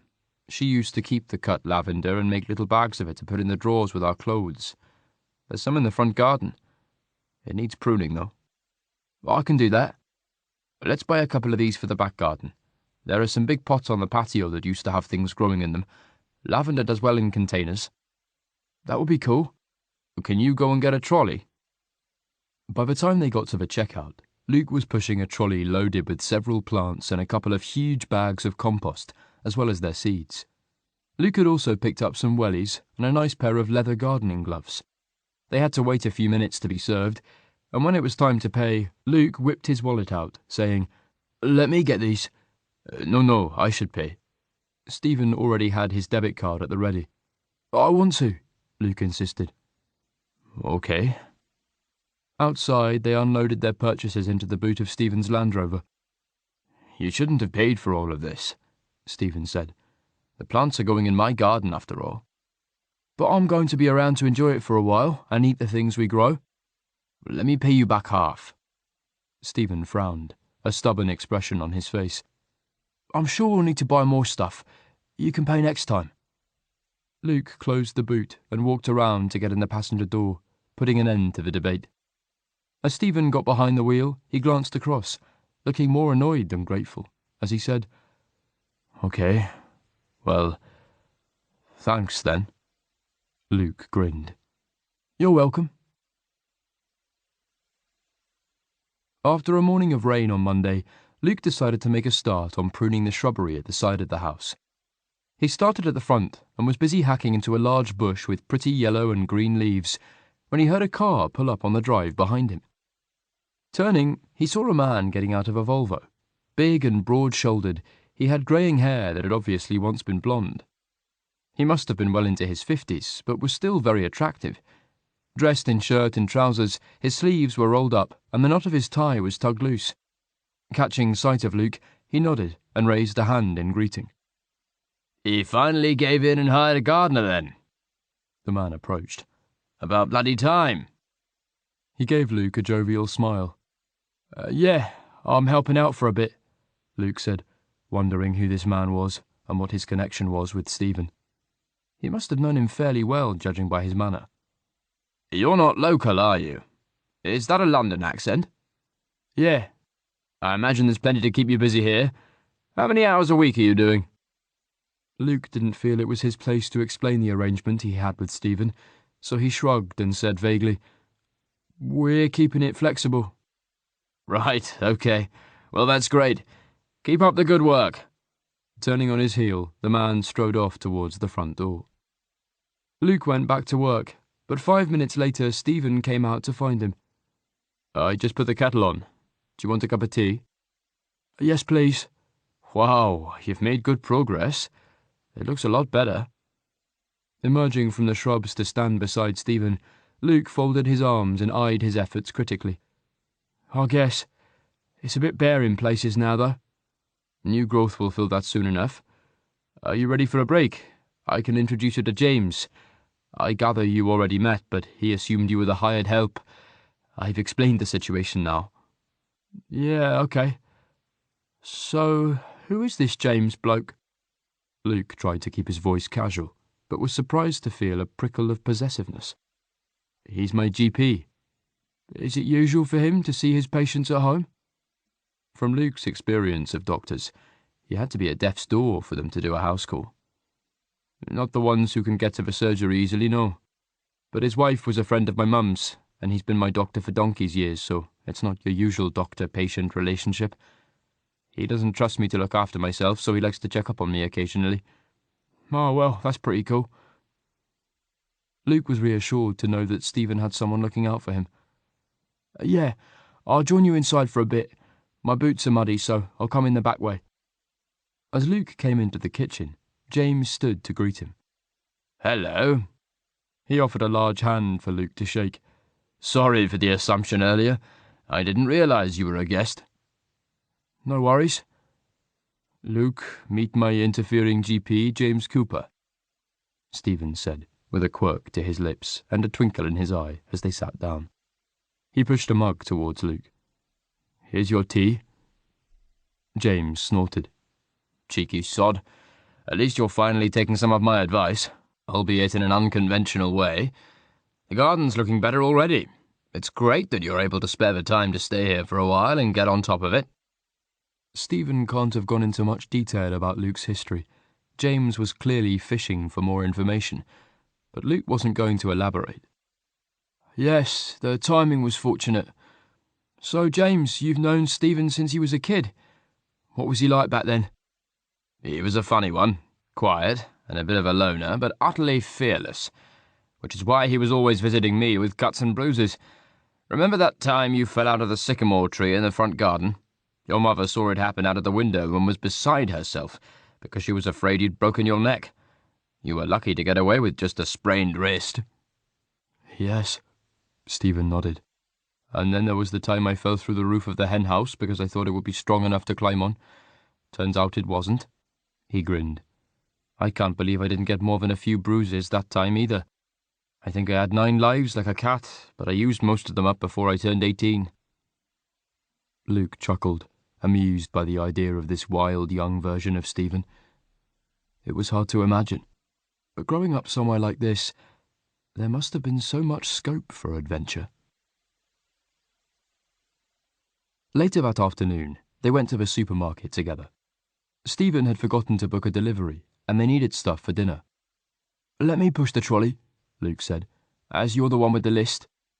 Shopping trolleys always had a mind of their own when it came to steering, and he didn't want Stephen to hurt his back. Okay, thanks.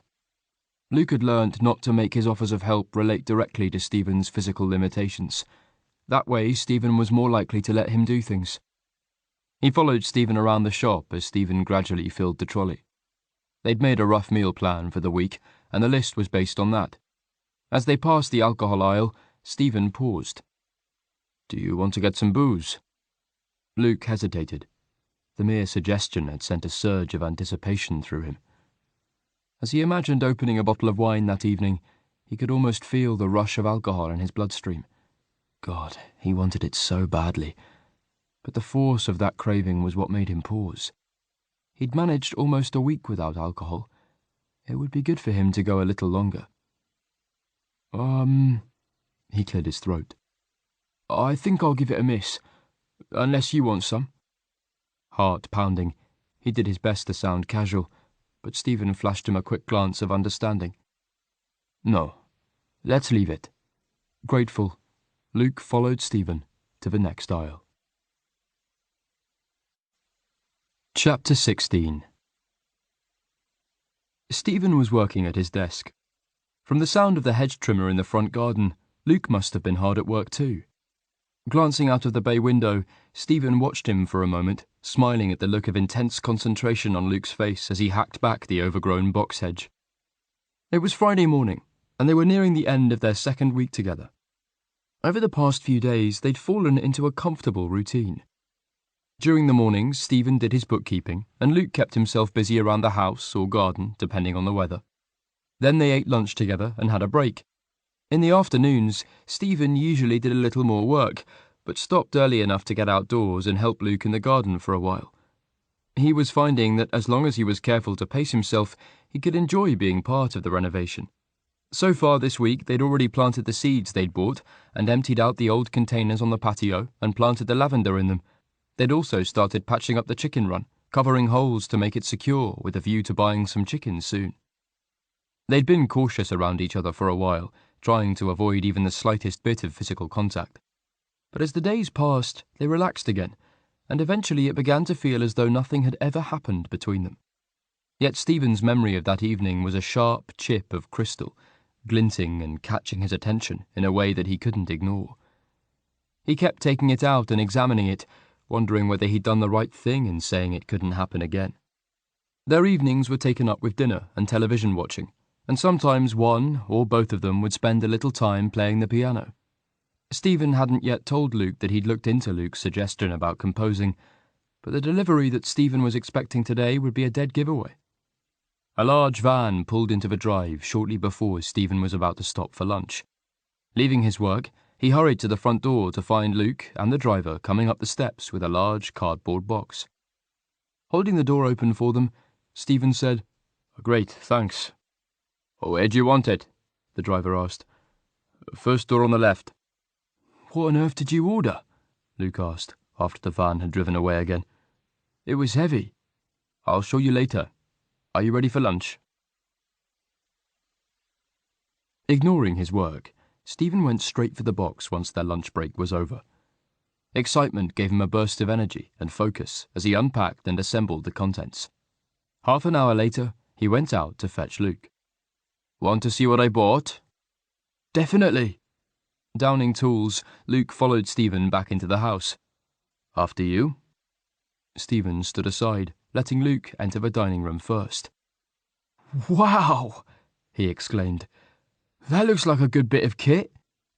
The electronic keyboard was set up in the bay window where Stephen would have a good view of the front garden. "Yes, it's a bit different to the piano, isn't it?" Stephen came to stand beside him. "Apparently it's good for composing and recording." Luke turned, beaming. "You're going to give it a try, then?" "I thought I might as well. Even if it's just a small income stream, it might allow me to do less bookkeeping." Stephen didn't want to get his hopes up too much, but after doing some research, he'd decided to risk investing in the keyboard. If it ended up being a total waste of time, he could always sell it on. "That's awesome! Good for you." "Don't get too excited. Congratulate me when I actually manage to sell something." But Stephen was touched by Luke's enthusiasm and faith in his abilities. "Let's see what it sounds like, then." Stephen took a seat on his office chair, which he'd wheeled over to the keyboard. He turned the power on and played a chord before adjusting a few settings, then started again. Without any conscious decision, he found that his fingers were playing the chords for the piece he'd come up with the first time he'd played for Luke. He played it through a few times, experimenting with slight variations, before bringing it back to the simplest version to finish. "Beautiful." Luke put a hand briefly on his shoulder and squeezed. "I hope you're going to record it." "Thanks. I suppose I should." Stephen had to admit it did sound pretty good. But would he really be able to sell tunes like this one? Now he'd splashed out on the keyboard, he'd better find out. "I'll do it this afternoon." "Well, I'll get back to the Shrubbery of Doom and leave you in peace to do that." "Shrubbery of Doom? Is it really that bad?" "Brambles." Luke rolled up a sleeve and showed Stephen some nasty scratches. "Total wankers, those brambles. I'm convinced they're trying to kill me." Stephen laughed. "Ah, yes, they can be evil." That evening, they were watching Gardener's World. Luke had got really into the programme and was catching up on old episodes on BBC iPlayer. Stephen was stiff from too much time over the keyboard. He'd got carried away with his new toy, not only recording that one composition but also starting on another. As he adjusted his posture, rolling his shoulders, he noticed Luke give him a sidelong glance. When Luke turned his attention back to the TV, Stephen studied him surreptitiously. He let his gaze linger on Luke's hands, strong and tanned from the sun. His heart surged as a vivid sense memory of the massage popped into his head again, and what had followed. Stephen turned his attention to Luke's profile, arousal blooming as he admired the soft lips that had felt so good around his cock. Stephen looked away. He shifted in his seat again, uncomfortable for a different reason now, as he crossed his legs to hide the bulge of his erection. He'd masturbated every night this week, his libido all fired up and impossible to ignore after his sexual reawakening. "You saw?" Luke asked.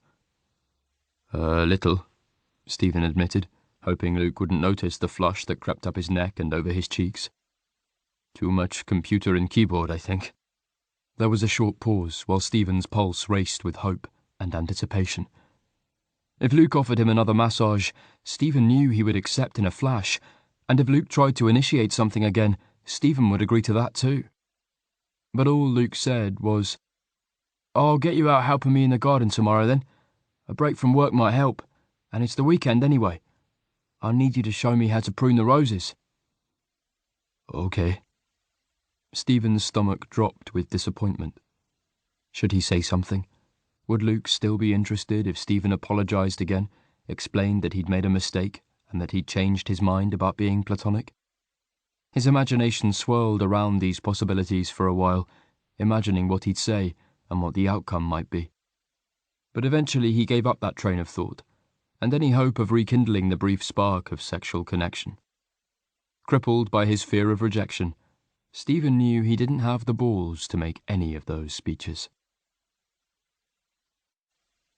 Chapter 17. After a weekend of perfect gardening weather, dry but not too hot, Luke fell into bed exhausted on Sunday night. He'd spent the best part of both days outdoors, with Stephen coming out to help him for short stretches of time. All the physical activity made Luke sleep more soundly than he had done in years, without the help of medication or alcohol. But during the small hours of the morning, the sound of persistent scratching at his bedroom door eventually dragged him into consciousness.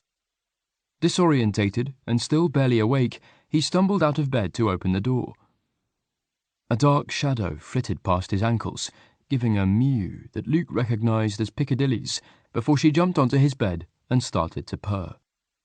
As Luke was about to shut the door and go back to bed, he heard a faint noise that made him freeze, instantly alert. Hand on the doorframe. He waited, listening intently. There it was again. A moan. And it had come from Stephen's room. Luke crept closer, still listening. Stephen moaned again, louder this time.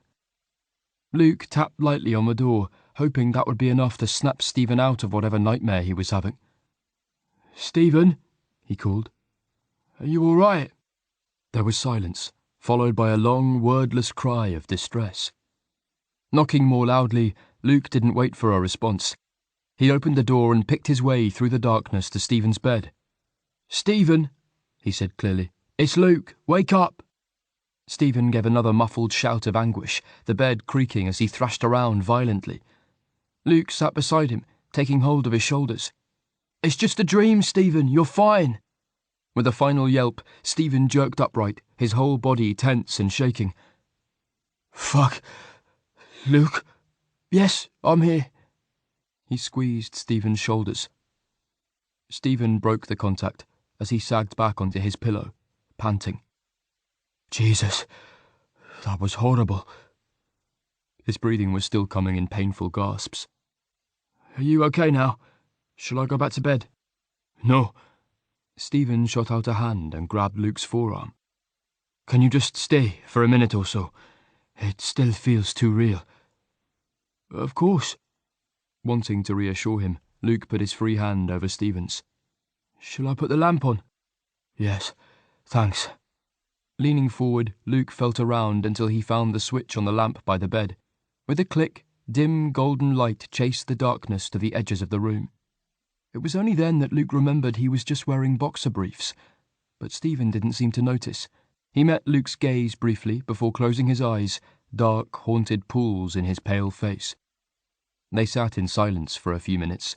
Stephen's breathing gradually slowed back, but his hand was still tense, fingers gripping Luke's arm as though he feared Luke might try and slip away.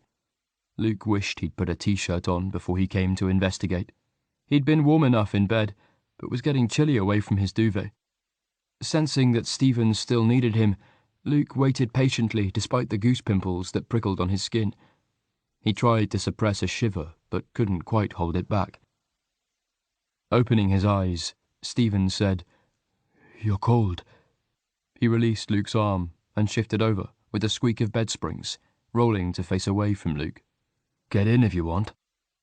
Luke only hesitated for a second or two before getting under the covers to lie on his back beside Stephen. "What was the dream about?" he asked, tentatively. "You don't need to tell me if you don't want, but maybe talking about it would help." "Maybe." There was a pause. "It's one I've had a few times, or a variation on it. Sometimes I'm tied down or stuck in quicksand, but tonight I was being buried alive." There was a pause. "I can't remember why, but I was lying in a pit and people were shoveling earth onto me. I couldn't move, so I couldn't climb out or do anything to stop them. My body wouldn't work. It was like when I was paralyzed with GBS. I was trying to move, to shout for help, but my muscles wouldn't work. All I could do was look up at them and hope they'd realize I was alive." "Oh, Jesus. That sounds terrifying." Luke had had some nightmares in his time, but this was more horrible than anything he'd experienced. Stephen carried on as though Luke hadn't spoken, the words spilling out like water from a dam that had been breached. "As more and more soil landed on me, it covered my face so I couldn't see and blocked my mouth and nose." Stephen's voice was tight and hoarse. "The weight of it became an intense pressure on my chest, and it got harder and harder to breathe. I was suffocating slowly, fighting for oxygen, and there was nothing I could do to stop it. I knew I was about to die, and that's when I woke up. That's when I always wake up. It's so vivid it feels utterly real. Shit, Stephen." Luke rolled over and put a hand on Stephen's back. He was rigid with tension, muscles tight under his t-shirt. Luke rubbed gently, trying to offer comfort. "That's intense." "Yeah." He drew in a shaky breath. "And that's exactly how I felt when I had GBS. Even though they kept telling me I'd be okay, I didn't believe them. I was sure I was going to die." His voice broke on the final words, and he gasped out a choking sob. Instinctively, Luke wrapped his arm around Stephen and moved in close behind him, holding him tight as Stephen lost his battle against the devastating tsunami of emotion. "It's okay. You're okay now, Stephen," he murmured quietly, over and over. Finally, Stephen stopped, sniffed, and then let out a surprising snort of wry laughter. "Gosh, how dramatic of me. Sorry about that." "No apology needed." Still curled tight around a pillow, Stephen made no move to escape from Luke's embrace, so Luke didn't let go. They lay there in silence for a long time, and slowly, almost imperceptibly, Stephen began to relax. Luke felt the gradual release of tension in his own body as he let Stephen lead him from a place of taut anxiety to the soft pliability of sleep. The next thing Luke knew was the shifting of the mattress and a heavy weight of an arm thrown over him. Barely conscious but driven by sleepy arousal, he moved instinctively into the contact, pressing back against the warm body behind him before he registered where he was and who he was with. Stephen. The realization should probably have been enough to make him break away, but Stephen's arm was tight around him. He made an indistinct sound, pushing even closer to Luke, and it was immediately obvious that he was hard. Luke's brain tried to catch up with what was happening. It was difficult to focus when he was still muddled with sleep, and even more difficult when Stephen rocked his hips, grinding his erection against Luke's arse. A hot rush of desire flooded Luke, and he instinctively tilted his hips to give Stephen more to hump against, wishing there were fewer layers of fabric in their way. Stephen grunted, thrusting against him again. "I don't think he's even awake." Luke had to put a stop to this. "Stephen," he said quietly. Stephen froze. "Luke?" "Yeah." Luke murmured. His heart thumped hard against his ribs. Shit. Stephen snatched his arm away as though Luke's skin had burned him and moved so they weren't touching. Was I humping me in your sleep? Yeah, a bit. Oh my God, I'm so sorry. He sounded utterly mortified. It's okay. Horny, tired, and frustrated all at once, Luke didn't have the mental energy to be anything but honest. I was enjoying it. You can carry on if you want. He waited, hope shrinking and humiliation taking over as the silence persisted. Why the fuck did I say that? Stephen was obviously trying to work out how to let him down gently. It was time for a tactical retreat back to his own room. But before Luke put his thought into action, the bed creaked as Stephen moved close to him again. He fitted behind Luke perfectly, one arm around Luke with his hand on Luke's stomach to hold him in place as he started to rock against him. He was still hard. Luke took Stephen's hand and pushed it lower, under his waistband and into his pants. See? I told you I was enjoying it. Stephen wrapped his hand around Luke's hardening cock and stroked gently. You sure this is okay? The question was hushed, his warm breath soft on Luke's neck. Yeah, feels good. Pushing his cock into the tense curl of Stephen's fist, Luke willed him not to stop. When Stephen moved his hand away, Luke was about to protest. There was a rustle of fabric, and then Stephen pushed Luke's underwear down a little, and his cock was right there, bare against Luke's skin. Stephen stroked Luke again, faster now as he thrust insistently against him. God, I want to fuck you, Stephen muttered. He let go of Luke's dick and brought his hand around to squeeze his arse instead. As his fingers slid into Luke's crack, Luke gasped and pushed his hips back. His body was craving more sensation, but alarm bells were going off in his head again. Wait. Luke fought against the arousal that was clouding his consciousness. Sleepy grinding and handjobs were one thing, but letting Stephen fuck him was something else. He shouldn't let this happen, not without being sure they wouldn't regret it. It was way too much of a turnaround from Stephen's whole "it was a mistake, we mustn't do it again" line that Luke had got from him last week. Tempting though it was to let him carry on, Luke didn't want to do that without any discussion. He didn't want this to be another mistake. Stephen, are you sure? But his words were lost in a low, desperate groan as one of Stephen's fingers rubbed his hole, teasing it with insistent pressure. Suddenly, all Luke cared about was being fucked. They were both awake and knew exactly what they were doing, and nobody was saying stop. Talking could wait. Got any lube? Luke managed, breathing hard. Yes, in the drawer next to you. Condoms? Already moving, Luke found the bottle in the back corner of the drawer. Fuck, no. Stephen sounded gutted. It's okay, I have some. Springing up and out of the bed, Luke pulled his boxer briefs back up and hurried across the landing to his room. He still had a couple of condoms in his wallet from his days of hooking up with random guys in clubs. As he came back into Stephen's room, he found Stephen lying on his back. Pyjama trousers pushed down around his thighs, he had his cock in his hand, hard and thick. He stroked it slowly, watching Luke as he approached. You really want to do this? Yeah. Luke tore his gaze away from Stephen's dick, meeting his eyes so Stephen would be able to see his certainty. He tossed the condom onto the bed and then pushed his underwear down and off so his cock sprung free. Advancing on Stephen, he crawled over him on hands and knees. I really do. And you? Stephen nodded, eyes dark and wary as he looked up at Luke.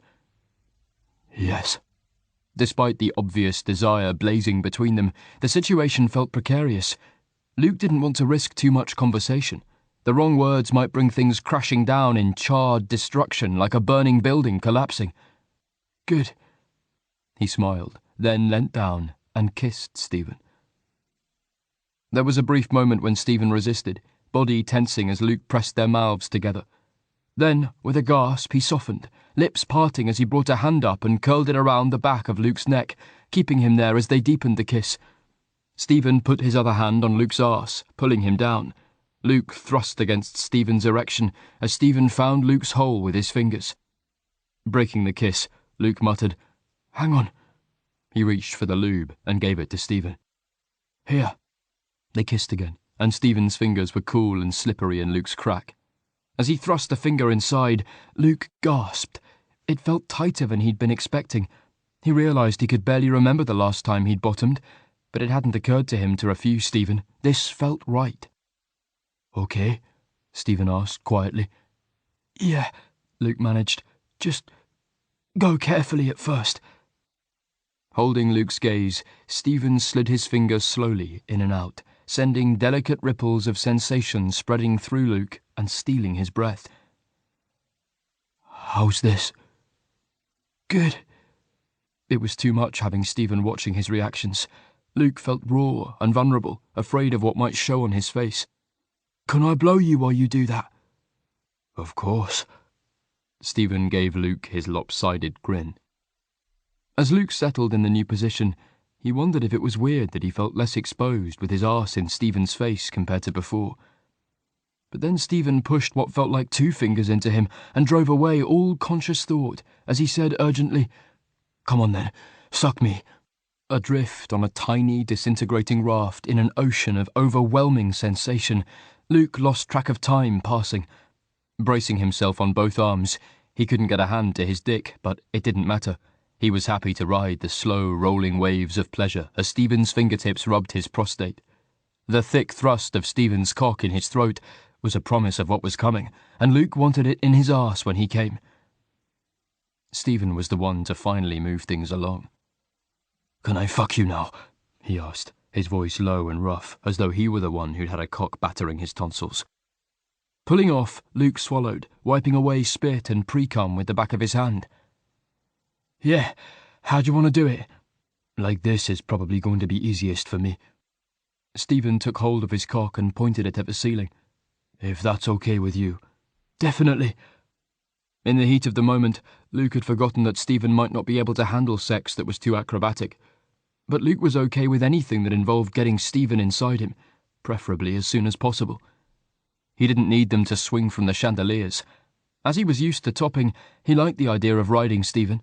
That way he would feel more in control. He rolled the condom over Stephen's cock, smeared on some lube, and then straddled him. He shuffled back, trying to line up as he lowered himself down. Stephen's cock missed his hole and slid past it. "Bollocks, sorry." He tried again. "There we go. Oh, fuck!" Luke had underestimated the girth of Stephen's dick after his fingers. He paused with just the tip inside him, then took a deep breath and released it slowly as he lowered himself down all the way. "Done." He grinned triumphantly. "You feel so good." Stephen's eyes were glazed and he gripped Luke's hips with biting fingers. "So do you." Luke began to move. Stephen met each thrust, pushing up as Luke bore down. His gaze raked over Luke's body. "You look good too." Luke glanced down, only now registering that he was naked while Stephen was still wearing, or mostly wearing, his pyjamas. He gave a huff of amusement. "Thanks. I feel a little underdressed compared to you, though." Stephen fucked him harder, asking breathlessly, "Are you going to jerk off?" "Yeah, soon. It won't take long once I do. Do you want to come first?" "No." Stephen took hold of Luke's dick, smearing pre-cum from the slit with his thumb. "I want to watch you." He rubbed back and forth over the sensitive head, making Luke groan. "Okay." Luke pushed Stephen's hand away so he could stroke himself. "Fuck!" Stephen thrust up into him hard and fast. "Yes, like that. Don't stop." Balanced right on the edge of bliss, Luke spun it out as long as he could, until he finally surrendered to the sweet free fall of climax. Too far gone to feel self-conscious about Stephen watching him, he groaned loudly as his cum painted white stripes on Stephen's t-shirt. "Oh God, I'm going to come too." Stephen thrust one last time, and stilled. Eyes squeezed shut, his whole body jerked and shuddered, but no sound escaped. Finally, he opened his eyes and let out a shaky breath. "Wow." Luke smiled. "Yeah." He leant down, touching Stephen's cheek with a fingertip. "Oops, I came on your face a little bit, sorry." Stephen chuckled. "I think you're forgiven." They stared at each other, and Luke wished he could tell what Stephen was thinking. He wanted to kiss him, but wasn't sure whether he should. The tenuous intimacy forged by the heat of desire was already fading now it was over, and the connection between them felt fragile again. Luke's head was full of questions, but he didn't want to be the one to open that can of worms. He decided to stick to practical matters. "I guess I should get off you so we can clean ourselves up a bit." Luke left Stephen with a box of tissues and then scooped up his underwear and went to the bathroom to wipe the lube off his arse. When he came back, Stephen was sitting on the edge of the bed. He got up slowly, wincing as he straightened his back. "Are you sore?" Luke asked. "Need me to help with anything?" "No." The flash of irritation was as obvious as his pain, but it passed immediately. "Sorry, my lower back's hurting, but I'll live." Stephen turned away as he peeled off his top and tossed it into a laundry basket. He got a clean t-shirt out of a drawer and put it on before he turned to face Luke again. There was an awkward pause. "Should I?" "Do you want?" They both started talking at once. "What were you going to say?" Stephen asked. "I was wondering if I should head back to my own bed now, or if you'd like company for a bit." Luke was tired and would sleep better on his own, but didn't want Stephen to feel as if he was desperate to get away. Stephen shrugged. "Stay for a bit, maybe? We should probably talk." "Ugh, okay." Luke would rather have waited till morning, but they couldn't avoid it forever. He sighed. "If you're about to tell me this was a mistake again, just get it over with." "No, I'm not saying that." "Then what is this? What do you want, Stephen?" Tiredness made Luke impatient and cranky. "I'd like us to do that again. The chemistry between us is good, so it seems a shame to waste it if we're both up for more." Luke agreed on the chemistry. The sex had been surprisingly wonderful. He definitely wanted more. But what about our issues with intimacy? How is this going to work? "I don't want commitment, or promises, or plans for some idealized future that will probably never happen." Bitterness laced Stephen's tone. "I don't want any of that. And you say you don't like serious relationships either, so this doesn't need to be difficult. We can enjoy having sex while you're here with no complications and no expectations of anything else." "And no expectations means no disappointment." Luke echoed their conversation from the week before, mind racing as he considered the possibility. Stephen was right. It did seem like the perfect setup. Two men, mutual attraction, sexual chemistry, both clear about what they wanted and what they didn't want. "Exactly. So, what do you say?" Luke hesitated, unable to shake off a sense of unease. Staying here and not having sex with Stephen when sex was on offer would be difficult. This arrangement seemed like the best option, plus it involved shagging, which was definitely good, as long as they could manage to make it work. Luke shrugged. "Okay, let's give it a try. As long as we both know where we stand and we're honest with each other, it should be fine. No strings, no expectations, no disappointment." He smiled brightly, ignoring the warning clench in his gut. "I think I'll head back to my own bed now. I'll probably sleep better in there, and we're going to be tired tomorrow as it is." It seemed sensible to maintain a little distance. "Okay." Stephen's face didn't give away whether he was relieved or disappointed that Luke was leaving. It seemed wrong to just walk away, so Luke took a step forward and opened his arms. "Hug?" Stephen smiled and closed the gap, putting his arms around Luke for a brief embrace.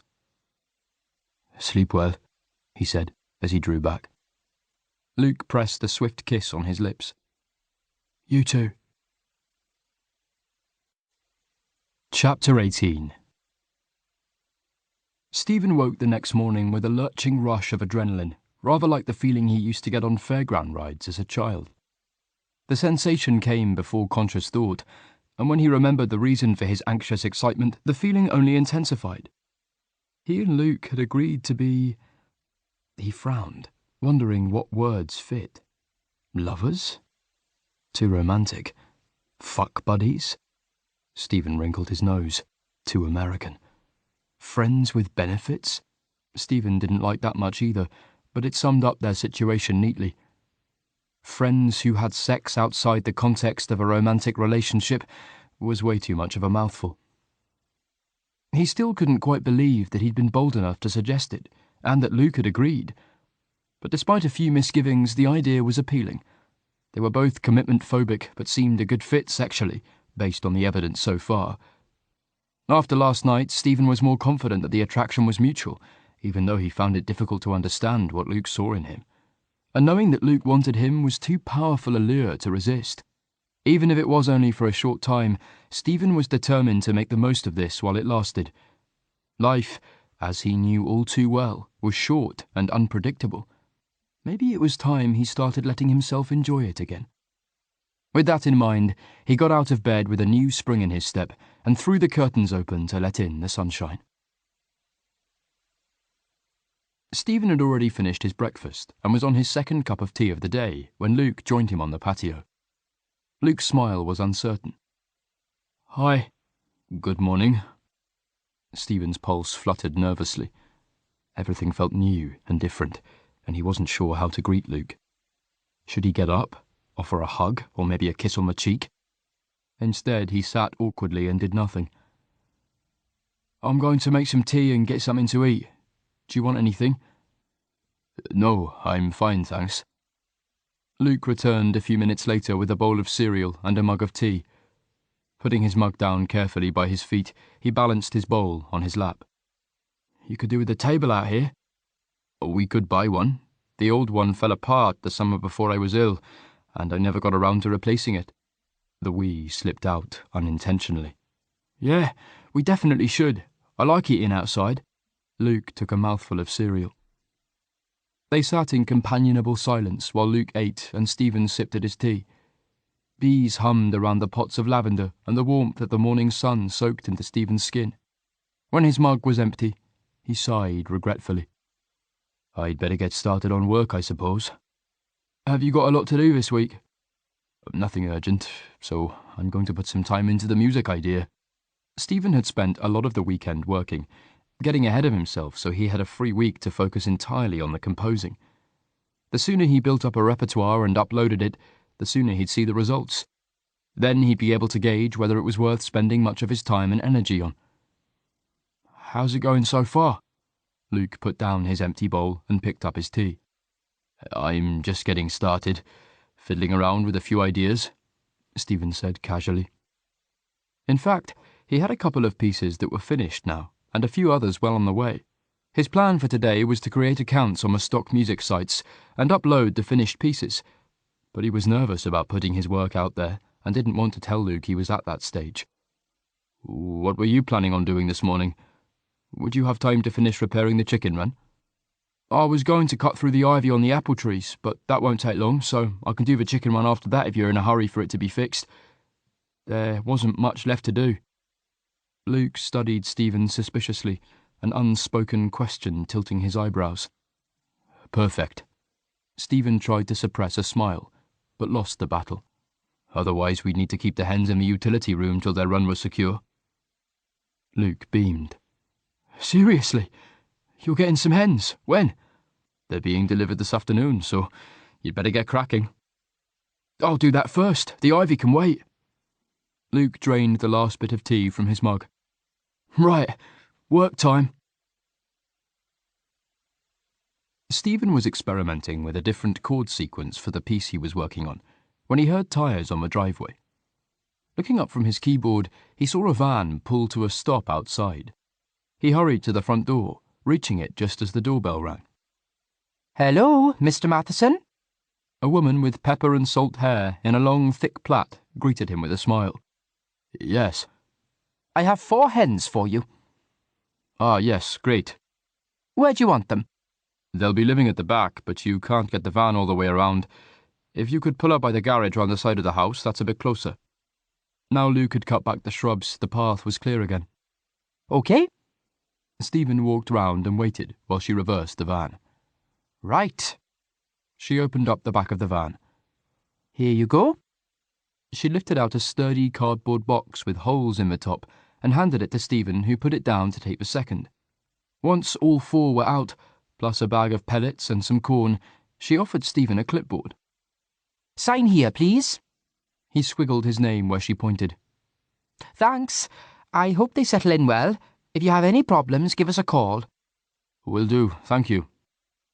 As she pulled away, Stephen tried picking up 2 of the boxes by their carrying handles, but they were quite heavy and awkward, so he took one in his arms instead and carried it along the path into the back garden. By the time he reached the run, Stephen's arms were tired already. He put the box down and straightened up, looking for Luke.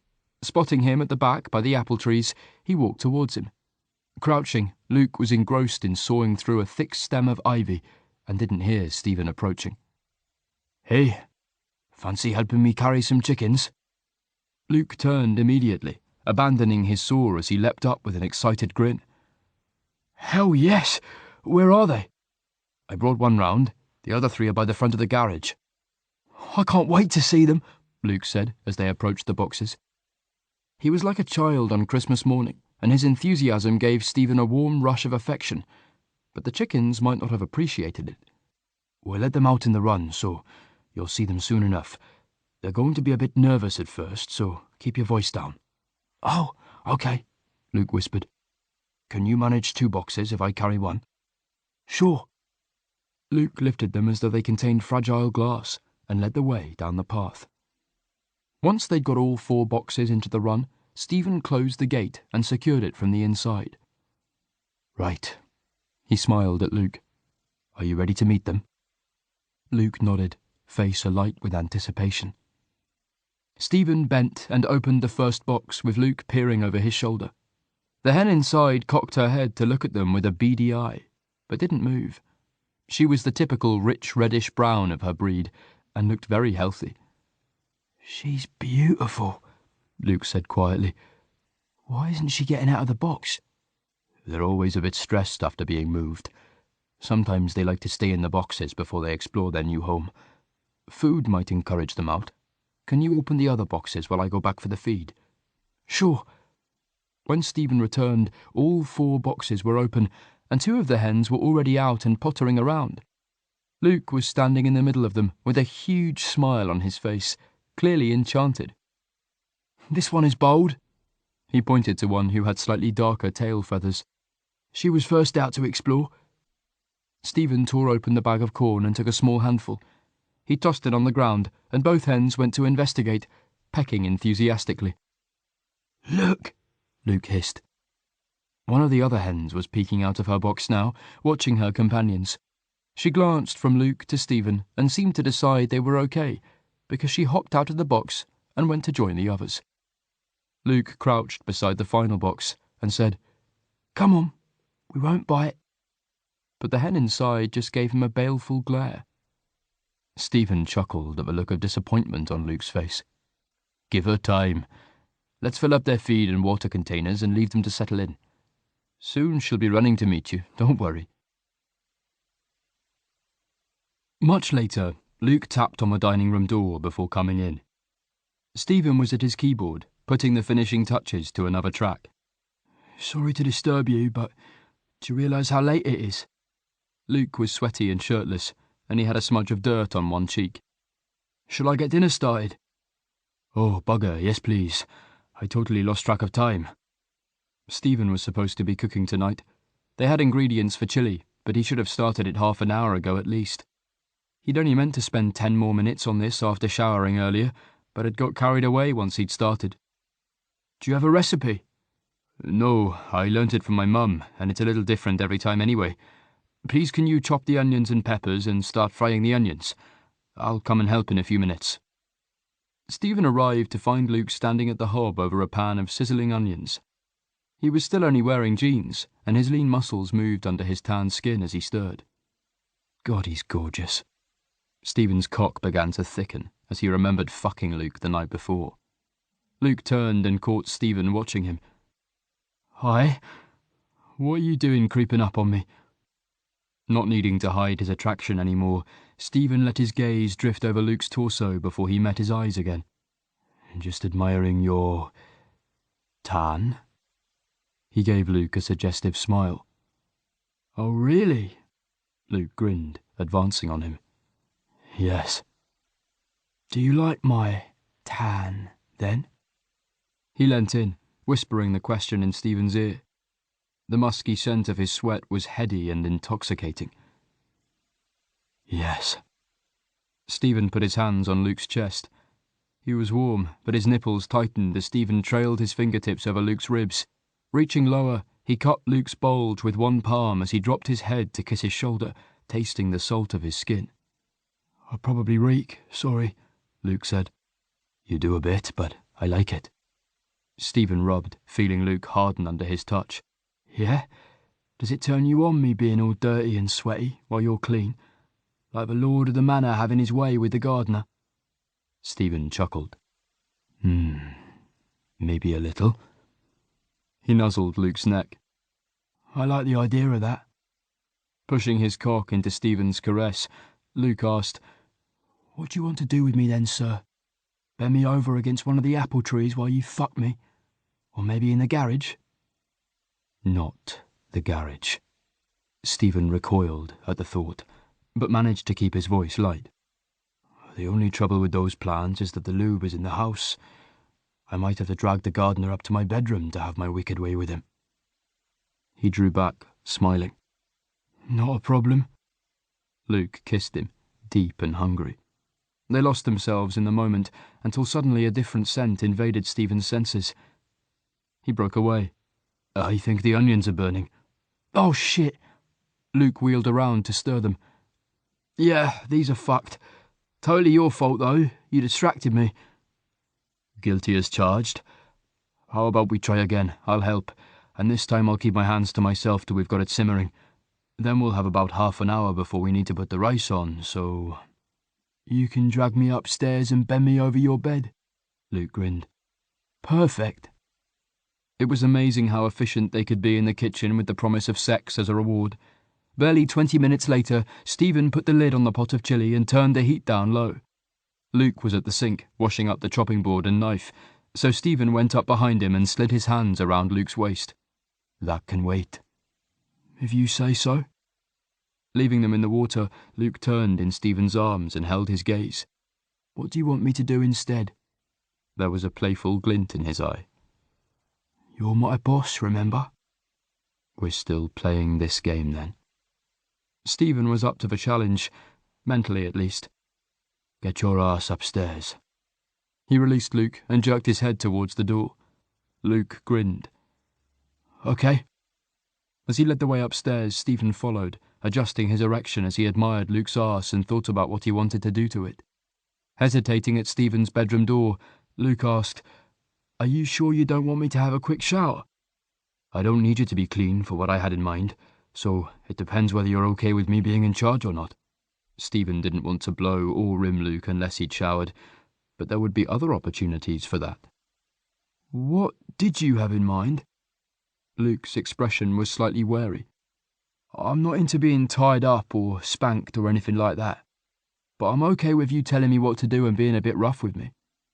Although Stephen was impatient to get started, it was a good idea to set boundaries first. Well, that's ideal then, because I wanted to put you on your knees and make you suck my cock, and then I want to bend you over and fuck you. Hard.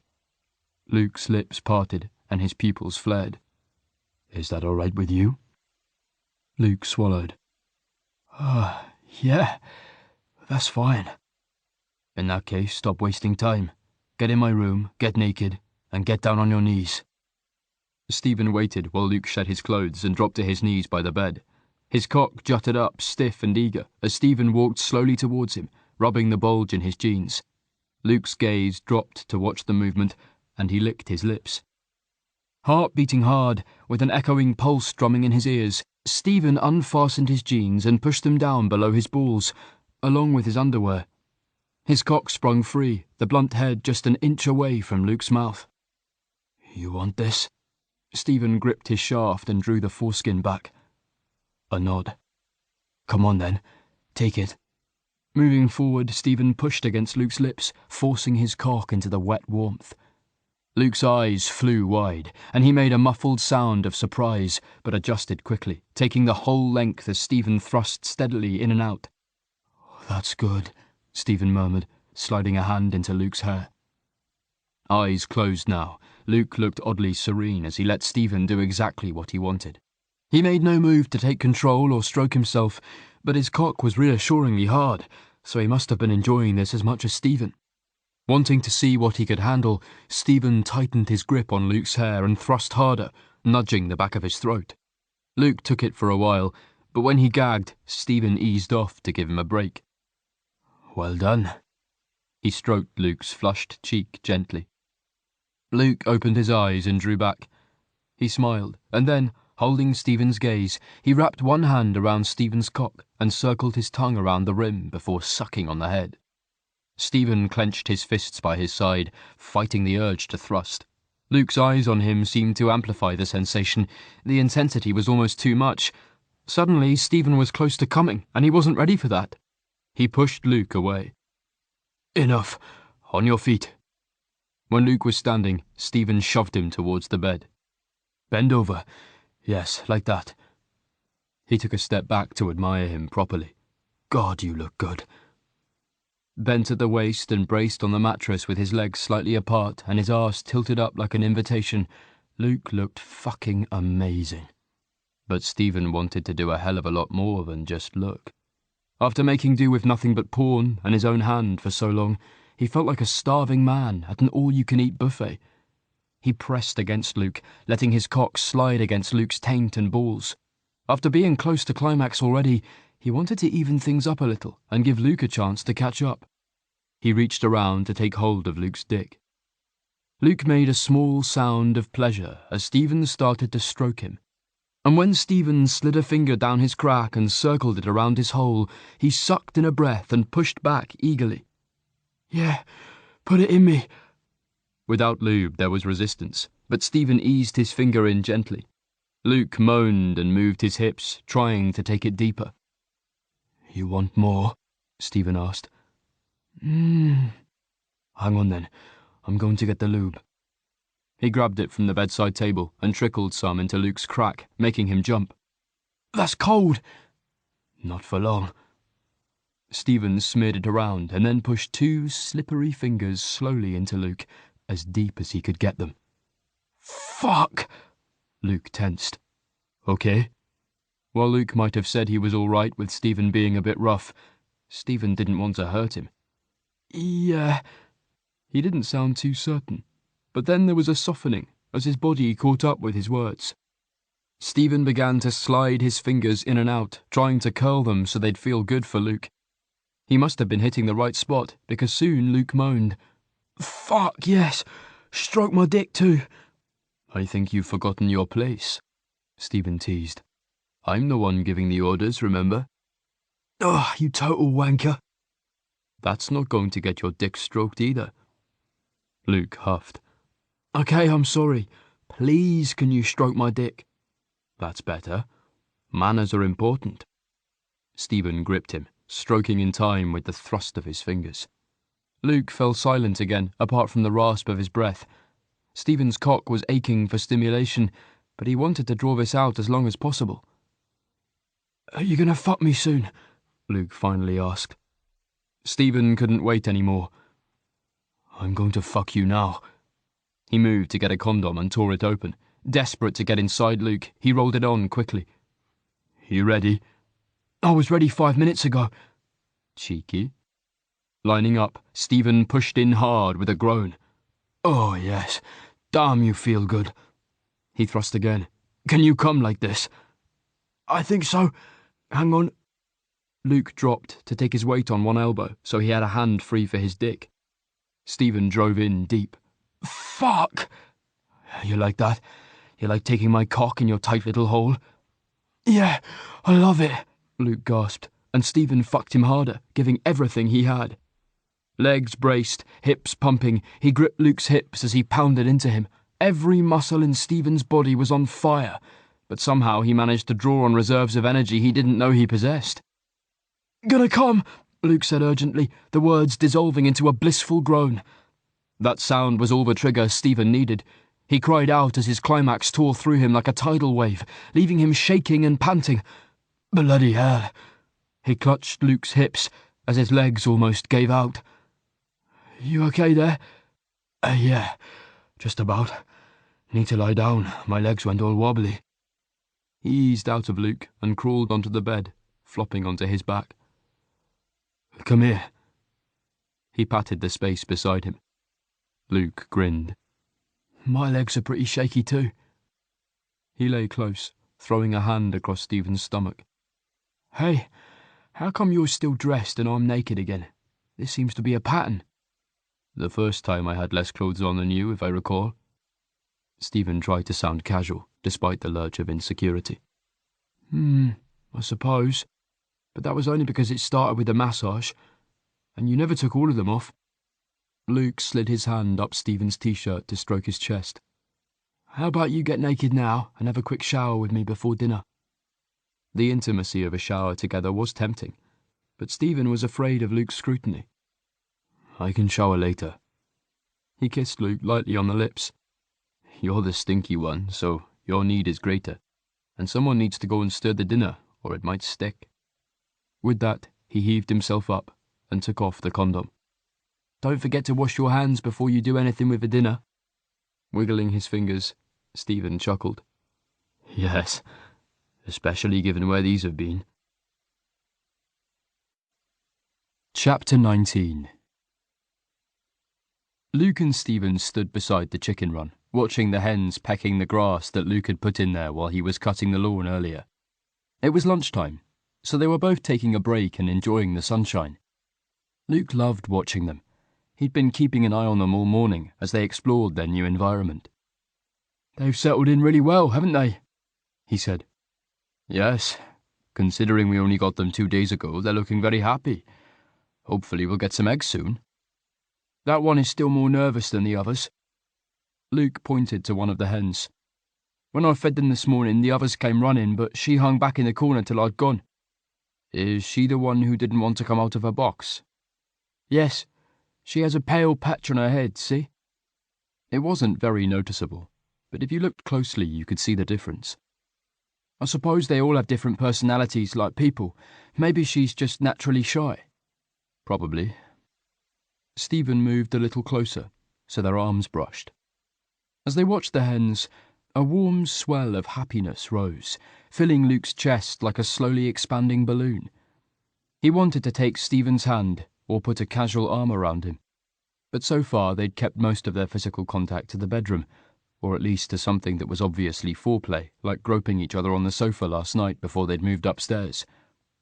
Unsure how Stephen would respond to touch that was less sexual and more casual affection, Luke didn't dare try it.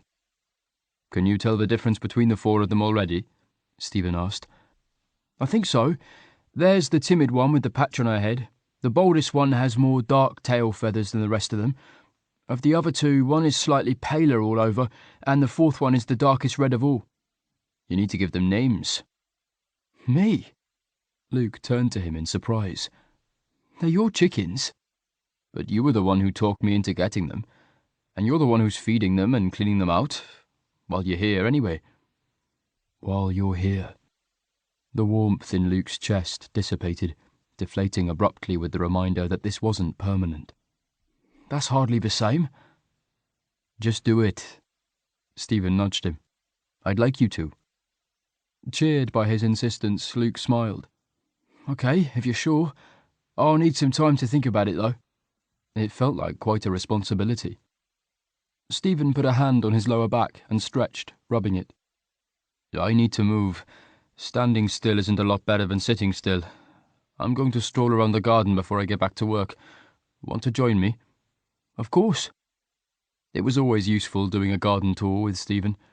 Luke was slowly absorbing some of his gardening knowledge, and each time they looked around together, Luke came away with more jobs to add to his list. Oh, look, Stephen said excitedly as they got to the vegetable patch. Crouching down, he pointed. That's our salad leaves, just starting. Where? I didn't notice anything earlier. Luke squatted beside him to peer at the tiny green things. Those? Wow, I was looking for bigger things like the ones indoors. The first beans and courgettes had popped up over the weekend. I'd probably have mistaken those for weeds. No, you can see they're growing in a line where we sowed them. Definitely not weeds. I won't take the hoe to them then. Stephen laughed. No, please don't. He straightened up, ready to move on. Luke stayed there a moment longer, admiring the fragile little seedlings. It was incredible to him that the tiny seeds they'd sprinkled into the soil last week, some barely bigger than a grain of sand, would grow into something they could eat. All that potential locked away in something so small, ready to burst forth and flourish given the right conditions. Nature really was miraculous. During dinner that night, Luke put his fork down. Okay, I've decided. Decided what? Stephen looked up from his food, eyebrows raised. Names for the chickens. At first I was thinking I might continue with your London theme for the cats, but then I remembered the breed name is Rhode Island Red, so that got me thinking of American place names instead. Ah, I wondered why you were so quiet. So, what are you going to call them? I'm going to go with Indiana, Carolina, Georgia, and Virginia. Luke held up 4 fingers and ticked them off as he explained. Indiana is the bold one, because of Indiana Jones, even though he's a guy, but whatever. Virginia is the shy one, Georgia is the darker red, and Carolina the more golden one. What do you think? Sounds good to me. Are you sure? If you don't like them, you can choose something else. I won't be offended. Luke might be a little offended, honestly, but he didn't want Stephen to be stuck with chicken names he hated after Luke had left. No, I think they're perfect. Stephen smiled. Good. Relieved, Luke grinned back. Thursday was a day of thick grey clouds, wind and heavy, unrelenting rain. Luke spent the morning cleaning the house and cooking leek and potato soup for lunch while Stephen worked. After they'd finished eating their lunch, Luke helped clear the table and left Stephen to wash the dishes. I'd better go and feed the chickens. He peered out of the window. Water streaming down the pane blurred his view of the garden. God, it's still absolutely pissing it down. You can borrow my waterproof jacket and trousers, Stephen offered. The jacket's hanging up by the back door and the trousers are in the bottom of the cupboard. Thanks. Luke went and suited up, then stepped into his wellies. As he went out of the back door, he called to Stephen. If I'm not back in 10 minutes, call a lifeguard. Stephen laughed. Will do. On his way across the garden, Luke hunched his shoulders against the driving rain, hood pulled up tightly. Hello, ladies. The hens were huddled in the sheltered end of the run. They looked a little damp and fed up, but they came running to greet Luke as he let himself in. Indiana was first in line again, but Virginia was only hanging back a little today as he went in with their food. As he filled up the feed tray, she scurried forward, jostling for position with the rest of them. Leaving them to eat, Luke opened the door of their house and peeked in. Since he'd been responsible for most of the repairs, he wanted to make sure it wasn't leaking. All seemed well, but then something caught his eye in one of the nesting boxes, so he leant in for a closer look. Oh my God! Already? You clever girls! Or girl. There was a single perfect brown egg. Stephen had warned him they might take a week or more to start laying, so this was much sooner than expected. After pocketing the egg, he left the hens and hurried back to tell Stephen. I found an egg, he shouted as he shed his layers, impatient to share the good news. But there was no reply. The kitchen was empty, so he went into the hallway. Hey, Stephen! Where are you? Upstairs, came the faint reply. Luke took the steps 2 at a time and tapped on Stephen's door, which was ajar. Come in. Look what I found! Luke held the egg out on the palm of his hand. Fantastic, Stephen smiled. That bodes well. He was lying on his back, hands folded on his stomach. Sorry, were you napping? No, just resting. Studying him more closely, Luke noticed he was pale, and there was a tense quality to his expression now the smile was gone. Are you in pain? Yes, a bit. I've just taken something, so it should ease soon. Guilt pricked Luke under his ribs. Is it because of last night? Stephen shut his eyes. No. The moment of hesitation meant that Luke didn't believe him. Sitting on the edge of the bed, Luke put a hand on Stephen's chest. I'm sorry. You have to tell me if things are hurting. We can always change position or stop. I didn't want to stop. Stephen's voice was sharp. It was good. I'm fine. They'd fucked every night this week, and Stephen had topped each time. All the extra physical activity must be taking its toll. Knowing that it was hard work for Stephen, Luke had offered to ride him again last night, but Stephen had ignored the suggestion. Kissing Luke to shut him up, he'd pushed him onto his back and held his legs apart while he'd fucked him. It had been amazing, but Luke would have been happy to do whatever work to get them both off without making Stephen suffer the next day. Maybe I could take a turn on top sometime. He was met with a stony silence. Stephen? No. Oh. Don't you like bottoming? Luke couldn't hide the disappointment in his voice. Not that he didn't love being fucked by Stephen, but he liked topping too. Not really, no. Finally opening his eyes, Stephen sighed. I haven't done it for a long time, and I don't think I want to, sorry. Fair enough. Luke wasn't going to push. But in that case, sometimes you'll need to make do with oral, or handjobs, or 69ing. Because I don't want you to break yourself, okay? Stephen chuckled, some of his unhappy tension lifting. Yes, I suppose I can live with that. Good. A sudden rush of affection made Luke bold. Without giving himself time to overthink it, he leant down and kissed Stephen lightly on the lips. Right. I'm going to do a little piano practice while you rest. Kick me out when you want your office back. That evening, they were watching another old episode of Gardener's World. Intent on the programme, Luke hadn't noticed that Stephen had his phone out until he said, I got my first sale. What? Luke frowned, confused. I got my first sale on a stock music site. Someone bought the licence for one of my pieces of music. Stephen's grin was huge. That's brilliant! Congratulations! Luke grinned back. You dark horse! I had no idea you'd started trying to sell them yet. I didn't believe anyone would want them. It was bad enough putting them out there even with nobody knowing. I was worried it was going to be a total waste of my time. Well, it seems you were wrong. It's early days. Stephen's smile had faded a little. It's only one sale, and I earned about 7 or 8 quid. Let's not get too excited. It's a start, though. Who knows where it might lead? Stephen put his phone away and settled back against the sofa cushions. Hopefully away from bookkeeping. Fingers crossed. After a minute or so, Stephen asked, What are you planning on doing when you eventually go back to London? Will you take a hands-on role in the business again? Luke's stomach clenched. God knows. He kept his gaze fixed on the TV screen, but his mind wandered down a depressing path as he imagined returning to his previous life. The sterile environment in his office would be so alien after time spent with his hands in the soil, surrounded by green, growing things. A dormant part of his spirit had sprung to life, nourished by the earth and sun, and cleansed by the rain. If he uprooted the tender shoot and attempted to transplant indoors, he wasn't sure it would survive. What would you do instead? I dunno. I'll work something out. Luke folded his arms and stared at the TV, hoping Stephen would take the hint that the subject was closed. Chapter 20. A week later. As usual, James turned up with no warning. When Stephen heard a car and looked up from his keyboard to see who it was, he went to let him in. Hello. You caught me in the middle of something. Can you go and put the kettle on for some tea while I finish and save it? I'll be 5 minutes or so.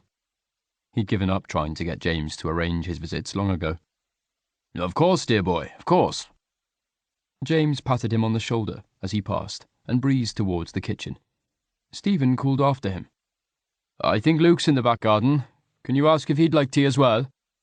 Absolutely. Stephen had been fiddling around with a new melody, experimenting with a few slightly different versions. He'd been halfway through recording one of these when James had arrived, so he started again from the beginning, Once it was recorded and saved, he went to find James. He'd been making himself at home in the kitchen.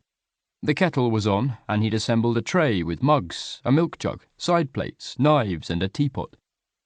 He was busy arranging some fruit scones on a larger plate, whistling cheerfully to himself as he did so. "You brought scones," Stephen said in surprise. "That's kind of you." James grinned. "They're leftovers from a Women's Institute coffee morning yesterday. Marjorie brought them home, one of the perks of her being an organiser." Marjorie was heavily involved in all sorts of community groups. "Do you have some butter?" "Yes." Stephen went to the fridge and cut a chunk off the butter to put in a dish. "It's like a rock, but if we take this lot outside to have on the patio, it will soften quickly. It's very warm again today." "Good idea. This heat wave is supposed to last for a while, according to the Met Office." James poured boiling water into the teapot. I'll believe it when I see it." Stephen was sceptical of any weather forecast that claimed to predict more than a couple of days ahead. But since the rain last week had cleared, they'd had several days of cloudless skies and hot sunshine, and it certainly didn't look as if that was about to change, so perhaps they were right. Picking up the tray, James said, "Can you bring the plate of scones?" "Of course." Stephen took the plate and went ahead so he could open the garden door for James. "It's looking nice out here," James commented. "Is that a new table?" "Yes." Stephen put the plate down on the wooden picnic table he and Luke had bought on another trip to the garden centre. Catching sight of Luke among the fruit bushes, he waved and shouted, "Tea!"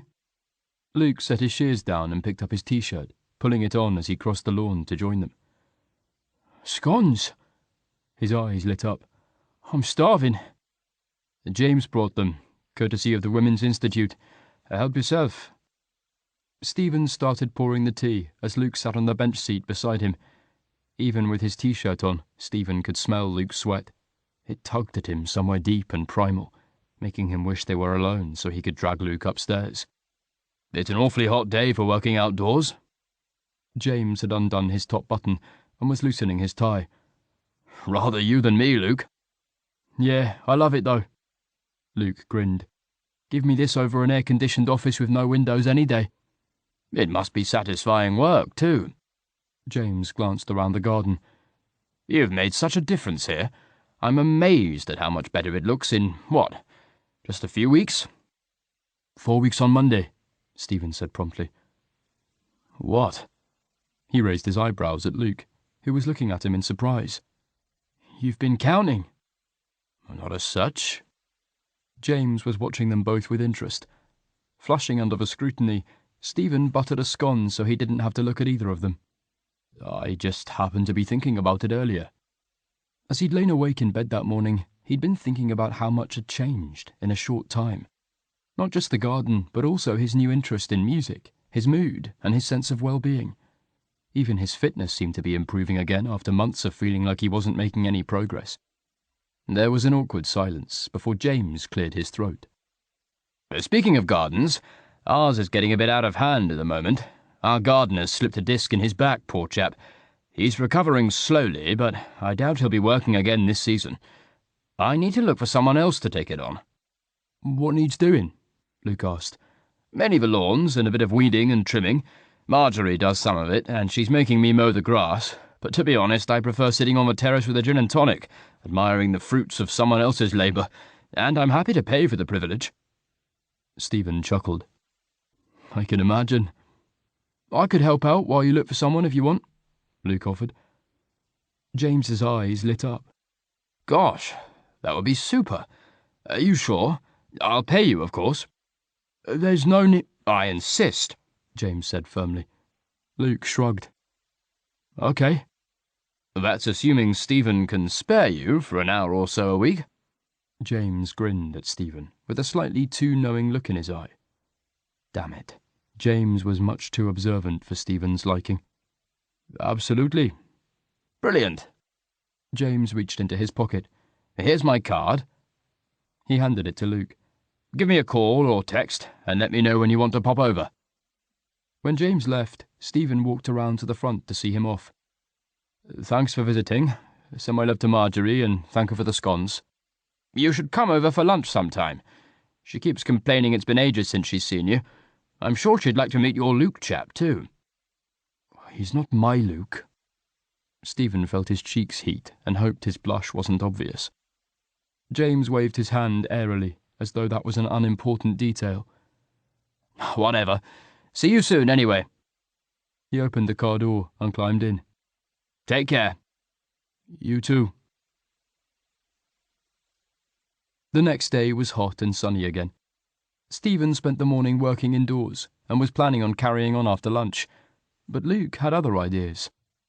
"Remember how much you enjoy being outside? Well, I could use some help weeding the flower beds at the front and cutting back the shrubs this afternoon. If I do it on my own, I'll probably end up pulling up things that are supposed to be there." His hopeful expression was hard to resist as he gazed at Stephen across the picnic table. "I suppose I could come out for a bit." Stephen was keen to get some more music finished and uploaded, but it was gorgeous outside today, and spending more time with Luke was appealing. He'd need to be careful, though. His shoulders and back were already tired from all the sex they were having. Stephen wasn't very good at letting Luke do the hard work in the bedroom. He enjoyed taking charge too much.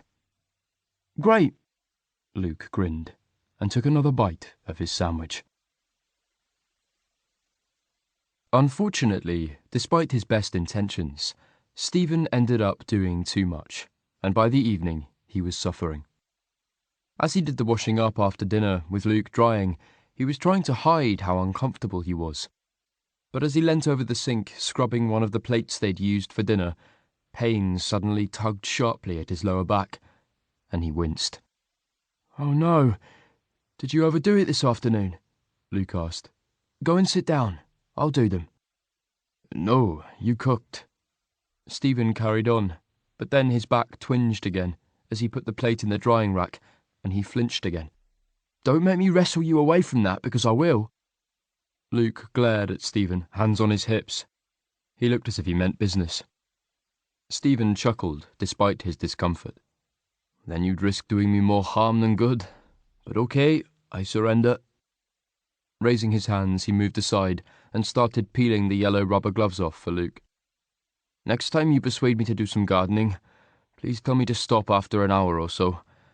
I'm terrible for losing track of time and tend to ignore my body telling me it's time to rest."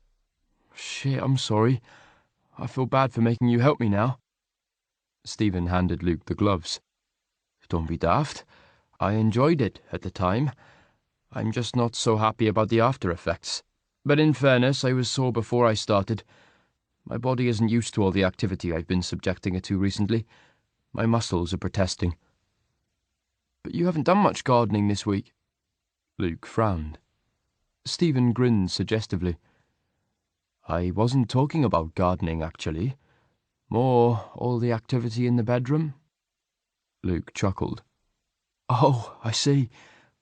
But I'm not sure that makes me feel any better, though, when the end result is you being in pain." "It's all worth it," Stephen assured him. "Right, I'm going to collapse on the sofa for a while." "I'll join you soon."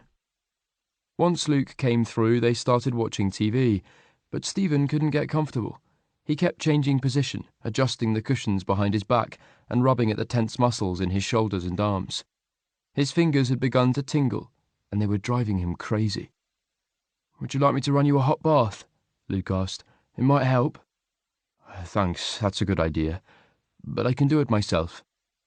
Stephen started to get up, but Luke was already on his feet. "Stay there, I've got this." He left the room before Stephen could argue. Luke came back 10 minutes later. "Your bath's ready?" He held out a hand. "I can get up myself, you know," Stephen grumbled, but he took Luke's hand anyway and let Luke help him up. "Thanks." Stephen walked slowly up the stairs with Luke following behind. "What's that smell?" he asked as he walked through his bedroom. "Lavender. I found some essential oil in the cabinet over the sink. It's supposed to be relaxing, isn't it?"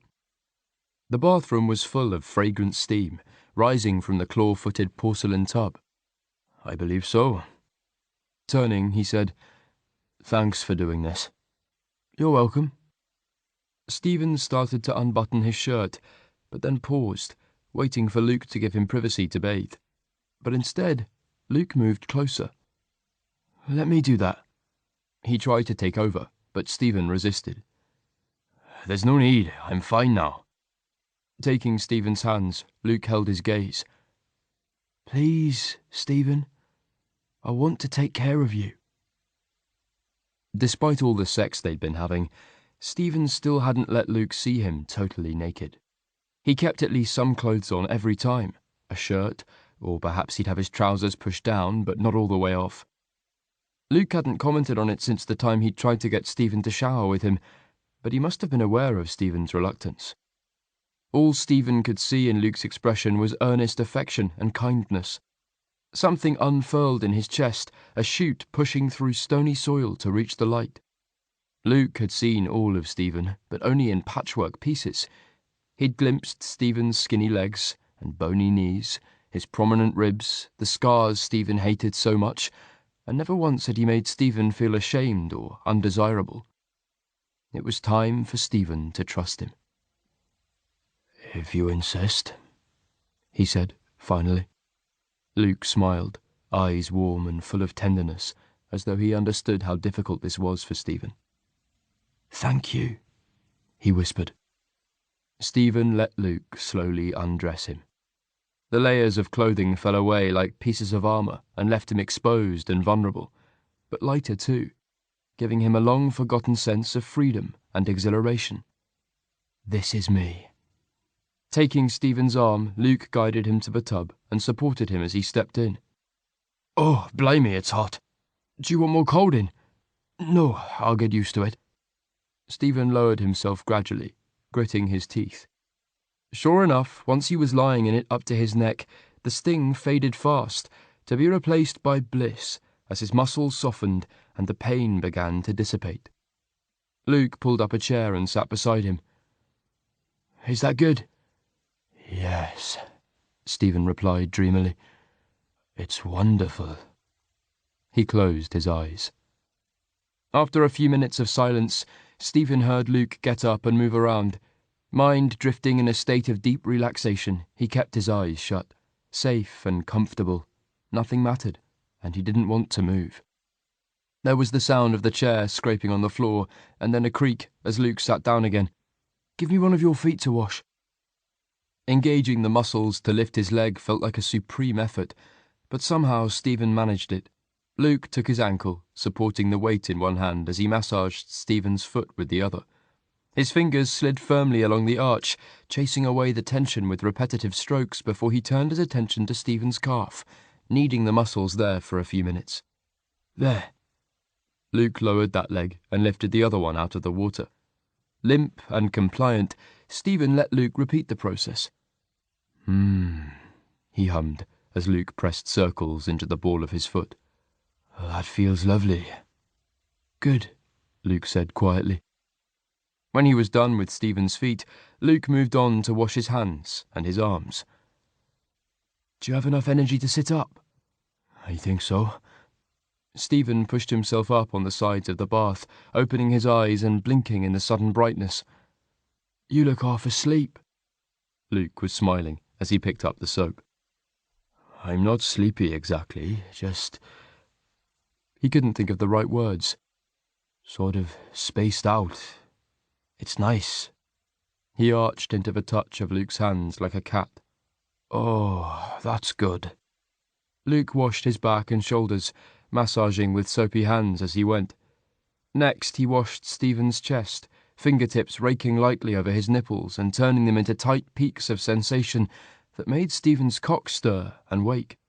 Luke noticed, his gaze dropping briefly to where the head was poking out of the water, but all he said was, Arms up. Stephen lifted his arms. When Luke hit a ticklish spot, Stephen twisted away with a yelp, clamping his arms down. A chuckle. Sorry, but I think I'm done there. He glanced at Stephen's cock and reached out to run a finger over the tip. Want me to wash this too? You might have to stand up for that. Or you could do it like this. Lying back in the bath again, Stephen lifted his hips so his half-hard dick was out of the water. Okay, that works. Luke soaped Stephen's cock and balls thoroughly. Now go back down so I can rinse it. Stephen was fully erect now, and he closed his eyes again, enjoying the sensation as Luke drew his foreskin back and forth. There, that should have got all the soap out. Luke paused for a moment, then asked tentatively, Want me to wash your arse as well? The question made Stephen's heart surge, thumping wildly. He fought his immediate instinct to refuse, holding space for the shining thread of excitement that was tangled up with uncertainty. Stephen? Luke's voice was soft, barely more than a whisper. Stephen took a deep breath and let it out slowly as he bent his legs and drew them up. He kept his eyes shut, somehow feeling less exposed that way. Luke touched him, rubbing the sensitive skin lightly. I can't use soap because you're still underwater. I'll move. Stephen pushed himself up till he was standing and turned his back towards Luke. That's better. He slipped his fingers into Stephen's crack. Slick with soap, they moved easily, even though it was a tight space. All done. Want to lie down for a rinse? Stephen lay on his back again, lifting his legs up as he had before, so Luke could swoosh the water around and rinse the soap away with careful swipes of his fingers. Each brush of them sent tingles of sensation through Stephen and made him want to take hold of his cock and stroke it. He was still hard, his cock heavy and full. Long after all the soap must have gone, Luke was still touching him, tracing ticklish lines up and down his crack. As he rubbed a fingertip over Stephen's hole, Stephen clenched reflexively, and Luke chuckled. It's okay. I won't try and slip one in, unless you ask me to. With that, he patted Stephen on the hip. You can put your legs down now. The water's starting to get cold. Do you want to get out? I suppose so. Half relieved and half disappointed, Stephen opened his eyes. Luke was already up, getting Stephen's towel from the rail. As he turned back, Stephen noticed Luke was tenting his sweatpants spectacularly.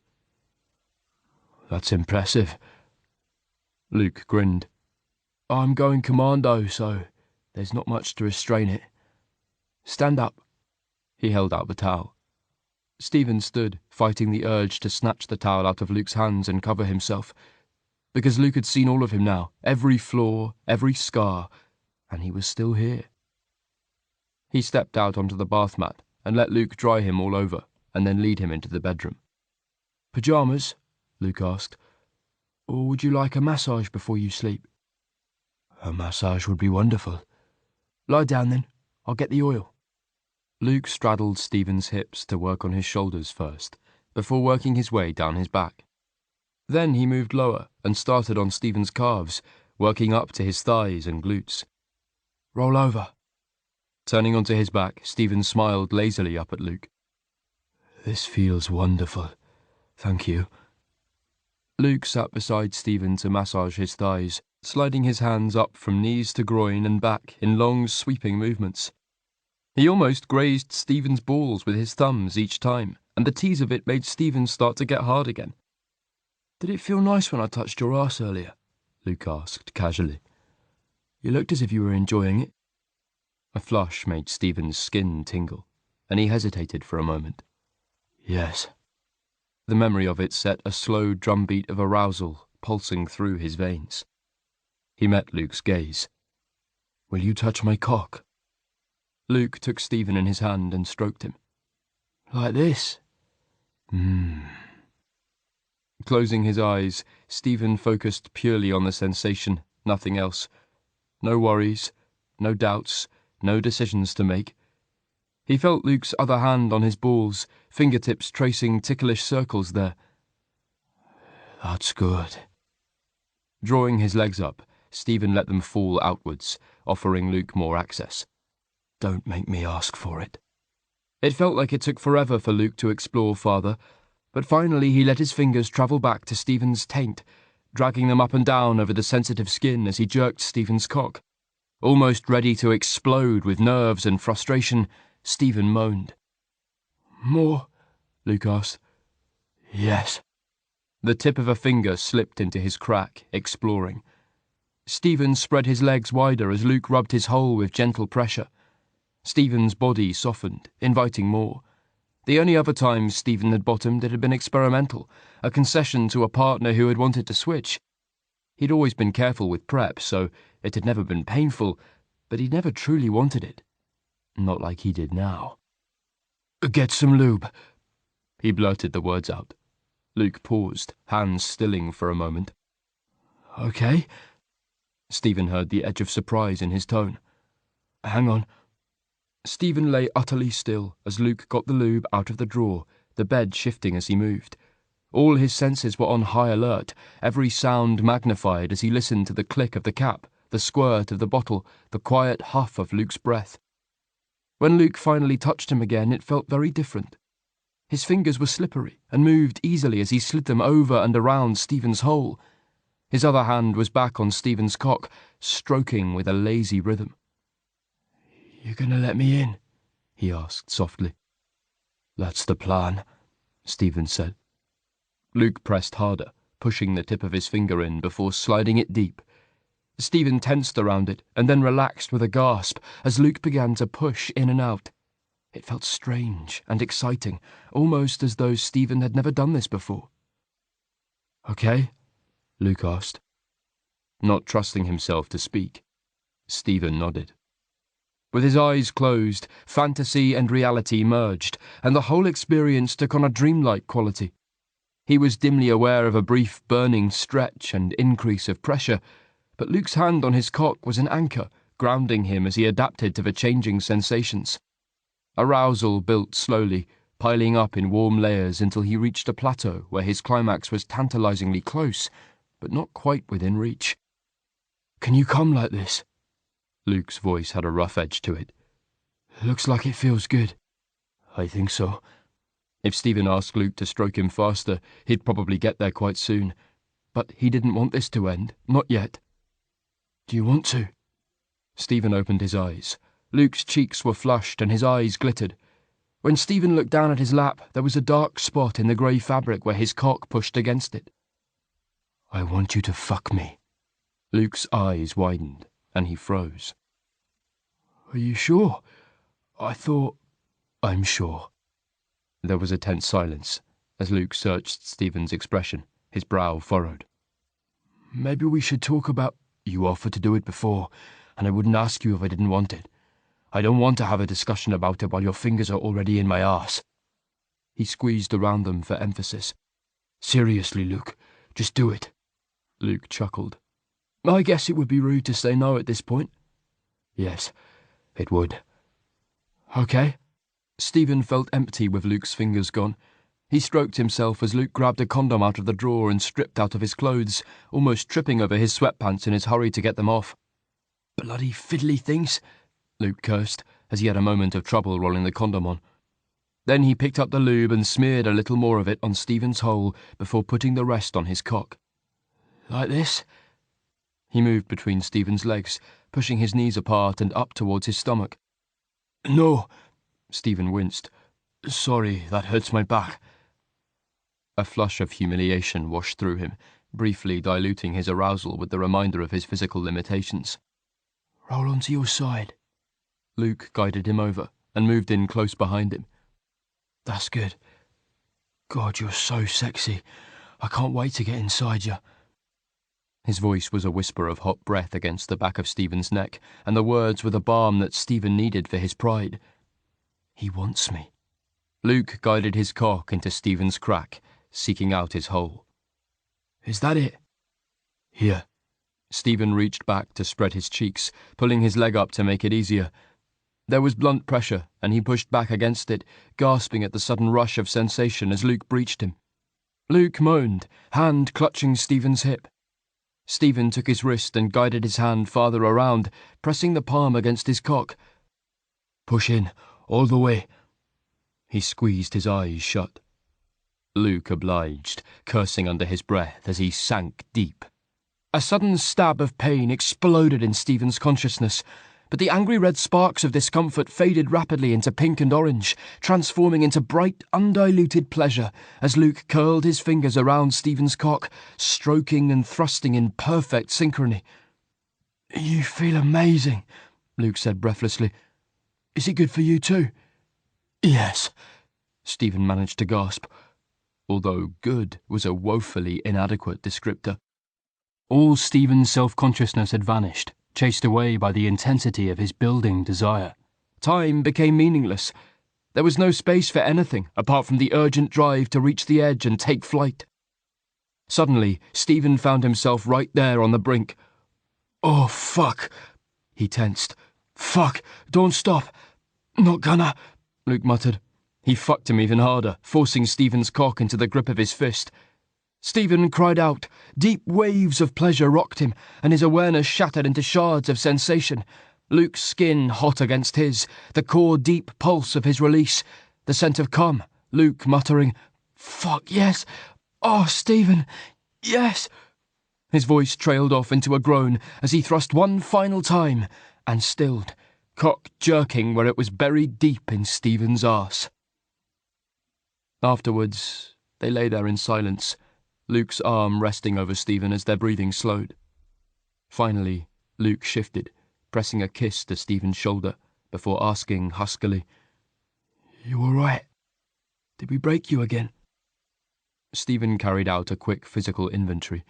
His body was loose and heavy, perfectly relaxed. Nothing hurt for once. "No, I feel fine." "Good. And it was okay, letting me fuck you." Stephen snorted. "Pretty sure I made you fuck me, rather than let you." Luke's answering chuckle was warm. He tightened his arm around Stephen, patting him on the stomach. "Yeah, that's accurate." "And it was definitely okay. Better than okay." He took Luke's hand. That's sticky." But he kept hold of it anyway, and they lay like that a little longer, silence settling around them. Eventually, Luke said, "I should deal with this condom." Stephen felt the wet slide of Luke's cock as he pulled out. He rolled onto his back and watched as Luke got up to put the condom in the bin. "I'm just going to wash my hands." Stephen stretched. When he moved, he was still a little sore and stiff in places, but felt way better than earlier. "It's so hot," Luke said as he returned. He picked up his clothes. "I think I need another shower before bed. I'm all sweaty." "It is warm tonight." Stephen couldn't be bothered to shower, even though he was gross and sticky with lube and cum. Exhaustion weighted his limbs, pulling him towards slumber. "Good night, then." Luke stooped and kissed Stephen lightly on the lips. "Sleep well." "You too." Something twisted in Stephen's chest as Luke turned to leave. He didn't want him to go. Would Luke want to sleep here if Stephen asked him to? But Luke had already gone before Stephen could decide whether or not he wanted to suggest it. As the door clicked shut, he sighed, then got up to brush his teeth before returning to bed. Water rushed through the pipes as Luke showered, and Stephen let his thoughts drift idly, waiting for sleep to come.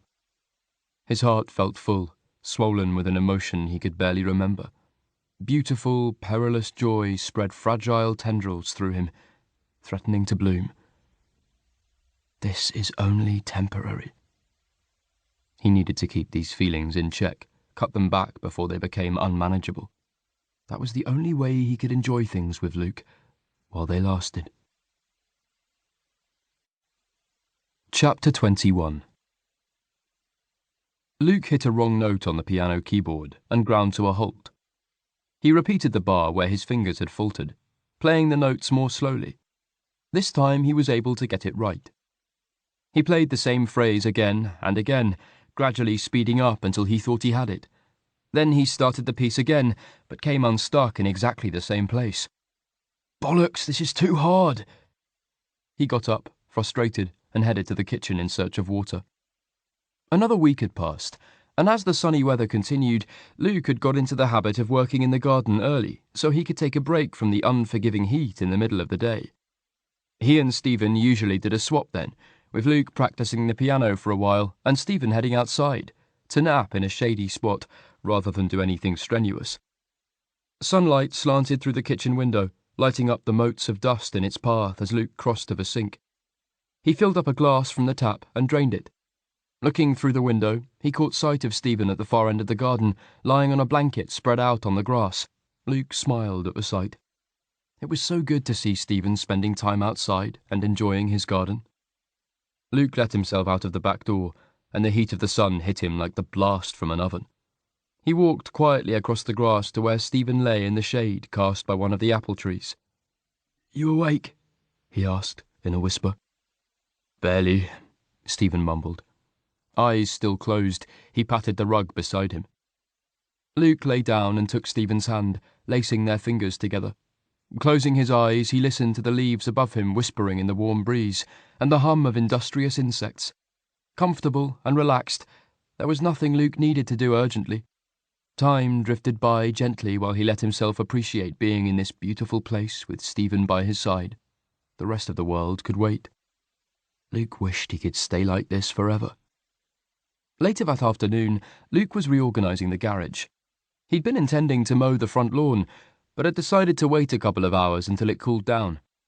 Instead, he'd started poking around in the garage and had got carried away tidying up. There was so much stuff in there that was useful, but it was mixed up with loads of old junk he couldn't imagine Stephen ever needing or using. He started sorting through things and moving them around, piling some of the less useful crates and boxes in one corner. It was a little dark and gloomy inside, but at least it was cooler than in the sunshine. As he was carrying a box full of old plant pots, he felt something in his hair. Balancing the box with one arm, he brushed a hand through his hair, giving a yelp of alarm as a large spider fell out and scuttled away. "Blimey, where the hell did you come from?" He looked up to see thick cobwebs strung along the beams and shuddered at the thought of how many relatives his unwanted hitchhiker might have up there. Then his gaze lit on a large square hole in the boards that were laid on top of the rafters. How had he not noticed that before? It was amazing how you could miss things that weren't in front of your nose. There might be some storage space up there. Of course, it might already be full of junk, and giant spiders, but it was worth a look. Luke assembled the stepladder and climbed up so he could peer through the gap. Using his phone as a torch, he could see that although there were a few boxes lurking up in the shadows, there was also a lot of free space. Pleased with his discovery, he began to climb back down. As his head got below the level of the loft space, he heard the crunch of feet on the gravel outside. "Luke, are you in here?" Stephen appeared, silhouetted in the doorway. "Hi, yes." Luke stopped halfway down the ladder. "I just realised there's space up here that isn't being used. Is it okay if I put some of the stuff we never use up here?" Stephen didn't answer. He was frozen, staring at Luke where he stood on the ladder. "What's the matter?" Luke asked. "Stephen?" he prompted, alarmed when there was no reply. Stephen blinked and swayed slightly, putting one hand against the doorframe. Then he wheeled around and stumbled back into the sunlight. Luke hurried down the ladder and ran outside to find Stephen kneeling on the grass. Hands over his face, he was shaking all over and sucking in harsh, sawing breaths. "Oh my God, Stephen, what's wrong?" Luke dropped down in front of him. Stephen shook his head. Luke put his hands on Stephen's shoulders. "You need to slow your breathing." He knew what a panic attack felt like, having had a few of his own when he was at his worst. "Make your exhale long. Imagine you're blowing up a balloon or blowing bubbles in a drink through a straw." When Stephen didn't respond, Luke took hold of his wrists and pulled his hands away from his face. "Look at me." He tried to keep his voice calm. Stephen's face was a horrible shade of greyish-green, and his eyes were glassy and unfocused. "You're okay, Stephen. Whatever triggered this, it will pass. But you need to breathe slowly, like this. In and out. In and out."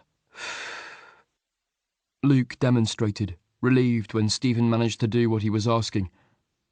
As they breathed together, the colour began to return to Stephen's face, and the trembling subsided. Realising he was still gripping Stephen's wrists like a vice, Luke relaxed and took his hands instead. They were cold, despite the heat of the sun blazing down on them. Once Stephen appeared to be a little better, Luke asked, "Do you think you can get up now?" Stephen gave a small, jerky nod. "Okay." Luke stood and then pulled Stephen up. Keeping hold of his hand, he led him around the house and in through the back door. Once he'd guided Stephen to the kitchen table, he filled 2 glasses of water and brought them over. "Thanks." Stephen's voice was cracked and fragile. He stared at the tabletop, hair falling over his forehead. Do you want to tell me what just happened? Not really. He took a long, shaky breath. But I probably should. Luke took Stephen's hand, squeezing tightly as he waited out another long pause. When the words finally came, they tumbled out like an avalanche, sudden and devastating. My dad killed himself in that garage. 3 months after my mum died of cancer, he hung himself. I was the one who found him. Seeing you up that ladder... He shrugged, voice trailing off as he finally raised his head. His eyes were dry but dark and haunted, in a way that reminded Luke of children photographed in war-torn streets. It brought back some memories I prefer to forget.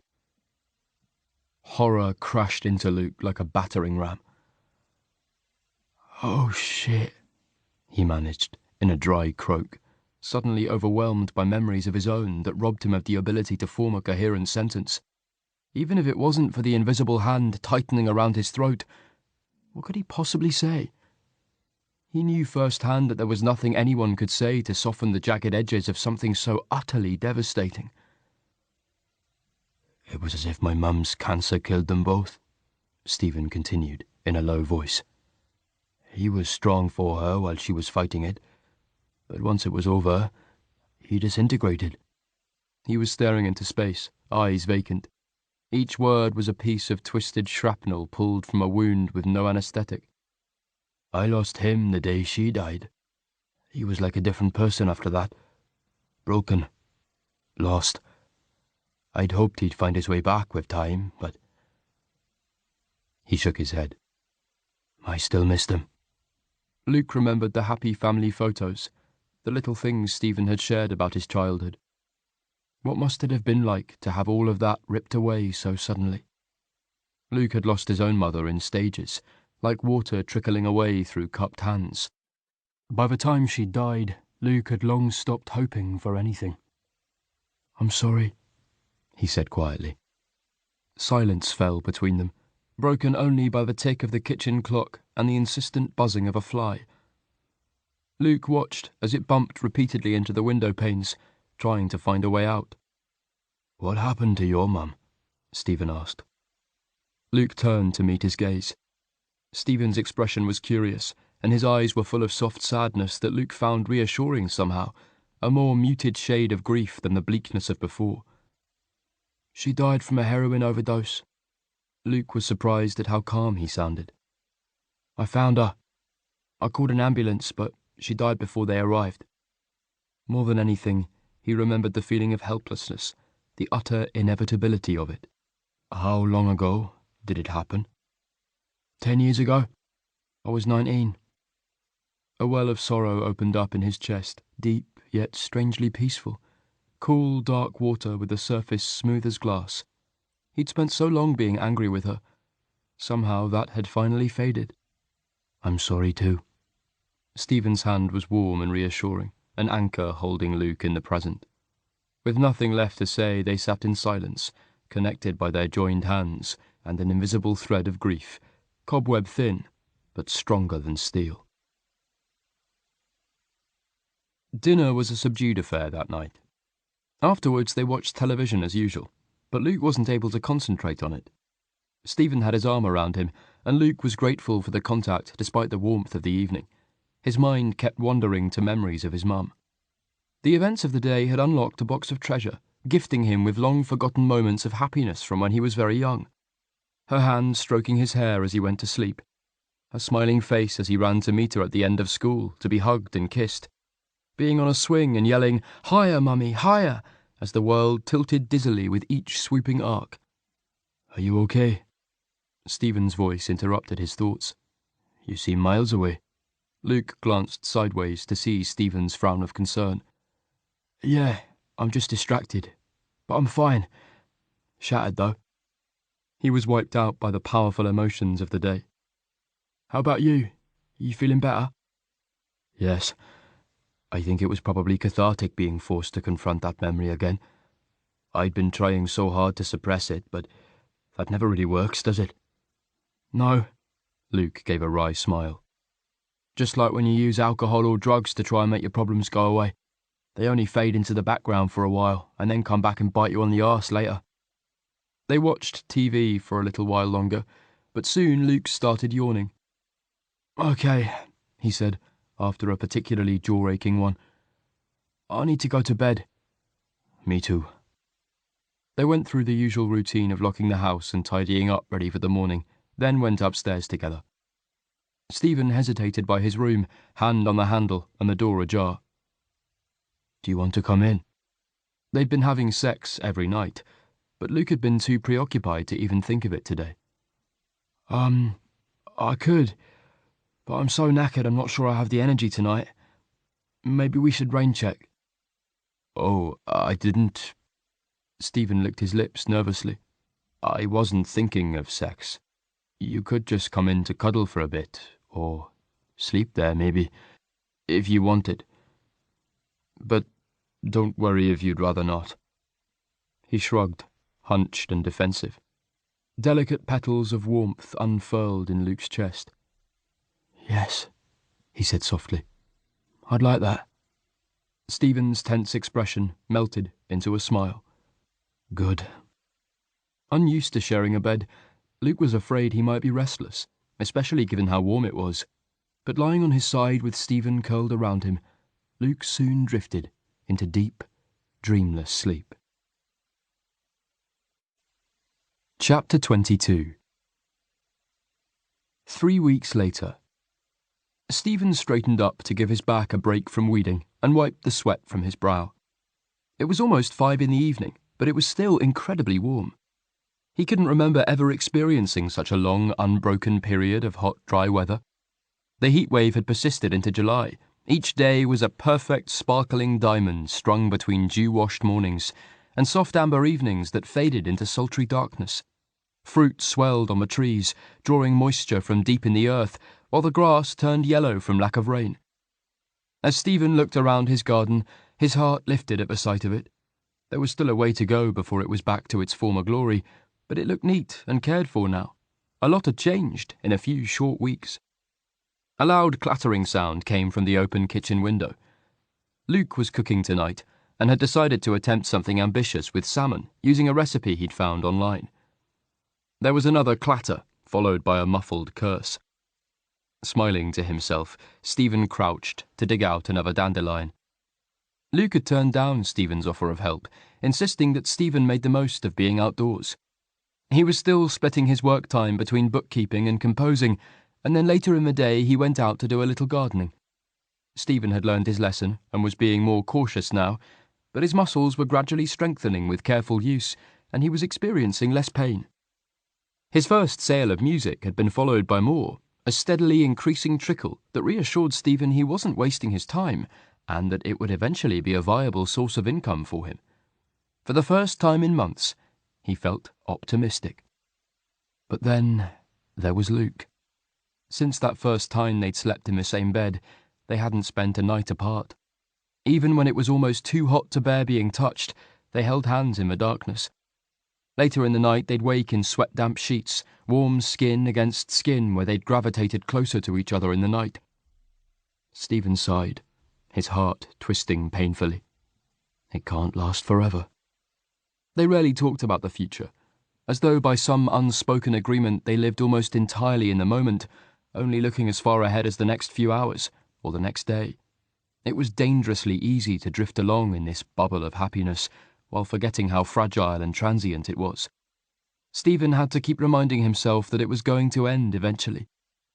Luke had a life in London waiting for him, and each passing day took them closer to that inevitable ending. Later that week, Stephen and Luke were sprawled on their backs under the apple trees.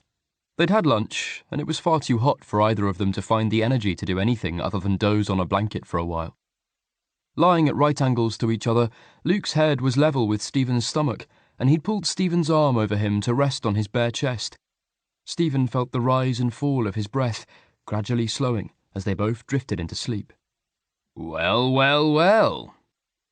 A familiar voice pulled Stephen out of slumber, and he opened his eyes to see James looking down at them in amusement. Nobody answered the door, so I guessed you'd be in the garden. I didn't mean to intrude." "You're not intruding. Sorry, I didn't hear the bell." Stephen lifted his arm off Luke and sat up quickly. He flushed, feeling a bit like a teenager caught snogging by a teacher. Luke stirred at his movement. "What's going on?" he mumbled, frowning. Then he opened his eyes and jolted upright. "Oh, hi, James." He glanced at Stephen. Shall I go and put the kettle on? Who wants tea?" Stephen nodded. "Me, please." "Tea would be super, thanks," James replied. "OK." Luke got up and hurried away, leaving Stephen to face James alone. Stephen got to his feet, feeling at less of a disadvantage once they were on the same level. "Not your Luke, huh?" James raised his eyebrows and grinned. "Yes, OK, we're involved," Stephen said, irritably. "Stop looking at me like that." "Like what? Aren't I allowed to be happy for you?" "Don't get too carried away. It's nothing serious." As the words came out of his mouth, Stephen knew that wasn't true. Whatever was going on was far from casual, for Stephen at least, and it was pointless denying it. "Luke's only here for a limited time, remember?" "A holiday fling, then?" James shrugged easily. "Well, it's obviously doing you good. It was about time you started living again instead of merely existing. You look so much better, Stephen." Stephen stared at James, turning his words over in his mind. Merely existing. That accurately summed up Stephen's life before Luke had arrived, and it made him realise how much had changed over the past few weeks. Luke might have been the catalyst, but those changes had come from Stephen too, and gave him a foundation to work on, even after Luke returned to London. He was stronger, mentally and physically, and felt positive about his future. "Yes, you're right. It has done me good." James's smile was soft. "I'm glad. It's wonderful to see you looking so much happier." They stared at each other for a moment, and Stephen felt a sudden rush of affection. James had been his rock when Stephen had nothing else to cling to. "Thanks," he said quietly. After a short pause, James cleared his throat. "Right, well, why don't you show me what you've been up to in the garden since I was here last? I'm always interested to see the progress." They were admiring the courgette plants when Luke came out, carrying a tray with 3 mugs of tea and a packet of shortbread. "Do you want these on the patio?" he called. "Yes, thanks." Stephen turned to James and inclined his head. "Shall we?" As they drank their tea, they discussed Stephen's future plans for the garden. Repairing the greenhouse ready for spring and planting winter vegetables were a priority. "Do you think you'll be able to manage the garden on your own again now it's been tamed?" James asked. Stephen's stomach lurched. He flashed a quick glance at Luke, who was staring out across the lawn, expression unreadable. "Yes, I think so." He hated to think about Luke not being around. "The maintenance will keep me busy for sure, but it was the clearance that would have been impossible for me. I'm stronger now and getting fitter all the time, so I think I'll be able to stay on top of it." "That's great." James picked up his mug and sipped his tea. There was a tense silence. Stephen tried to catch Luke's eye, but he was still staring off into the distance. He looked miles away, only metaphorically for now, but soon... "Oh, that reminds me." James turned to Luke. "Would you be interested in a bit more gardening work locally? A neighbour approached me after they saw you working on mine.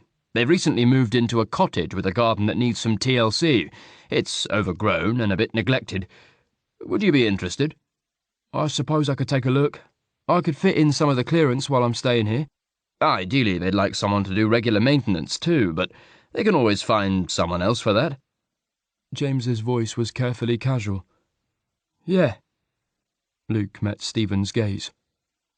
The pressure of expectation was like a spotlight, burning into Stephen. Would Luke want to stay longer if he suggested it? He wasn't going to ask now, with James as an audience, but he could bring up the subject later, perhaps. But Stephen's heart pounded with anxiety at the mere idea of asking. He didn't think he'd be able to handle the rejection if Luke said no.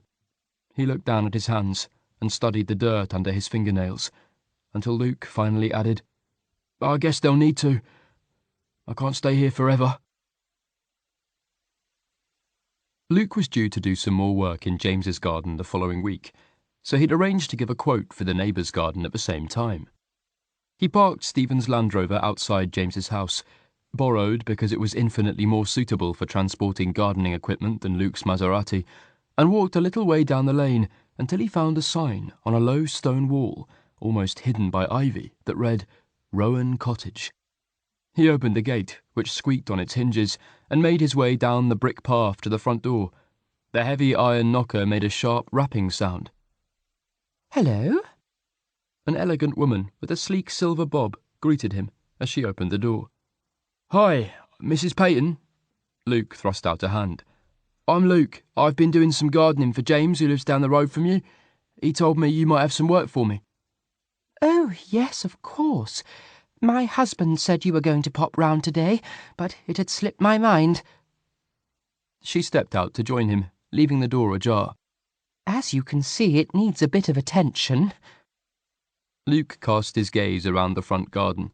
There were some nice established plants in the beds, but all the shrubs needed pruning, and there were lots of weeds. Ivy, goosegrass, dandelions, and a few others that Luke recognised from Stephen's garden but couldn't name. It's a lovely garden, he said. Or it will be, once it's been tamed a bit. She smiled. Thanks. We love it. We don't want it to be too regimented. I like the slightly rambling cottage garden look, but it's a little too rambling at the moment. Come and take a look around the back. She led him around the side of the cottage and through a gate. The lawn was a state, long and wild like Stephen's had been, but brown from lack of rain. The beds were similar to the front, just a bit of weeding and pruning needed. It's not too bad. So, how much would you charge? Luke thought quickly. James's garden was a similar size to this, and he was paying Luke 40 quid a time to come and do the lawns and a bit of tidying up.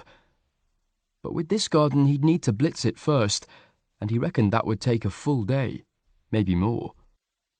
Let's say £150 for the clearance. For that I'll cut the lawn, trim and prune everything back, and get out all the weeds. That will probably take a day, maybe a day and a half. OK, that sounds fine. Can you do it soon? She asked, hopefully. Yes, as long as it stays dry. Brilliant. And what about maintenance? Would you be able to come back regularly after that? Luke's stomach sank as he answered. Unfortunately, I'm only going to be in the area till the end of August. I can do it while I'm here for, say, 40 quid a fortnight. You'll need to find someone else eventually, though. Oh, that's a shame, she said. But thanks for being upfront about it. We'd love you to do it in the meantime. Right. Is there a time that suits you best? Any time is fine.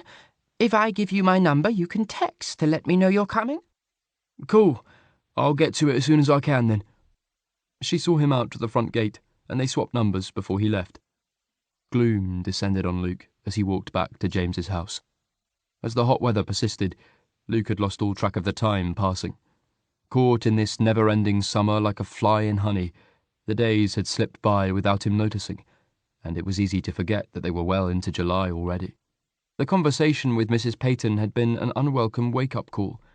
Leaving here and parting ways was going to be a huge wrench. But Stephen was getting fitter and wouldn't need Luke's help forever. The garden was much more manageable now, and once summer turned into autumn, there would be less maintenance anyway. Luke's heart hurt as he imagined returning to London. Even though he'd known from the start that his relationship with Stephen had a defined endpoint, he hadn't been able to keep a lid on his feelings. They'd grown too quickly for Luke to keep them in check, taking him over like the wild clematis that covered the fence beside the vegetable patch.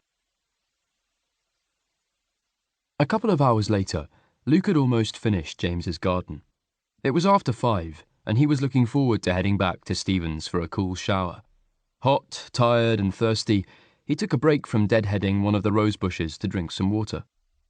Movement caught his eye, and he turned to see a cloud of butterflies fluttering around a nearby plant. He went over to watch them, studying them more closely when they landed on the leaves and flowers. Some of the butterflies were pristine, their colours vivid and wings perfectly symmetrical. Others were faded and had ragged edges to their wings. Luke wondered what the plant was that they loved so much. It was a tall thing with silvery green leaves and large spikes of purple, sweet-smelling flowers. Whatever it was a butterfly magnet. He took a photo on his phone, intending to ask Stephen later. Pocketing his phone, he noticed one particularly bedraggled-looking butterfly. Its wings were almost transparent in places, and it was missing a chunk from one of them. Poor thing. Luke recalled that most butterflies didn't live very long, a few weeks at the most. Their beauty was so fleeting, and they only got to dance in the sunlight for such a short time. He was suddenly shot through with a piercing awareness of the inevitable, unstoppable passing of time. Nothing was permanent, and life was too damn short, not just for butterflies. Turning away with a sigh, he went back to finish deadheading the roses. As he snipped off the faded blooms and tossed them into the bucket, his mood sank even lower. What the fuck am I going to do when I go back to London? Luke had come here hoping to find some clarity, a new perspective that would help him to decide what he wanted to do with his life. Yet now, he was more unsure than ever. The sound of the patio door opening pulled Luke out of his dismal spiral. He managed to paste on a cheerful smile of greeting as he turned to see James with a drink in his hand. Hello, Luke. Still hard at work? You must be nearly done for the day. Hi, James. Yeah, I'm almost finished now. It looks great. You can leave the rest. Give Marjorie something to do this weekend. You know she enjoys pottering in the garden. Are you sure? Of course. Do you fancy a drink before you go? James raised his glass. I know it's a little early to be on the gin, but it's Friday. Luke hadn't drunk alcohol in weeks. He and Stephen never bought it. But now he was offered it, the craving hit him in the guts, a fierce pull that was impossible to ignore and hard to deny. I shouldn't. I'm driving. Very sensible, but you could have a weak one. Defences crumbling, Luke was about to cave, until James added with a grin, Or just a virgin tonic and ice if you want something cold but unadulterated. Just tonic sounds great, thanks. As soon as he'd said the words, Luke relaxed, flooded with relief that he'd managed to resist. If he had even one weak drink, he knew it would make him want more. It was easier to stay away from it altogether. Back in a sec. Have a seat. Luke sat on one of the patio chairs, grateful to be resting at last. When James returned, he handed Luke a drink. Cheers. He raised his own glass. Cheers. How did it go with my new neighbours? Will you be taking on the work? Yes. Luke put his glass down. Well, the clearance for sure. Then I'll keep on top of it till I leave. James nodded, face thoughtful. You're definitely set on going back to London, then? Yes, Luke shrugged. What else would I do? Stay here longer, James said casually. If you wanted to, I can't see Stephen objecting. Could I? Luke had a sudden mental image of him and Stephen sitting on the sofa in the winter, with a fire crackling in the grate and cats on their laps. Desire shot through him like an arrow, shocking him with the realization of how much he wanted that imagined future to be real. I know several other people who might want gardening work doing, James added, if that would help persuade you. I dunno. I'd love to stay longer, but I don't want to outstay my welcome.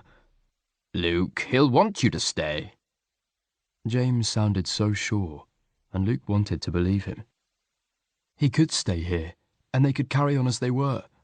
Will would be more than happy to take over as manager on a permanent basis. Luke could draw an income from the company, but take on gardening work to keep him busy. But even if Stephen agreed to it, how could Luke be sure he didn't just feel obliged?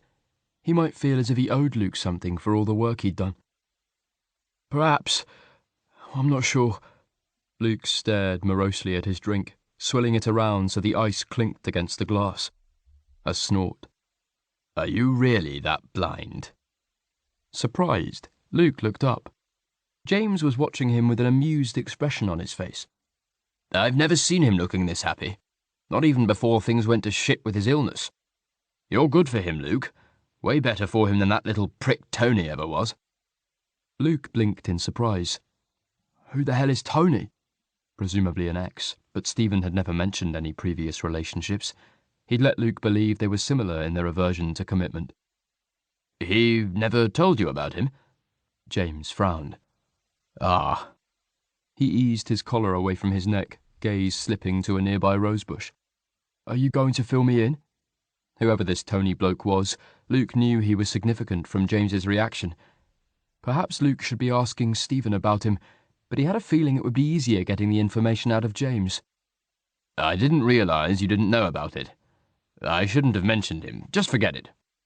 If you won't tell me, I'll just have to ask Stephen about him when I get back.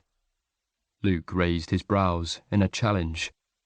He felt bad putting pressure on James, but all his instincts were telling him that he needed to know about Tony. Okay. James took a slug of his drink. So, Tony and Stephen were together for a year or so before Stephen's illness. They didn't live together, but he stayed there quite often. What was he like? Young, maybe 10 years younger than Stephen, so early 20s at the time. He was good-looking and charming, but he came across as rather superficial.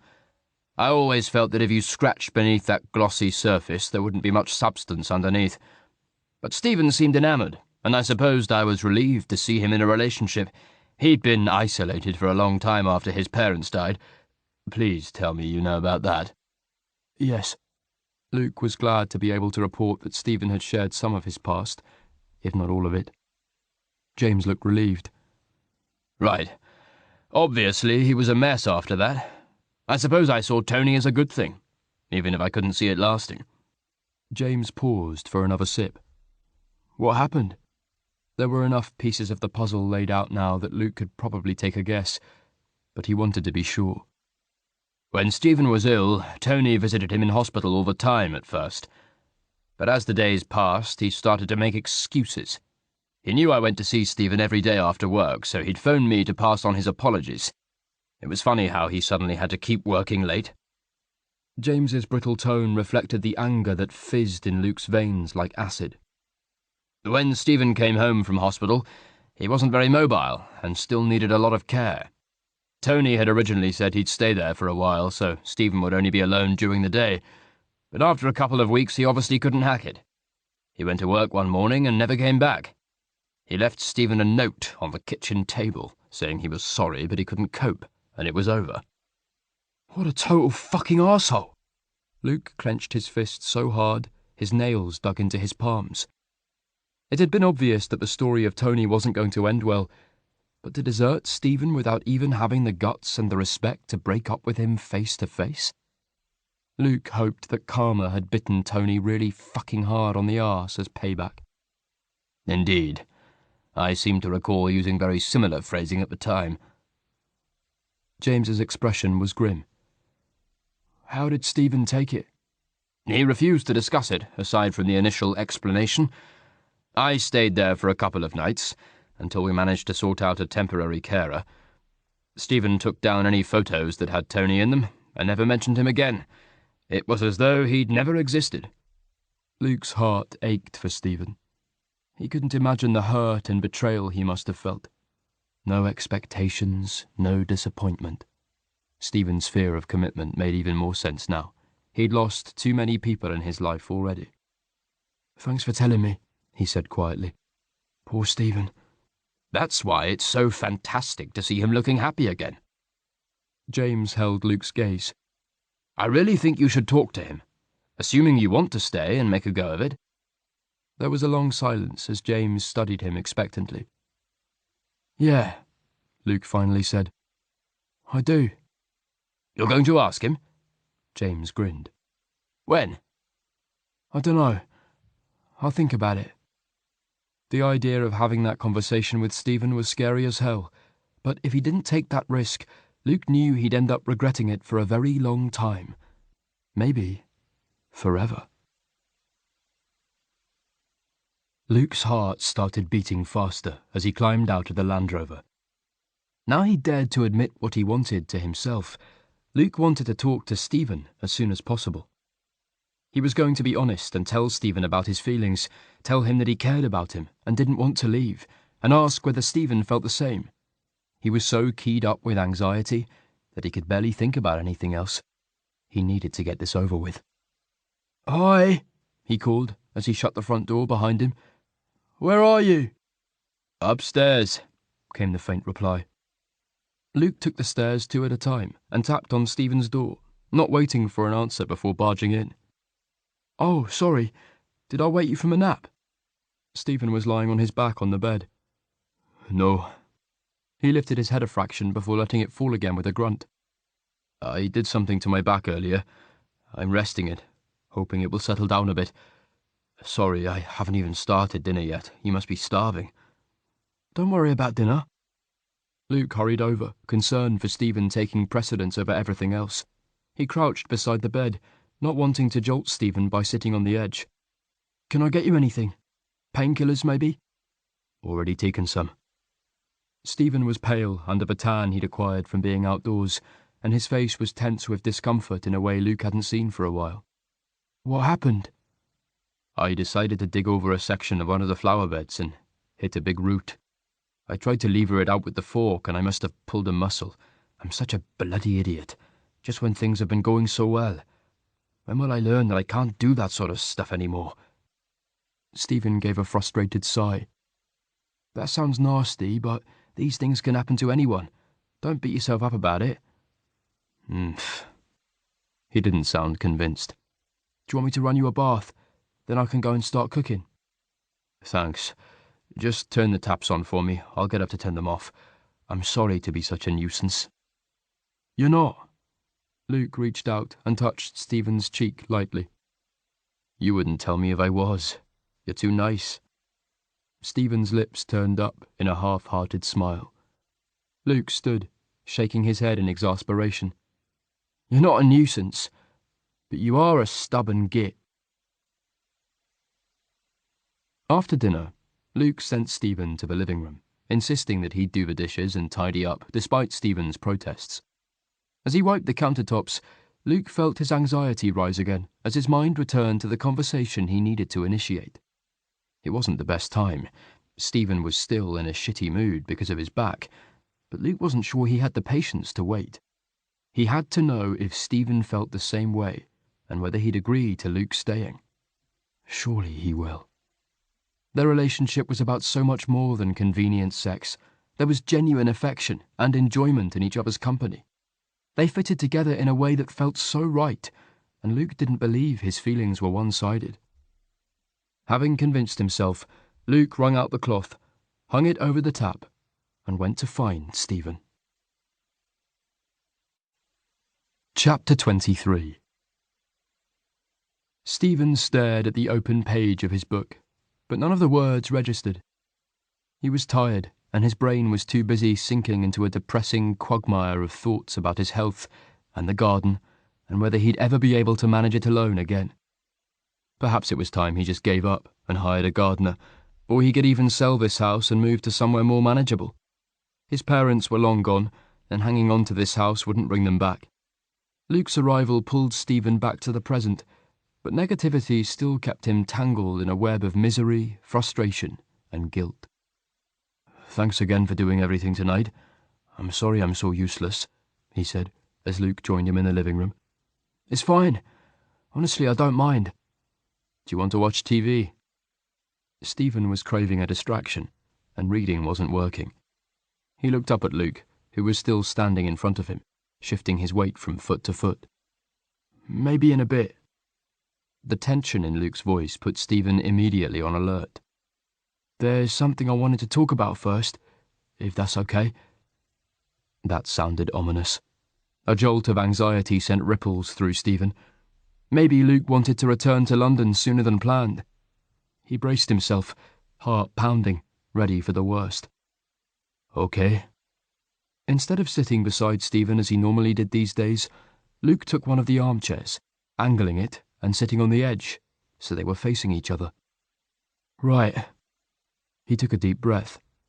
"I've been thinking, and I'm not keen on the idea of going back to London. So I was wondering how you'd feel about me staying here for longer than we planned." Blindsided, Stephen stared at him, trying to readjust his assumptions to fit Luke's proposal. A warm flush of giddy excitement swelled in his chest at the idea of Luke sticking around, but he didn't dare trust it.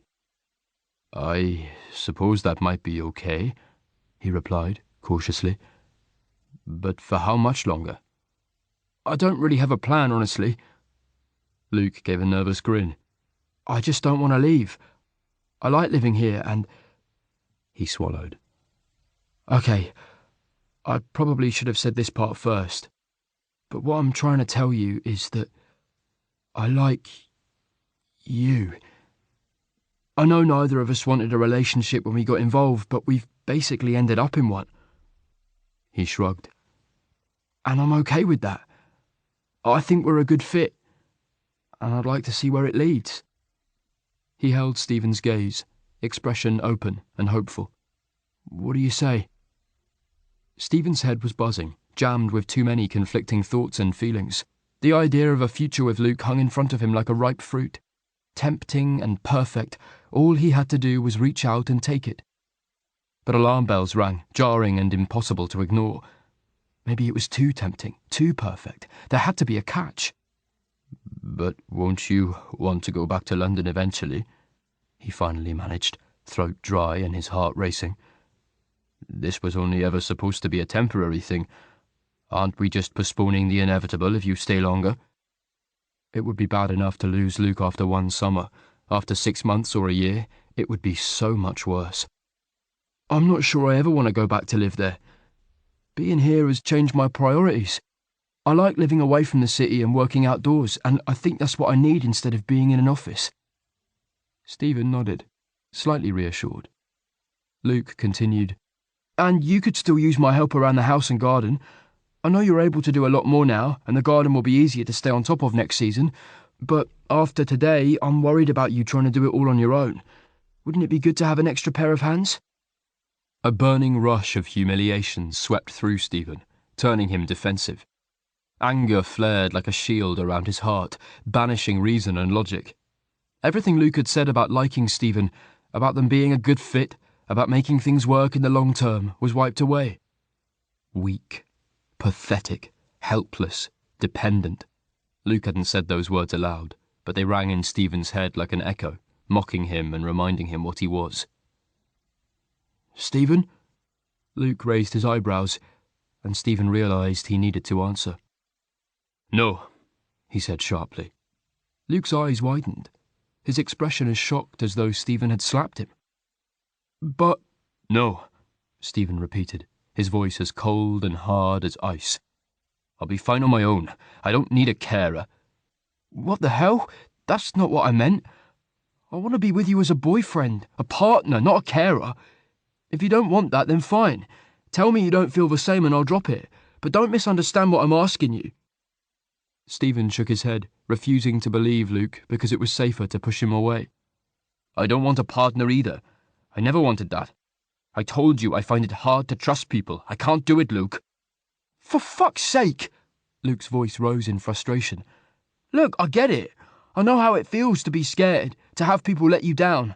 But I want to risk my heart on you because I think you're worth it. Can't you do the same for me? Not everyone is an arsehole. I'm not Tony.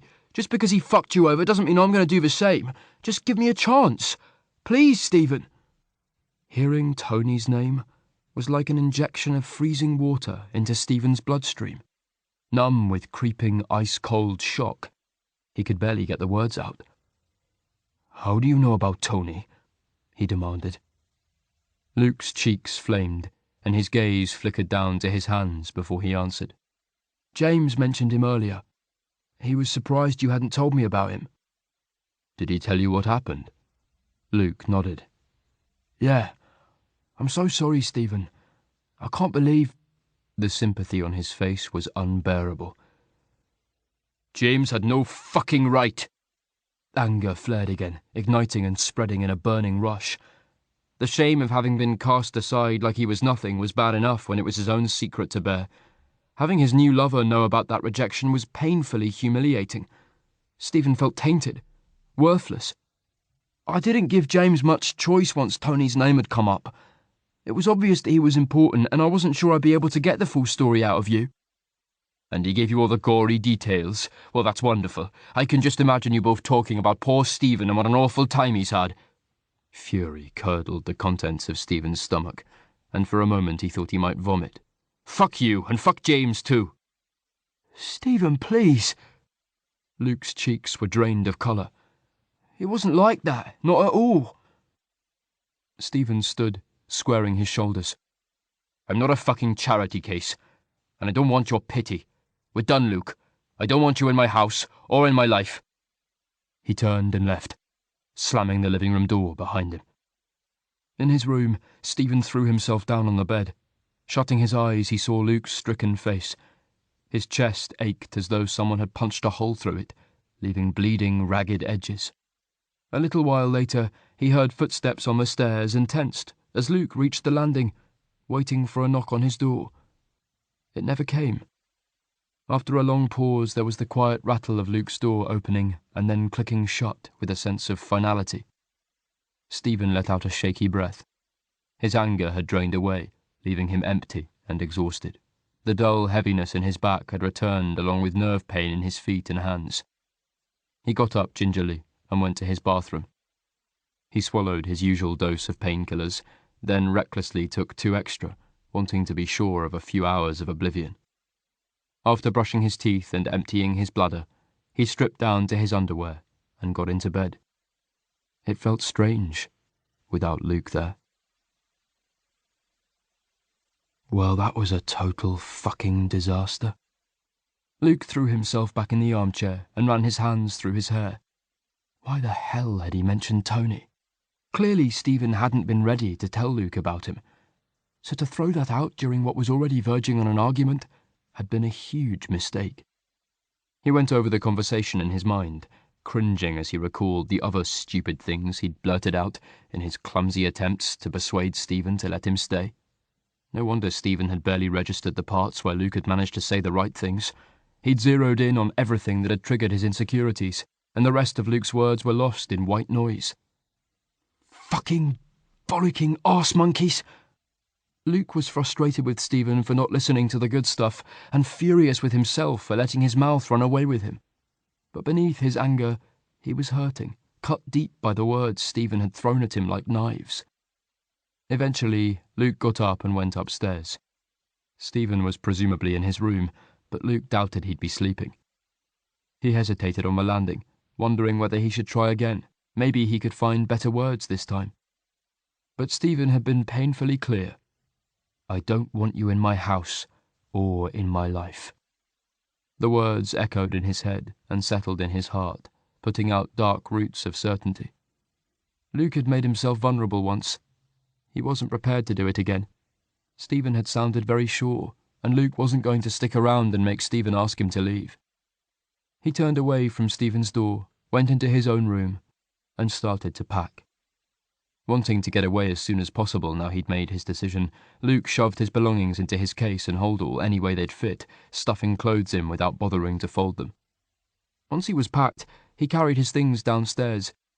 He didn't try and be quiet about it, deliberately bumping his case on some of the stairs. He wanted to give Stephen one last chance to change his mind. If he was lying awake and paying attention, surely he'd guess what Luke was doing. Luke stopped at the bottom of the stairs and looked up. He waited there for a long time while silence stacked up in muffled layers around him, until his last shred of hope finally flickered and died. He left his cases in the hallway and went into the kitchen where he left his house keys on the table. Perhaps he should leave Stephen a note, but there was nothing left to say.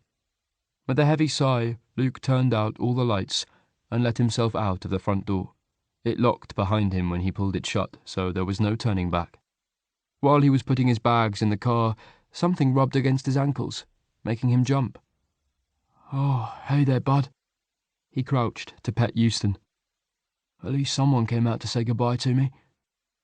He straightened up, and Euston promptly jumped into the boot of the car, sat on his case, and meowed loudly. "I'm sorry, but I'm not taking you with me. Stephen's already pissed off with me, and catnapping you wouldn't help matters." Luke picked the cat up and gave him a final scratch under his ears before putting him down and closing the boot. "Take care of him for me, yeah?" As Luke drove away into the thick velvet darkness, he didn't look back, but it felt as though he was leaving a piece of his heart behind. Chapter 24. The sound of scratching at his bedroom door made Stephen slowly drag himself back into consciousness. His head was thick and fuzzy, and his body heavy with sleep. It must have been one of the cats trying to get in. The bloody cat could wait. Moving was too much effort. Everything hurt. His back had stiffened up overnight. There was a dull throbbing pain in his temples, and the all-too-familiar tingling nerve pain danced along its usual pathways. But the physical pain was nothing compared to the sickening lurch of distress he felt as the events of the evening before surfaced like wreckage, coming into perfect focus as the tide of sleep drained away.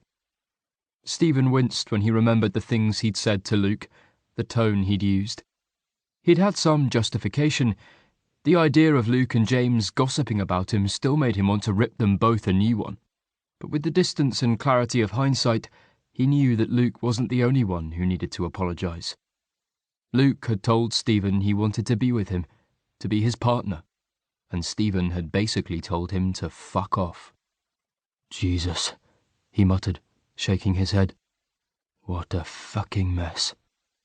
Carefully, he eased his aching body up until he was sitting on the edge of his bed.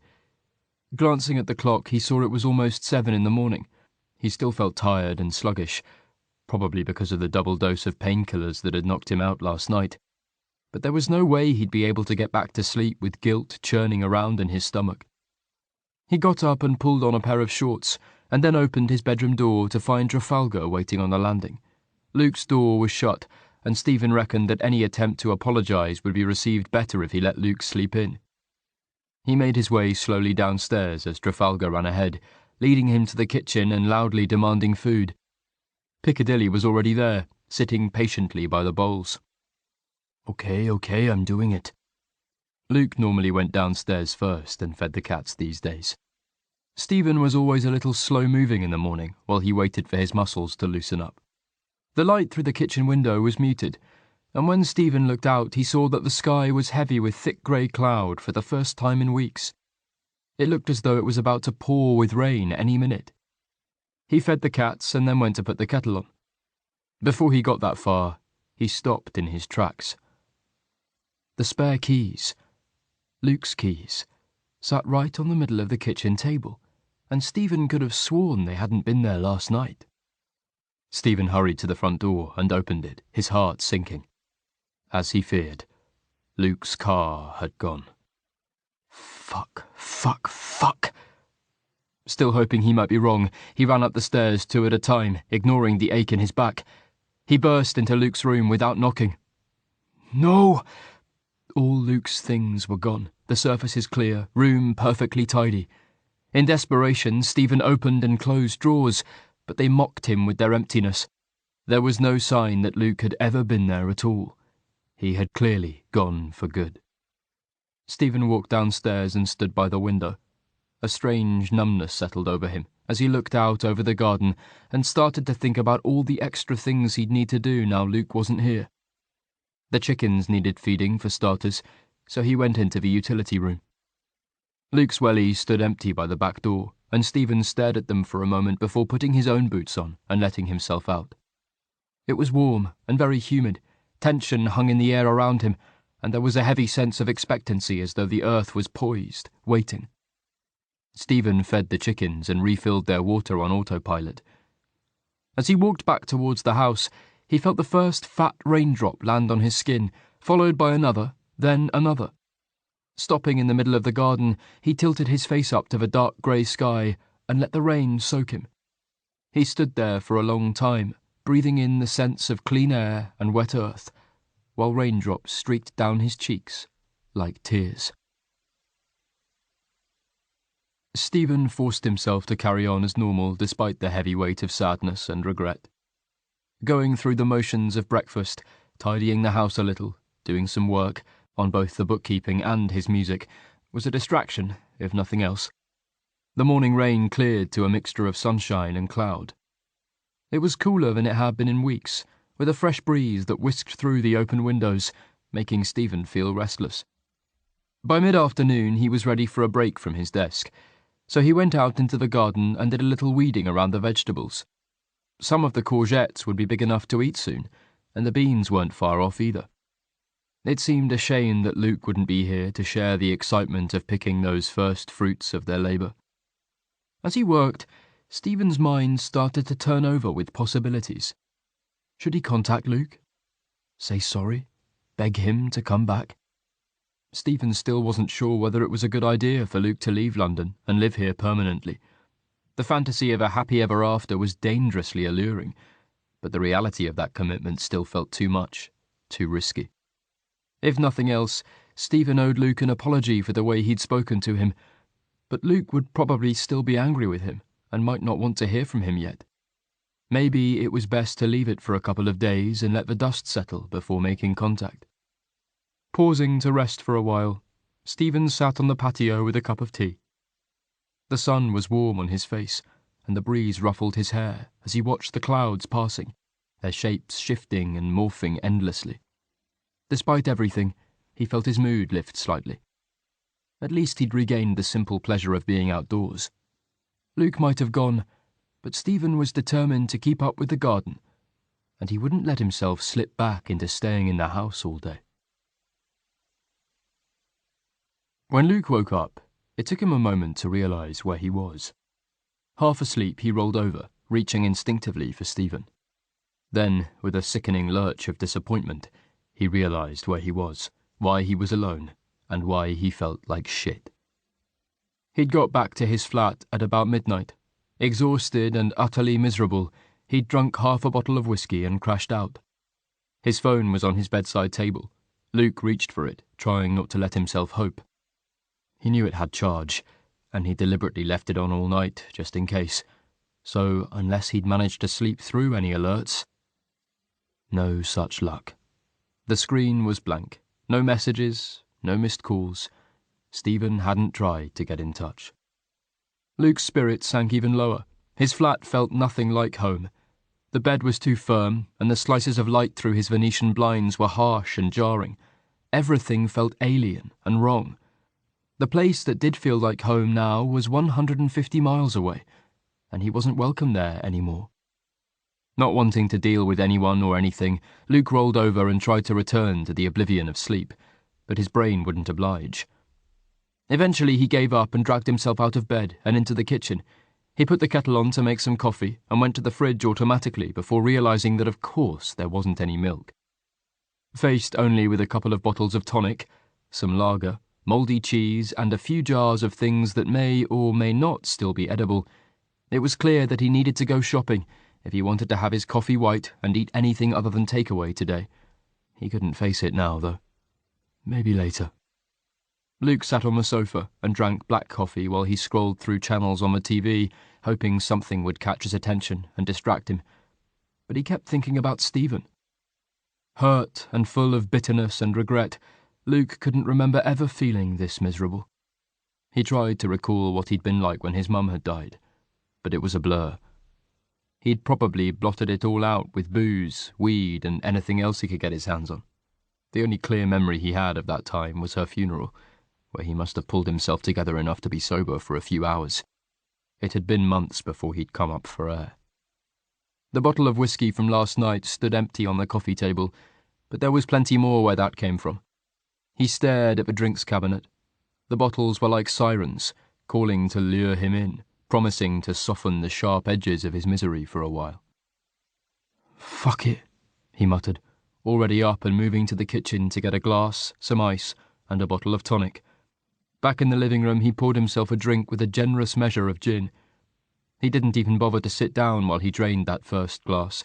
The liquid burned a fiery trail to his stomach and sent out warm, curling tendrils that made him breathe a sigh of relief. As soon as he'd finished, he poured himself another, not bothering with ice this time, and put the bottles on the coffee table so he wouldn't have to move to get the next one. The insistent ring of his phone sawed its way into Luke's consciousness like a serrated knife cutting into his skull. He stirred, groaning. There were cold tiles beneath him, and as he opened his eyes, bright spotlights in the ceiling made him wince. He must be on the bathroom floor in his flat. The ringing stopped, Lifting his head, Luke tried to look for his phone, and the movement made the room spin in a nausea-inducing whirl. He'd just managed to get his head over the toilet before he heaved and retched violently, but there was nothing left inside him to come up but bile. Well, that explains why I'm lying by the toilet. When his stomach stopped trying to evacuate his body via his throat, Luke propped himself up against the side of the bath and picked up his phone in a shaking hand. He had a message from Will about an hour ago that read, "Lay off the booze and drink some bloody water. I'm coming over." After that, there was a missed call, another message, "I'm outside, let me in," and another missed call. Still trying to work out what the fuck was going on, Luke nearly dropped the phone when it rang again, the shrill sound way too fucking loud in a confined space. He answered it, just to make it stop. "Hi," he croaked. "Luke, you okay?" "Yeah." Luke was pretty sure he wasn't okay by most people's definition. He felt as if he was about to die.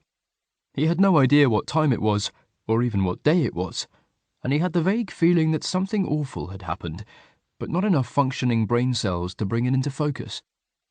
"I'm on your doorstep. Let me in before I start buzzing your neighbours." "Okay.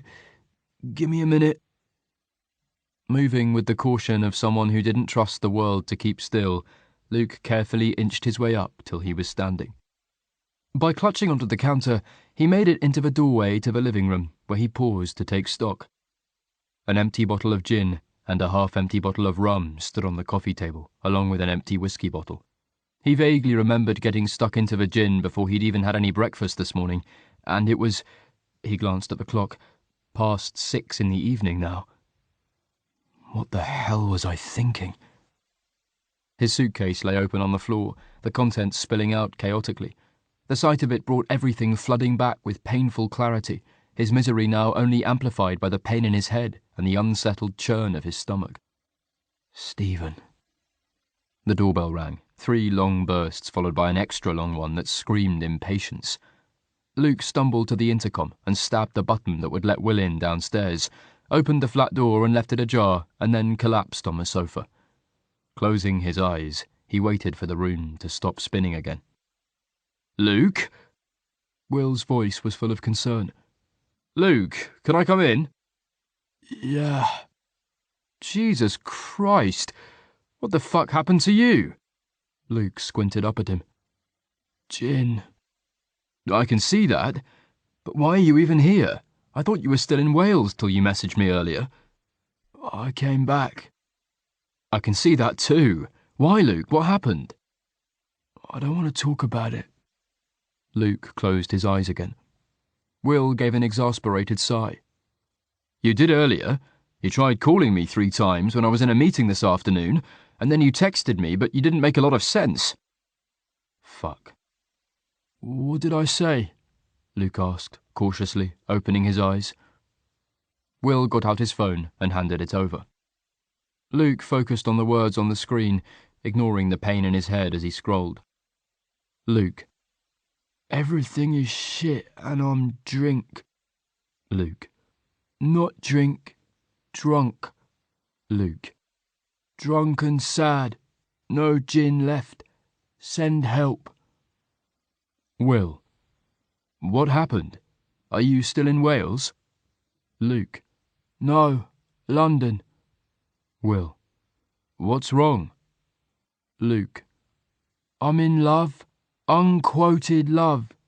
Unrequited. Thanks, autocorrect. Gin helped, but it's all gone now." Will. "The last thing you need is more gin." Luke. "I found rum instead." Will. "Lay off the booze and drink some bloody water. I'm coming over." Will. "I'm outside. Let me in." Bloody hell. Luke sat up, a bolt of adrenaline cutting through some of the effect of the alcohol that was still coursing through his veins. "I'm in love." He stared at his drunken confession in astonishment. "You sound as if this is news to you." Will's voice had an edge of amusement. "I'm in love," Luke repeated, dazed. "What's that expression about how alcohol makes you speak the truth? In vino something?" "In vino veritas. That's the one. Fucking hell, I'm in love. Now he was saying it aloud, it was blindingly obvious. But the person he should have said those words to wasn't there to hear them. Would it have made a difference if he'd told Stephen yesterday? Will sat down beside him. With Stephen, I assume, he said gently, no surprise in his tone. Yeah. But he doesn't feel the same? Luke shook his head sadly. I don't think so. Even if he does, it's too late now. He told me to leave, and he was kind of an arsehole about it too. Is it fixable? I dunno, and I'm not sure I even care. Of the two of them, Stephen was more in the wrong than he was. If he'd gone running after Luke last night and apologised immediately, Luke would have listened. But now he wasn't sure he wanted to try to fix things. So what if Luke was in love with Stephen? That didn't necessarily mean he could forgive him. Anyway, Stephen obviously hadn't had second thoughts, or he'd have been in touch already. Will sighed. Okay, well, now I know you're alive, I'm going to have to head home. I promised Sharon I'd be back to put the twins to bed. Of course, I'm sorry. Luke flushed, ashamed of himself. And say sorry to Sharon too. Do I need to take you with me and babysit you to make sure you don't break yourself again? Or are you going to sober up and sleep it off? I'll sober up. The mere idea of more alcohol made Luke want to puke again. I promise, he added, as Will gave him a sceptical look. Honestly, Will, I hardly drank anything while I was away. This has only reminded me why I should steer clear. Good. Will got up and went into the kitchen. Cupboard doors opened and closed, and there was the sound of a tap running. He returned with a pint of water and a bag of crisps. Eat those and drink that, then get your ass in the shower and brush your teeth, because you reek. Once you're fit to be out in public, go and buy some decent food to keep you going for a day or so. Text me when you've done it so I know you're all right. Okay. Luke stood, feeling slightly less wobbly than he had the last time he'd tried being upright. That was progress. Thanks for coming over, Will, and I'm sorry I'm such a pain in the arse. I'm not even going to deny it. Will stepped forward and gave Luke a tight hug. And you're a bloody idiot too. Take care of yourself. I'll give you a call tomorrow. Luke followed Will's instructions to the letter, and by the time he headed out, he was feeling a bit better. He must have still been way over the limit, though, so was glad the supermarket was just down the road. Can you spare any change? Yeah, hang on. Luke got out his wallet. He always gave a couple of quid to the homeless guy who sat outside the shop if he passed him. Oh, sorry, I don't have any cash on me. No worries, mate. Thanks for looking. Can I buy you something? Food? Drink? What'd you like? A sandwich would be great. Any type is fine. And if you can stretch to a drink, then I'll drink anything too. Champagne, malt whiskey. I'm not fussy. He grinned, showing a few gaps where teeth should be. Okay. Luke managed a smile in return. The supermarket was too bright, too busy and too noisy. Luke was glad to escape it again when he was done. Here you go. He stopped to hand the bloke a couple of sandwiches, some chocolate, and a large bottle of cider with a screw-top lid. Oh, that's awesome. Another gap-toothed smile. Thanks, man. You're welcome. Back in his flat, Luke heated up a microwave meal for dinner and steamed some broccoli to go with it. He started watching a film on Netflix while he ate, washing his food down with a large glass of water. An hour into the film, he was losing interest, and thoughts of Stephen were dragging his mood down. He missed him so much. How long would it be before this got less painful? His gaze lit on the half-empty bottle of rum that stood on the coffee table. He still felt way too delicate to be seriously tempted tonight. But what about tomorrow? Turning to the drinks cabinet, he studied the assorted bottles. More whiskey, vodka, brandy, tequila, and other strange things he'd brought back from various holidays over the years. That was a lot of temptation. On impulse, he stopped the film and went to the kitchen to fetch a couple of sturdy carrier bags. He put the rum in one, then went to the drinks cabinet and systematically emptied it of every single bottle. When he was done, he put his shoes on and left the flat again, a bag clanking in each hand as he walked down the steps at the front of his building. The homeless guy was still in his usual spot. He caught sight of Luke approaching and looked up quizzically as Luke stopped in front of him. Couldn't stay away? Luke held out the bags. I was wondering if you could make use of this lot, or know people who might want to share them. Luke didn't want to be responsible for giving the bloke alcohol poisoning. Perhaps he should have just binned the bottles instead, but it was a bit late now he'd offered. The guy's eyes lit up as he peered into the bags. Bloody hell, mate. You serious? Yeah. Why don't you want it? Suspicion flashed over the thin face. There's something wrong with it? No, it's fine, honestly. I'm trying to cut down on my drinking, and having all this around is too much temptation. The guy held his gaze for a moment, eyes slightly narrowed. Then he nodded, seemingly satisfied with that explanation. Fair play. I'll take them off your hands. I can sell some of them, or trade them if I don't want to drink them. They won't go to waste. He stashed the bags under an old blanket and then studied Luke for a moment. Hey, I recognise you, don't I? I used to see you most days, but you haven't been around for a while. Yeah, I've been away. Well, welcome home. I guess I'll see you around. Probably, Luke said. Bye. Thanks again, the guy called after him. As Luke walked back along the road to his flat, he saw the street through a new lens. He'd lived in London all his life and had never known anything different, yet now the tall buildings were gloomy and oppressive, blocking out too much of the sky. The air was dirty and polluted, and the constant roar of traffic made him long for the quiet of the countryside. He stopped and looked around, searching for something growing, anything green and alive. But everything was concrete and metal, brick and glass. Even the pigeons here were sad shadows compared to the glossy creatures he'd seen in Stephen's garden. This doesn't have to be my home anymore. Back in his flat, Luke got out his laptop and started looking at houses for sale in rural locations. A new sense of determination filled him. If he wanted a life out of London, there was nothing to stop him starting over on his own. He'd survived plenty of shitty things in life already. He'd find a way to survive losing Stephen, too. Chapter 25.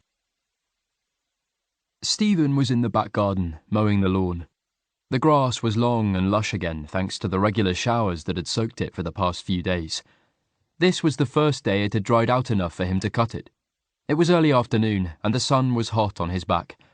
He was tired from pushing the mower back and forth, and regretting not leaving it till later in the day, but he was determined to finish now he'd started.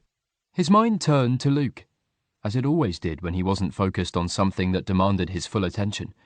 4 days had gone by since Luke had left, and Stephen still hadn't tried to get in contact. At first, he'd only known he needed to apologise. Unsure what else he wanted to say, he kept putting it off. As each day passed, Luke's absence grew harder to bear. When Stephen was working, it was manageable, but when he was out in the garden, it felt wrong Luke not being there. Meal times and evenings were lonely without his company, and the nights were worst of all. Stephen lay awake for hours in the darkness, missing the scent of Luke's skin and craving his touch. The more Stephen thought about what had happened, the more he believed he'd made a terrible mistake. He wanted to lay his heart on the line, tell Luke he'd fucked up and beg him to come back so they could try again. Yet still he hesitated, stuck in a quagmire of fear and uncertainty. As he reached the edge of the lawn and turned, wrangling the heavy mower around, he saw movement in the corner of his eye. James had emerged from the path through the shrubbery and was approaching, a hand raised in greeting. Stephen cut the engine, bracing himself for a difficult conversation. Unless he was very evasive, he was going to have to explain what had happened with Luke. "Hello there. How are you?" James asked cheerfully as Stephen approached. "Not bad. You?" Same old, same old." James gave Stephen his usual warm handshake with the accompanying clap on the shoulder. "You look busy. I thought mowing was usually Luke's job." Stephen gave a non-committal shrug, delaying the inevitable. "Tea?" he asked instead. "Yes, please." James followed him into the kitchen and sat at the table while Stephen put the kettle on and got out 2 mugs. "Is Luke not in?" he asked. "No." Stephen put tea bags in the mugs, glad he had his back to James. Tension built in his shoulders during the silence that followed, and he took a deep breath, trying to force himself to relax. "Is everything okay?" Another deep breath. "Everything's fine." The kettle had boiled.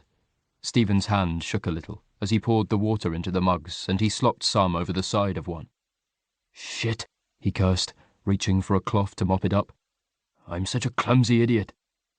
"Stephen, what's going on?" James's calm, careful tone triggered a dangerous spark of irritation in Stephen. "Nothing. Luke's gone, that's all." "Gone?" "That's what I said." Stephen clenched his fists on the counter, willing James to drop it. "But why? I thought he was going to... Didn't he talk to you?" Stephen wheeled around, the spark igniting in a rush of anger and blame. "Yes, he talked to me, just like you talked to him and ran your mouth off about things you had no bloody business telling him. What do you think gave you that right? Don't you think I'd have told him about Tony myself if I'd wanted him to know? The last thing I needed was to have him throw that in my face." He'd spent much of the past few days going over the row that had made Luke leave, and wondering how things might have turned out differently. If Luke hadn't mentioned Tony, would that have changed the outcome? James stared at him, mouth slack, and his face flushed red. "I didn't mean to... I mentioned Tony, but I thought Luke would already know about him." "Well, he didn't. I didn't want him to know that I'd been tossed aside like some broken, useless thing that was no use to anyone. Why would I want to share that with the man who was finally making me feel valued again?" "Shit. I'm so sorry, Stephen." James slumped in his chair. "You're right. I should never have assumed. But I still don't understand why he's gone. Didn't he ask if he could stay longer?" "Yes, he did. But I don't want him to stay because he thinks I need him, any more than I would have wanted Tony to stay under those circumstances. I'd rather be alone than have someone stay out of duty or pity." "I get that, Stephen, I do. But needing help sometimes doesn't make you helpless, and being vulnerable doesn't make you weak. I don't believe Luke pities you any more than I pity Marjorie when she needs help lifting a heavy suitcase, or any more than she pities me when I've had a bad day at work and am feeling low. Support goes both ways, too. Did you ever stop to think that Luke might need you just as much as you need him?" Something shifted as James's words hit home. Stephen had been so worried about Luke feeling sorry for him, he'd ignored the fact that Luke had his own issues and insecurities, and that was what had brought him into Stephen's life in the first place. Their relationship was founded on mutual support. It had never been one way. When had Stephen forgotten that? "Okay, maybe you're right," he admitted. "But I doubt he'd want to come back now, even if I asked him. When he mentioned Tony, I lost the plot and behaved like a total shit. I'm not sure he'll give me another chance." "Well, you'll never know unless you try, and if you don't, you're a bloody idiot, in my opinion." Surprised into a snort of laughter, Stephen said, "I hope you don't speak to all your patients like that. I'll bear it in mind anyway. Thanks for the pep talk." "Any time." James stood. "Right, I'm going to leave you in peace." "You're going? What about your tea?"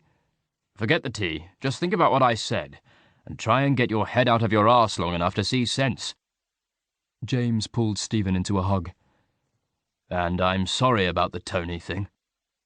He patted Stephen's back. "It's okay. I'm sure you meant well."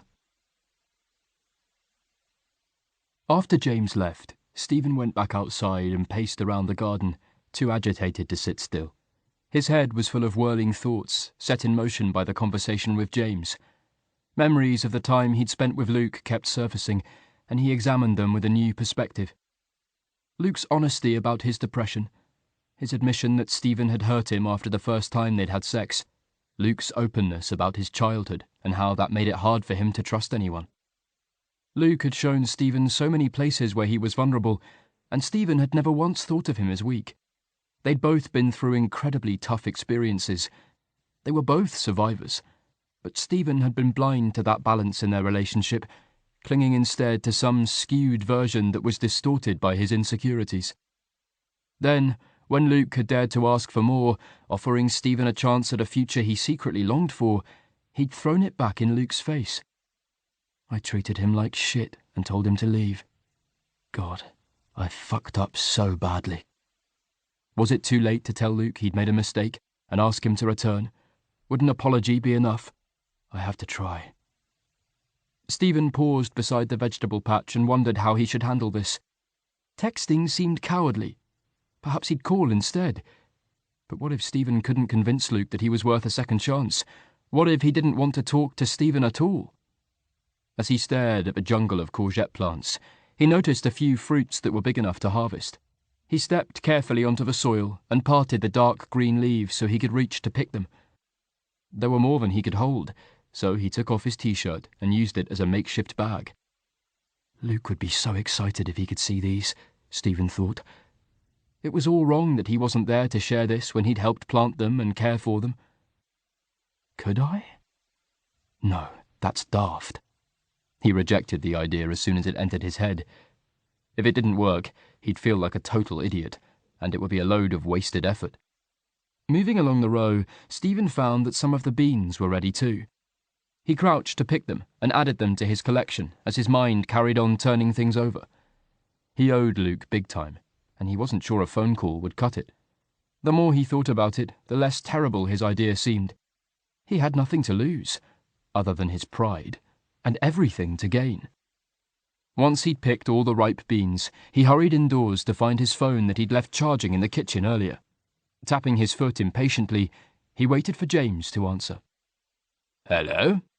James said, in surprise. "What's up?" "I'm going away for a day or two, leaving later today. Can you or Marjorie feed the cats and chickens for me while I'm gone?" "Of course, that's no problem. Where... Do you still have a spare key?" "Yes, but..." "Fantastic. I'll feed them today before I leave, so they'll be okay till tomorrow morning. Thanks so much." Stephen ended the call and hurried to his computer. He didn't use Messenger on his phone, so he opened Facebook and found Will's profile. Please let there be a phone number. That would be quicker than messaging. "Yes," he muttered, already keying the number into his phone. Will answered after a couple of rings. "Hello?" "Will, hi, this is Stephen." There was a short pause. "Sorry, Stephen who?" "Stephen Matheson." "Oh, blimey, that's a surprise. I wasn't expecting... I need Luke's address." A longer pause. "Why?" Will's tone was less friendly.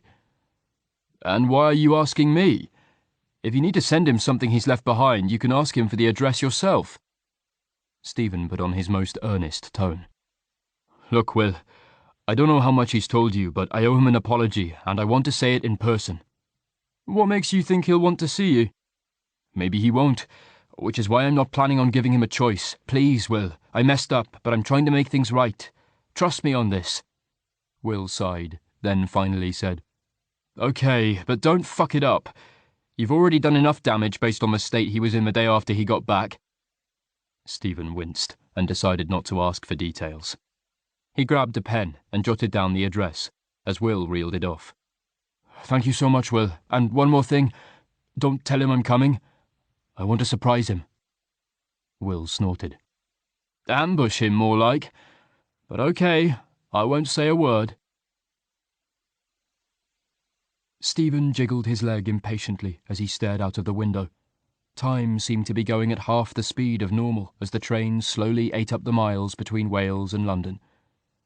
The next stop was Reading, though, so it wouldn't be too much longer.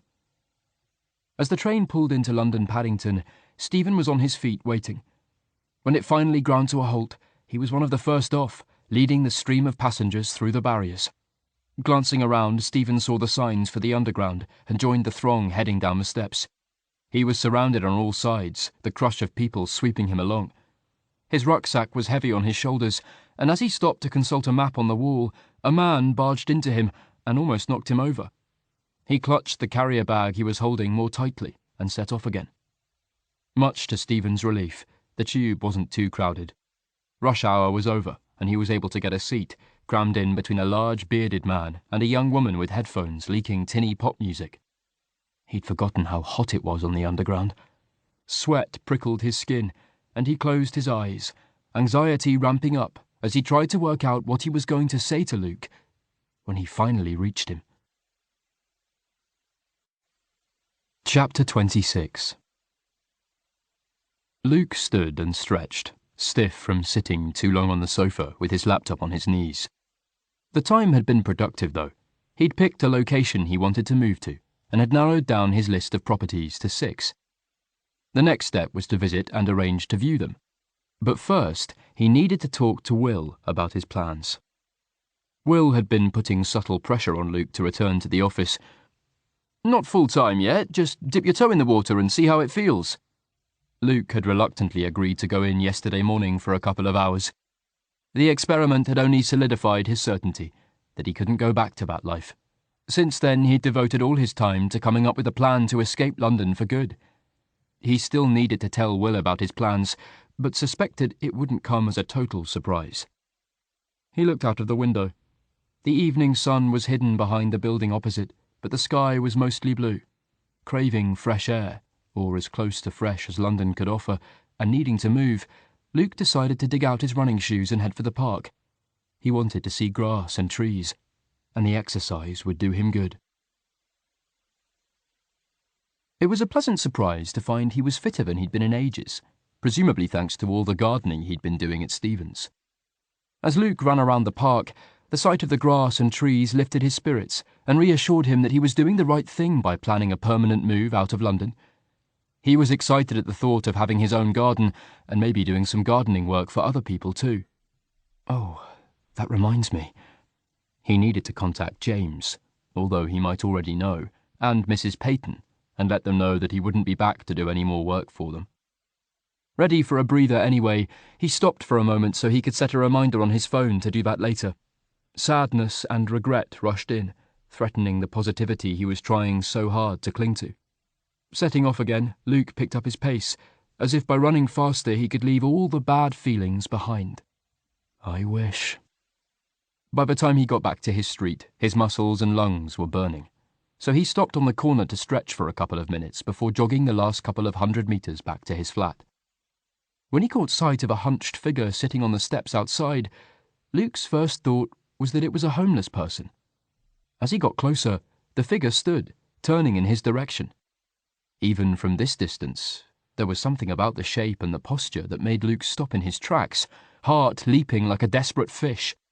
But over the past few days, Luke had caught glimpses of other men who reminded him of Stephen, so he squashed the hope flat. He moved closer, and gradually the features came into focus. Still, Luke couldn't quite believe his eyes. Can it really be him? Luke! The man held up an arm and waved. He had a rucksack on his back and a bag in one hand. Stephen? They were both moving now, the gap between them shrinking away until they stood close enough to touch each other, but Luke didn't dare. Stephen's gaze was so intense, Luke could feel the weight of it. Passers-by moved around them, some shooting curious glances their way, but Luke hardly registered them as he stared back at Stephen. Shot through with longing, his heart pounded as though he was still running, and his head was so crammed with jumbled questions, he didn't know where to begin. Stephen, what? Why? I'm sorry, Stephen blurted. His voice was hoarse. God, Luke, I'm so sorry. I didn't mean the things I said when I asked you to leave. I was wrong, and I see that now. Can you forgive me? Luke barely hesitated. Yes. He'd always known he would forgive Stephen. He hadn't dared believe this conversation would ever happen, yet he'd imagined it enough times that he knew what had to come next. I owe you an apology too, he said. I shouldn't have pushed James to tell me things you hadn't shared with me, so I'm sorry about that. Stephen's tense expression relaxed into a tentative smile. You're forgiven too. Luke wanted to reach out, but he forced himself to wait. He still had questions that needed answers. You must have heard me leaving that night. I wasn't exactly quiet. He frowned. Why didn't you stop me? Were you still angry with me then? I was asleep. Stephen flushed, adding quickly, I'd taken a big dose of painkillers. Too big, and they knocked me out. It would have taken a hell of a lot to wake me at that point. I had no idea you'd gone until I woke up the next morning. Oh, okay. That made sense. And why did you come here? Why not text or call?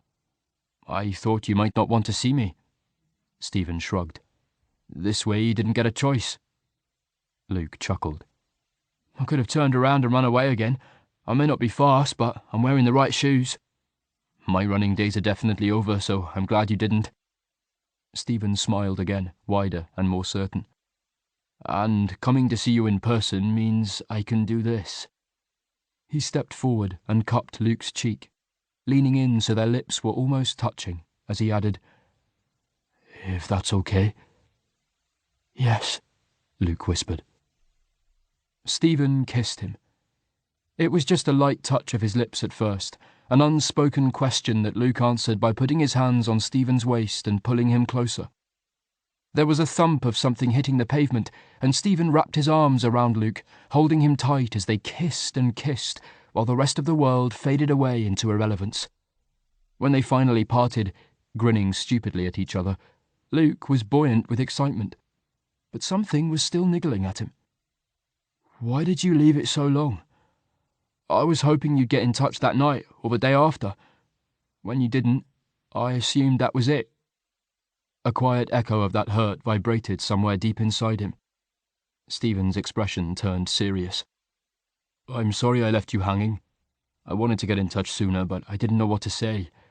I knew I needed to apologize, but I needed time to think about what you'd asked me. Time to work out what I wanted. Oh. Luke's mouth was dry. He swallowed hard. So, what do you want? Stephen's eyes bored into him with an intensity that made Luke's pulse thunder in his ears. I want you, he answered finally, voice calm and full of certainty. I love you, and I want you to come home with me. I want it to be your home too, because it doesn't feel right without you there. Are you sure? Luke whispered, struggling to speak past the tightness in his throat. Stephen nodded. I've never been so sure of anything. So, will you? Blinking back hot tears, Luke nodded too. Yes, I will. I love you too. He grabbed Stephen and kissed him again. This kiss was full of passion and intensity, with a building heat and purpose as they pressed their bodies close together. Craving Stephen's touch and scent and the sensation of skin on skin, Luke broke away. Let's go inside. He got his keys out of the zipped pocket on his shorts while Stephen picked up the bag he'd dropped earlier. Can I carry that one for you? Stephen held it out. I almost forgot. Look inside. Why? What's in there? Luke took the bag and peered in to see 5 courgettes and more green beans than he could count. Oh my God! Are these from your garden? Our garden. But why on earth did you bring them all the way to London? I wasn't sure you'd come back with me, and I wanted you to see them. You helped me grow them after all. I guess you could call them a peace offering. Like a bunch of flowers, only edible. Luke raised his eyebrows, grinning in amusement. Stephen laughed. I suppose so. I should have tied them up in a red ribbon or something, shouldn't I? Nah, they're perfect just as they are. Now let's go inside and make up properly. Sounds good to me. You need to stop that, or I'm going to come, Stephen warned Luke. Luke was on his knees in the shower, choking happily on Stephen's cock as the water poured over them both. He was close too, jerking his cock rapidly with his eyes closed against the spray. Seriously, stop. Stephen put a gentle hand on Luke's shoulder and pushed him away. Spoil sport? Luke got to his feet, wiping his eyes and grinning. Would it matter if you did? He pressed his body against Stephen, tilting his face up for a kiss. Stephen slid his hands around to grip Luke's arse. They felt big and strong as he squeezed. I want to fuck you. You can do that later. We've got all night. Consider this the warm-up round. Luke tried to drop to his knees again, but Stephen held him tight, keeping him there. But later, I want you to fuck me. Oh. Luke hadn't expected that. Stephen had let him do it that one time, but that was all. And I'm not sure my body will cope with coming more than twice. So... Stephen shrugged. Got it. Luke moved swiftly, turning off the shower, They towelled themselves off between kisses and gropes until they were no longer dripping water. Luke deemed that dry enough and dragged Stephen through to the bedroom. He got lube and a condom out of the drawer, tossed them onto the duvet, and then got on all fours in the middle of the bed. Looking over his shoulder at Stephen, he wiggled his bum invitingly. "Let round one of make-up sex commence. And just for the record, nothing says I'm sorry like some really quality arse-licking." Luke sneaked a sidelong glance at Stephen as he drove them over the bridge that spanned the River Severn, taking them over the border into Wales. Stephen had dozed off somewhere around Swindon, and Luke let him sleep. They'd had a late night with lots of sex and lots of talking, planning their future together as they lay wrapped around each other in Luke's bed. They'd decided not to hang around in London. Luke was desperate to get back home. It would take him a while to get used to calling it that. He'd have to spend a bit of time in London again to pack up the rest of his stuff and get the flat ready to sell, but that could wait. Anything else he could deal with remotely. He'd spoken to Will that morning and explained the situation. As predicted, Will hadn't been surprised that Luke had decided to step down permanently from any hands-on involvement in the company. He was thrilled that Luke was moving in with Stephen and had promised to visit soon. Stephen stirred, grunting, as he stretched his legs out and ran out of space. "Hey, sleepyhead." Luke patted him on the thigh. "Good timing. We're nearly there." He'd left the dual carriageway a while back, and the roads were getting smaller as the hills rose around them in shades of green and brown. "Are we?" Stephen peered at the sat-nav. "Oh yes. Only 10 more minutes, thank fuck for that. You okay?" "Stiff, aching, the usual." "I'll give you a massage later if you like," Luke offered. "That would be lovely, thanks." When Luke finally turned into the driveway, the house almost took his breath away. The afternoon sunlight warmed the stones with a hint of gold, and the surrounding gardens were green and lush. He pulled up and turned off the engine. "Here we are." They got out of the car, and Luke stood still for a moment, drinking it all in. The air was fresh, and the only sounds were birdsong and the rustle of leaves stirring in the breeze. Stephen came to stand next to him. "How do you feel? Not having second thoughts, I hope?" "No way." Luke's chest felt tight, as though it couldn't contain this much joy. He turned to Stephen. "I can't quite believe this is happening." Stephen's eyes reflected back all the intensity of Luke's emotions. "Me neither." They smiled, gazes locked for a moment, until they were interrupted by a demanding meow. Trafalgar was marching purposefully across the drive. When he reached them, he rubbed against Luke's ankles. "Aw." Luke bent to stroke him. "Hey there, did you miss me?" But no sooner had Luke stroked his head, the cat turned tail and hurried towards the house, stopping a few meters away to look back and meow again, more insistently this time. "He's hungry," Stephen chuckled as Luke straightened up. "I think he's just telling you it's dinner time." Luke huffed, slightly offended. "Cupboard love. Charming. But I missed you, and I'm glad you're back." Stephen's voice was soft. "Welcome home, Luke." Luke's heart flipped, and he had to swallow hard before he could answer. "Thanks," he finally managed. "I'm glad I'm back too." Epilogue. 8 months later. Stephen wrapped his hands around the steaming mug of tea, grateful for the warmth that seeped into his palms. He was sitting in bed, snug under the duvet and a couple of blankets. Trafalgar sprawled beside him, happy with a full belly, and Piccadilly was curled up tight near his feet. It was March, but they were having a cold snap with freezing nights and frosty mornings. Winter was putting on a final display before surrendering to the inevitable tide of spring. The house took a while to warm up in the morning, and so did Stephen. The cold always made his aches and pains a little worse, so on the chilly mornings Luke always got up first. He'd go down to feed the cats and always brought Stephen up a cup of tea before getting dressed and going out to check on the chickens. That morning cup of tea was just one of the many small things that brightened Stephen's life since Luke had been in it. As Stephen sipped his tea, he thought about all the things they needed to do today. Will had been promising to visit ever since Luke had moved in, and he'd finally taken a few days off so he and his family could come for a long weekend. The 2 spare rooms were clean now. Luke had blitzed them earlier in the week, dusting, polishing, and hoovering until they were fit for habitation, but they still needed to make up the beds and put out clean towels. They also needed to go to the supermarket for a few last-minute things, since Will had sent them a list of things the twins, who were apparently incredibly picky, would actually eat. His train of thought was interrupted by Luke yelling his name. "Stephen!" Loud footsteps thundered up the stairs, and Luke burst through the bedroom door, pink-cheeked and breathless. "Get up! Quick!" "Why? What's wrong?" Alarmed, Stephen put his mug down. "Nothing, just get dressed and hurry." Luke grabbed Stephen's trousers and a jumper from the back of a chair and tossed them onto the bed, narrowly missing Trafalgar, who gave him a reproachful look. Stephen eased himself up and out of bed, hurriedly pulling the clothes on, while Luke stood and waited, radiating excited impatience. "Right, come on." He led the way downstairs, Stephen following. "Where are we going?" "Outside." Stephen wondered what it was this time. He'd been dragged outdoors to look at frost-covered spiders' webs in November, snowdrops in late December, and the first crocuses a few weeks after that. Luke's fascination with every small detail of the changing seasons had made Stephen appreciate it, as though it was new to him too.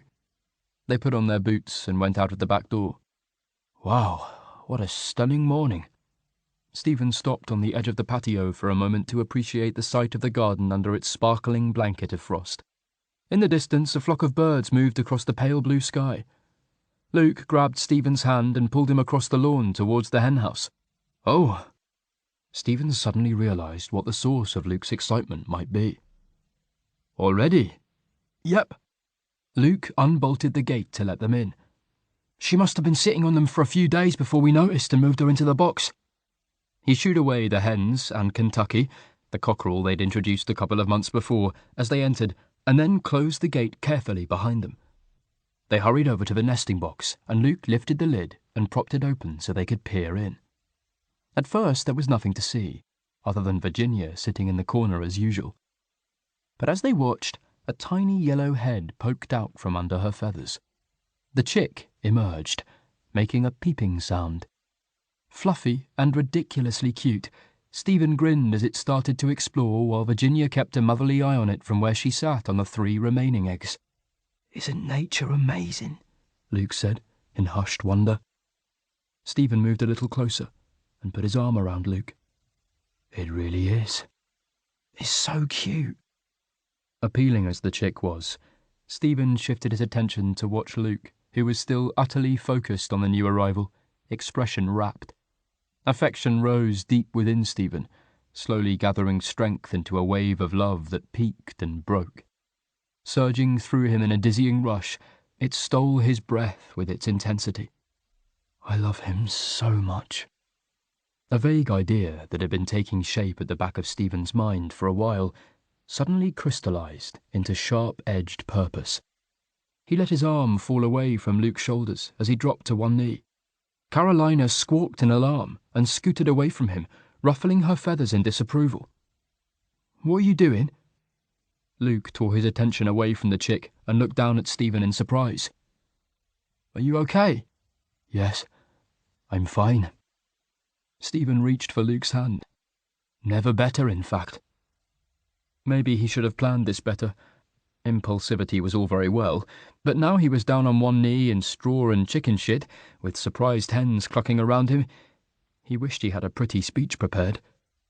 "Marry me," he blurted. "Please." Luke's eyes widened. "Oh my God. Seriously? You mean it?"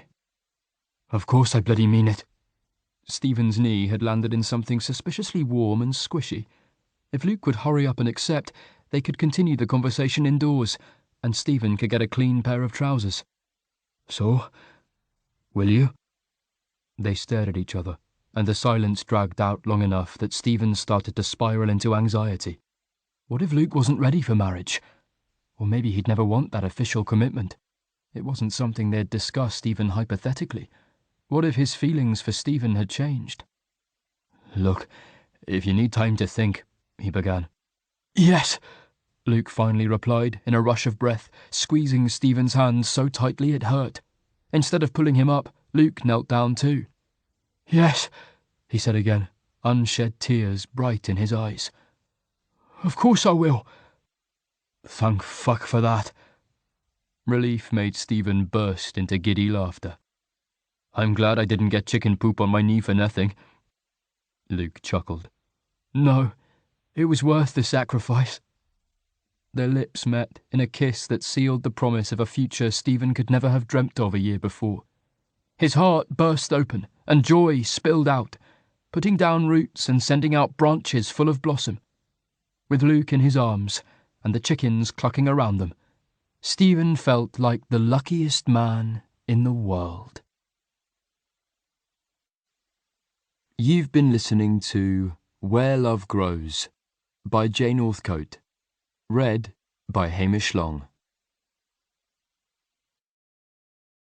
Audible hopes you have enjoyed this program.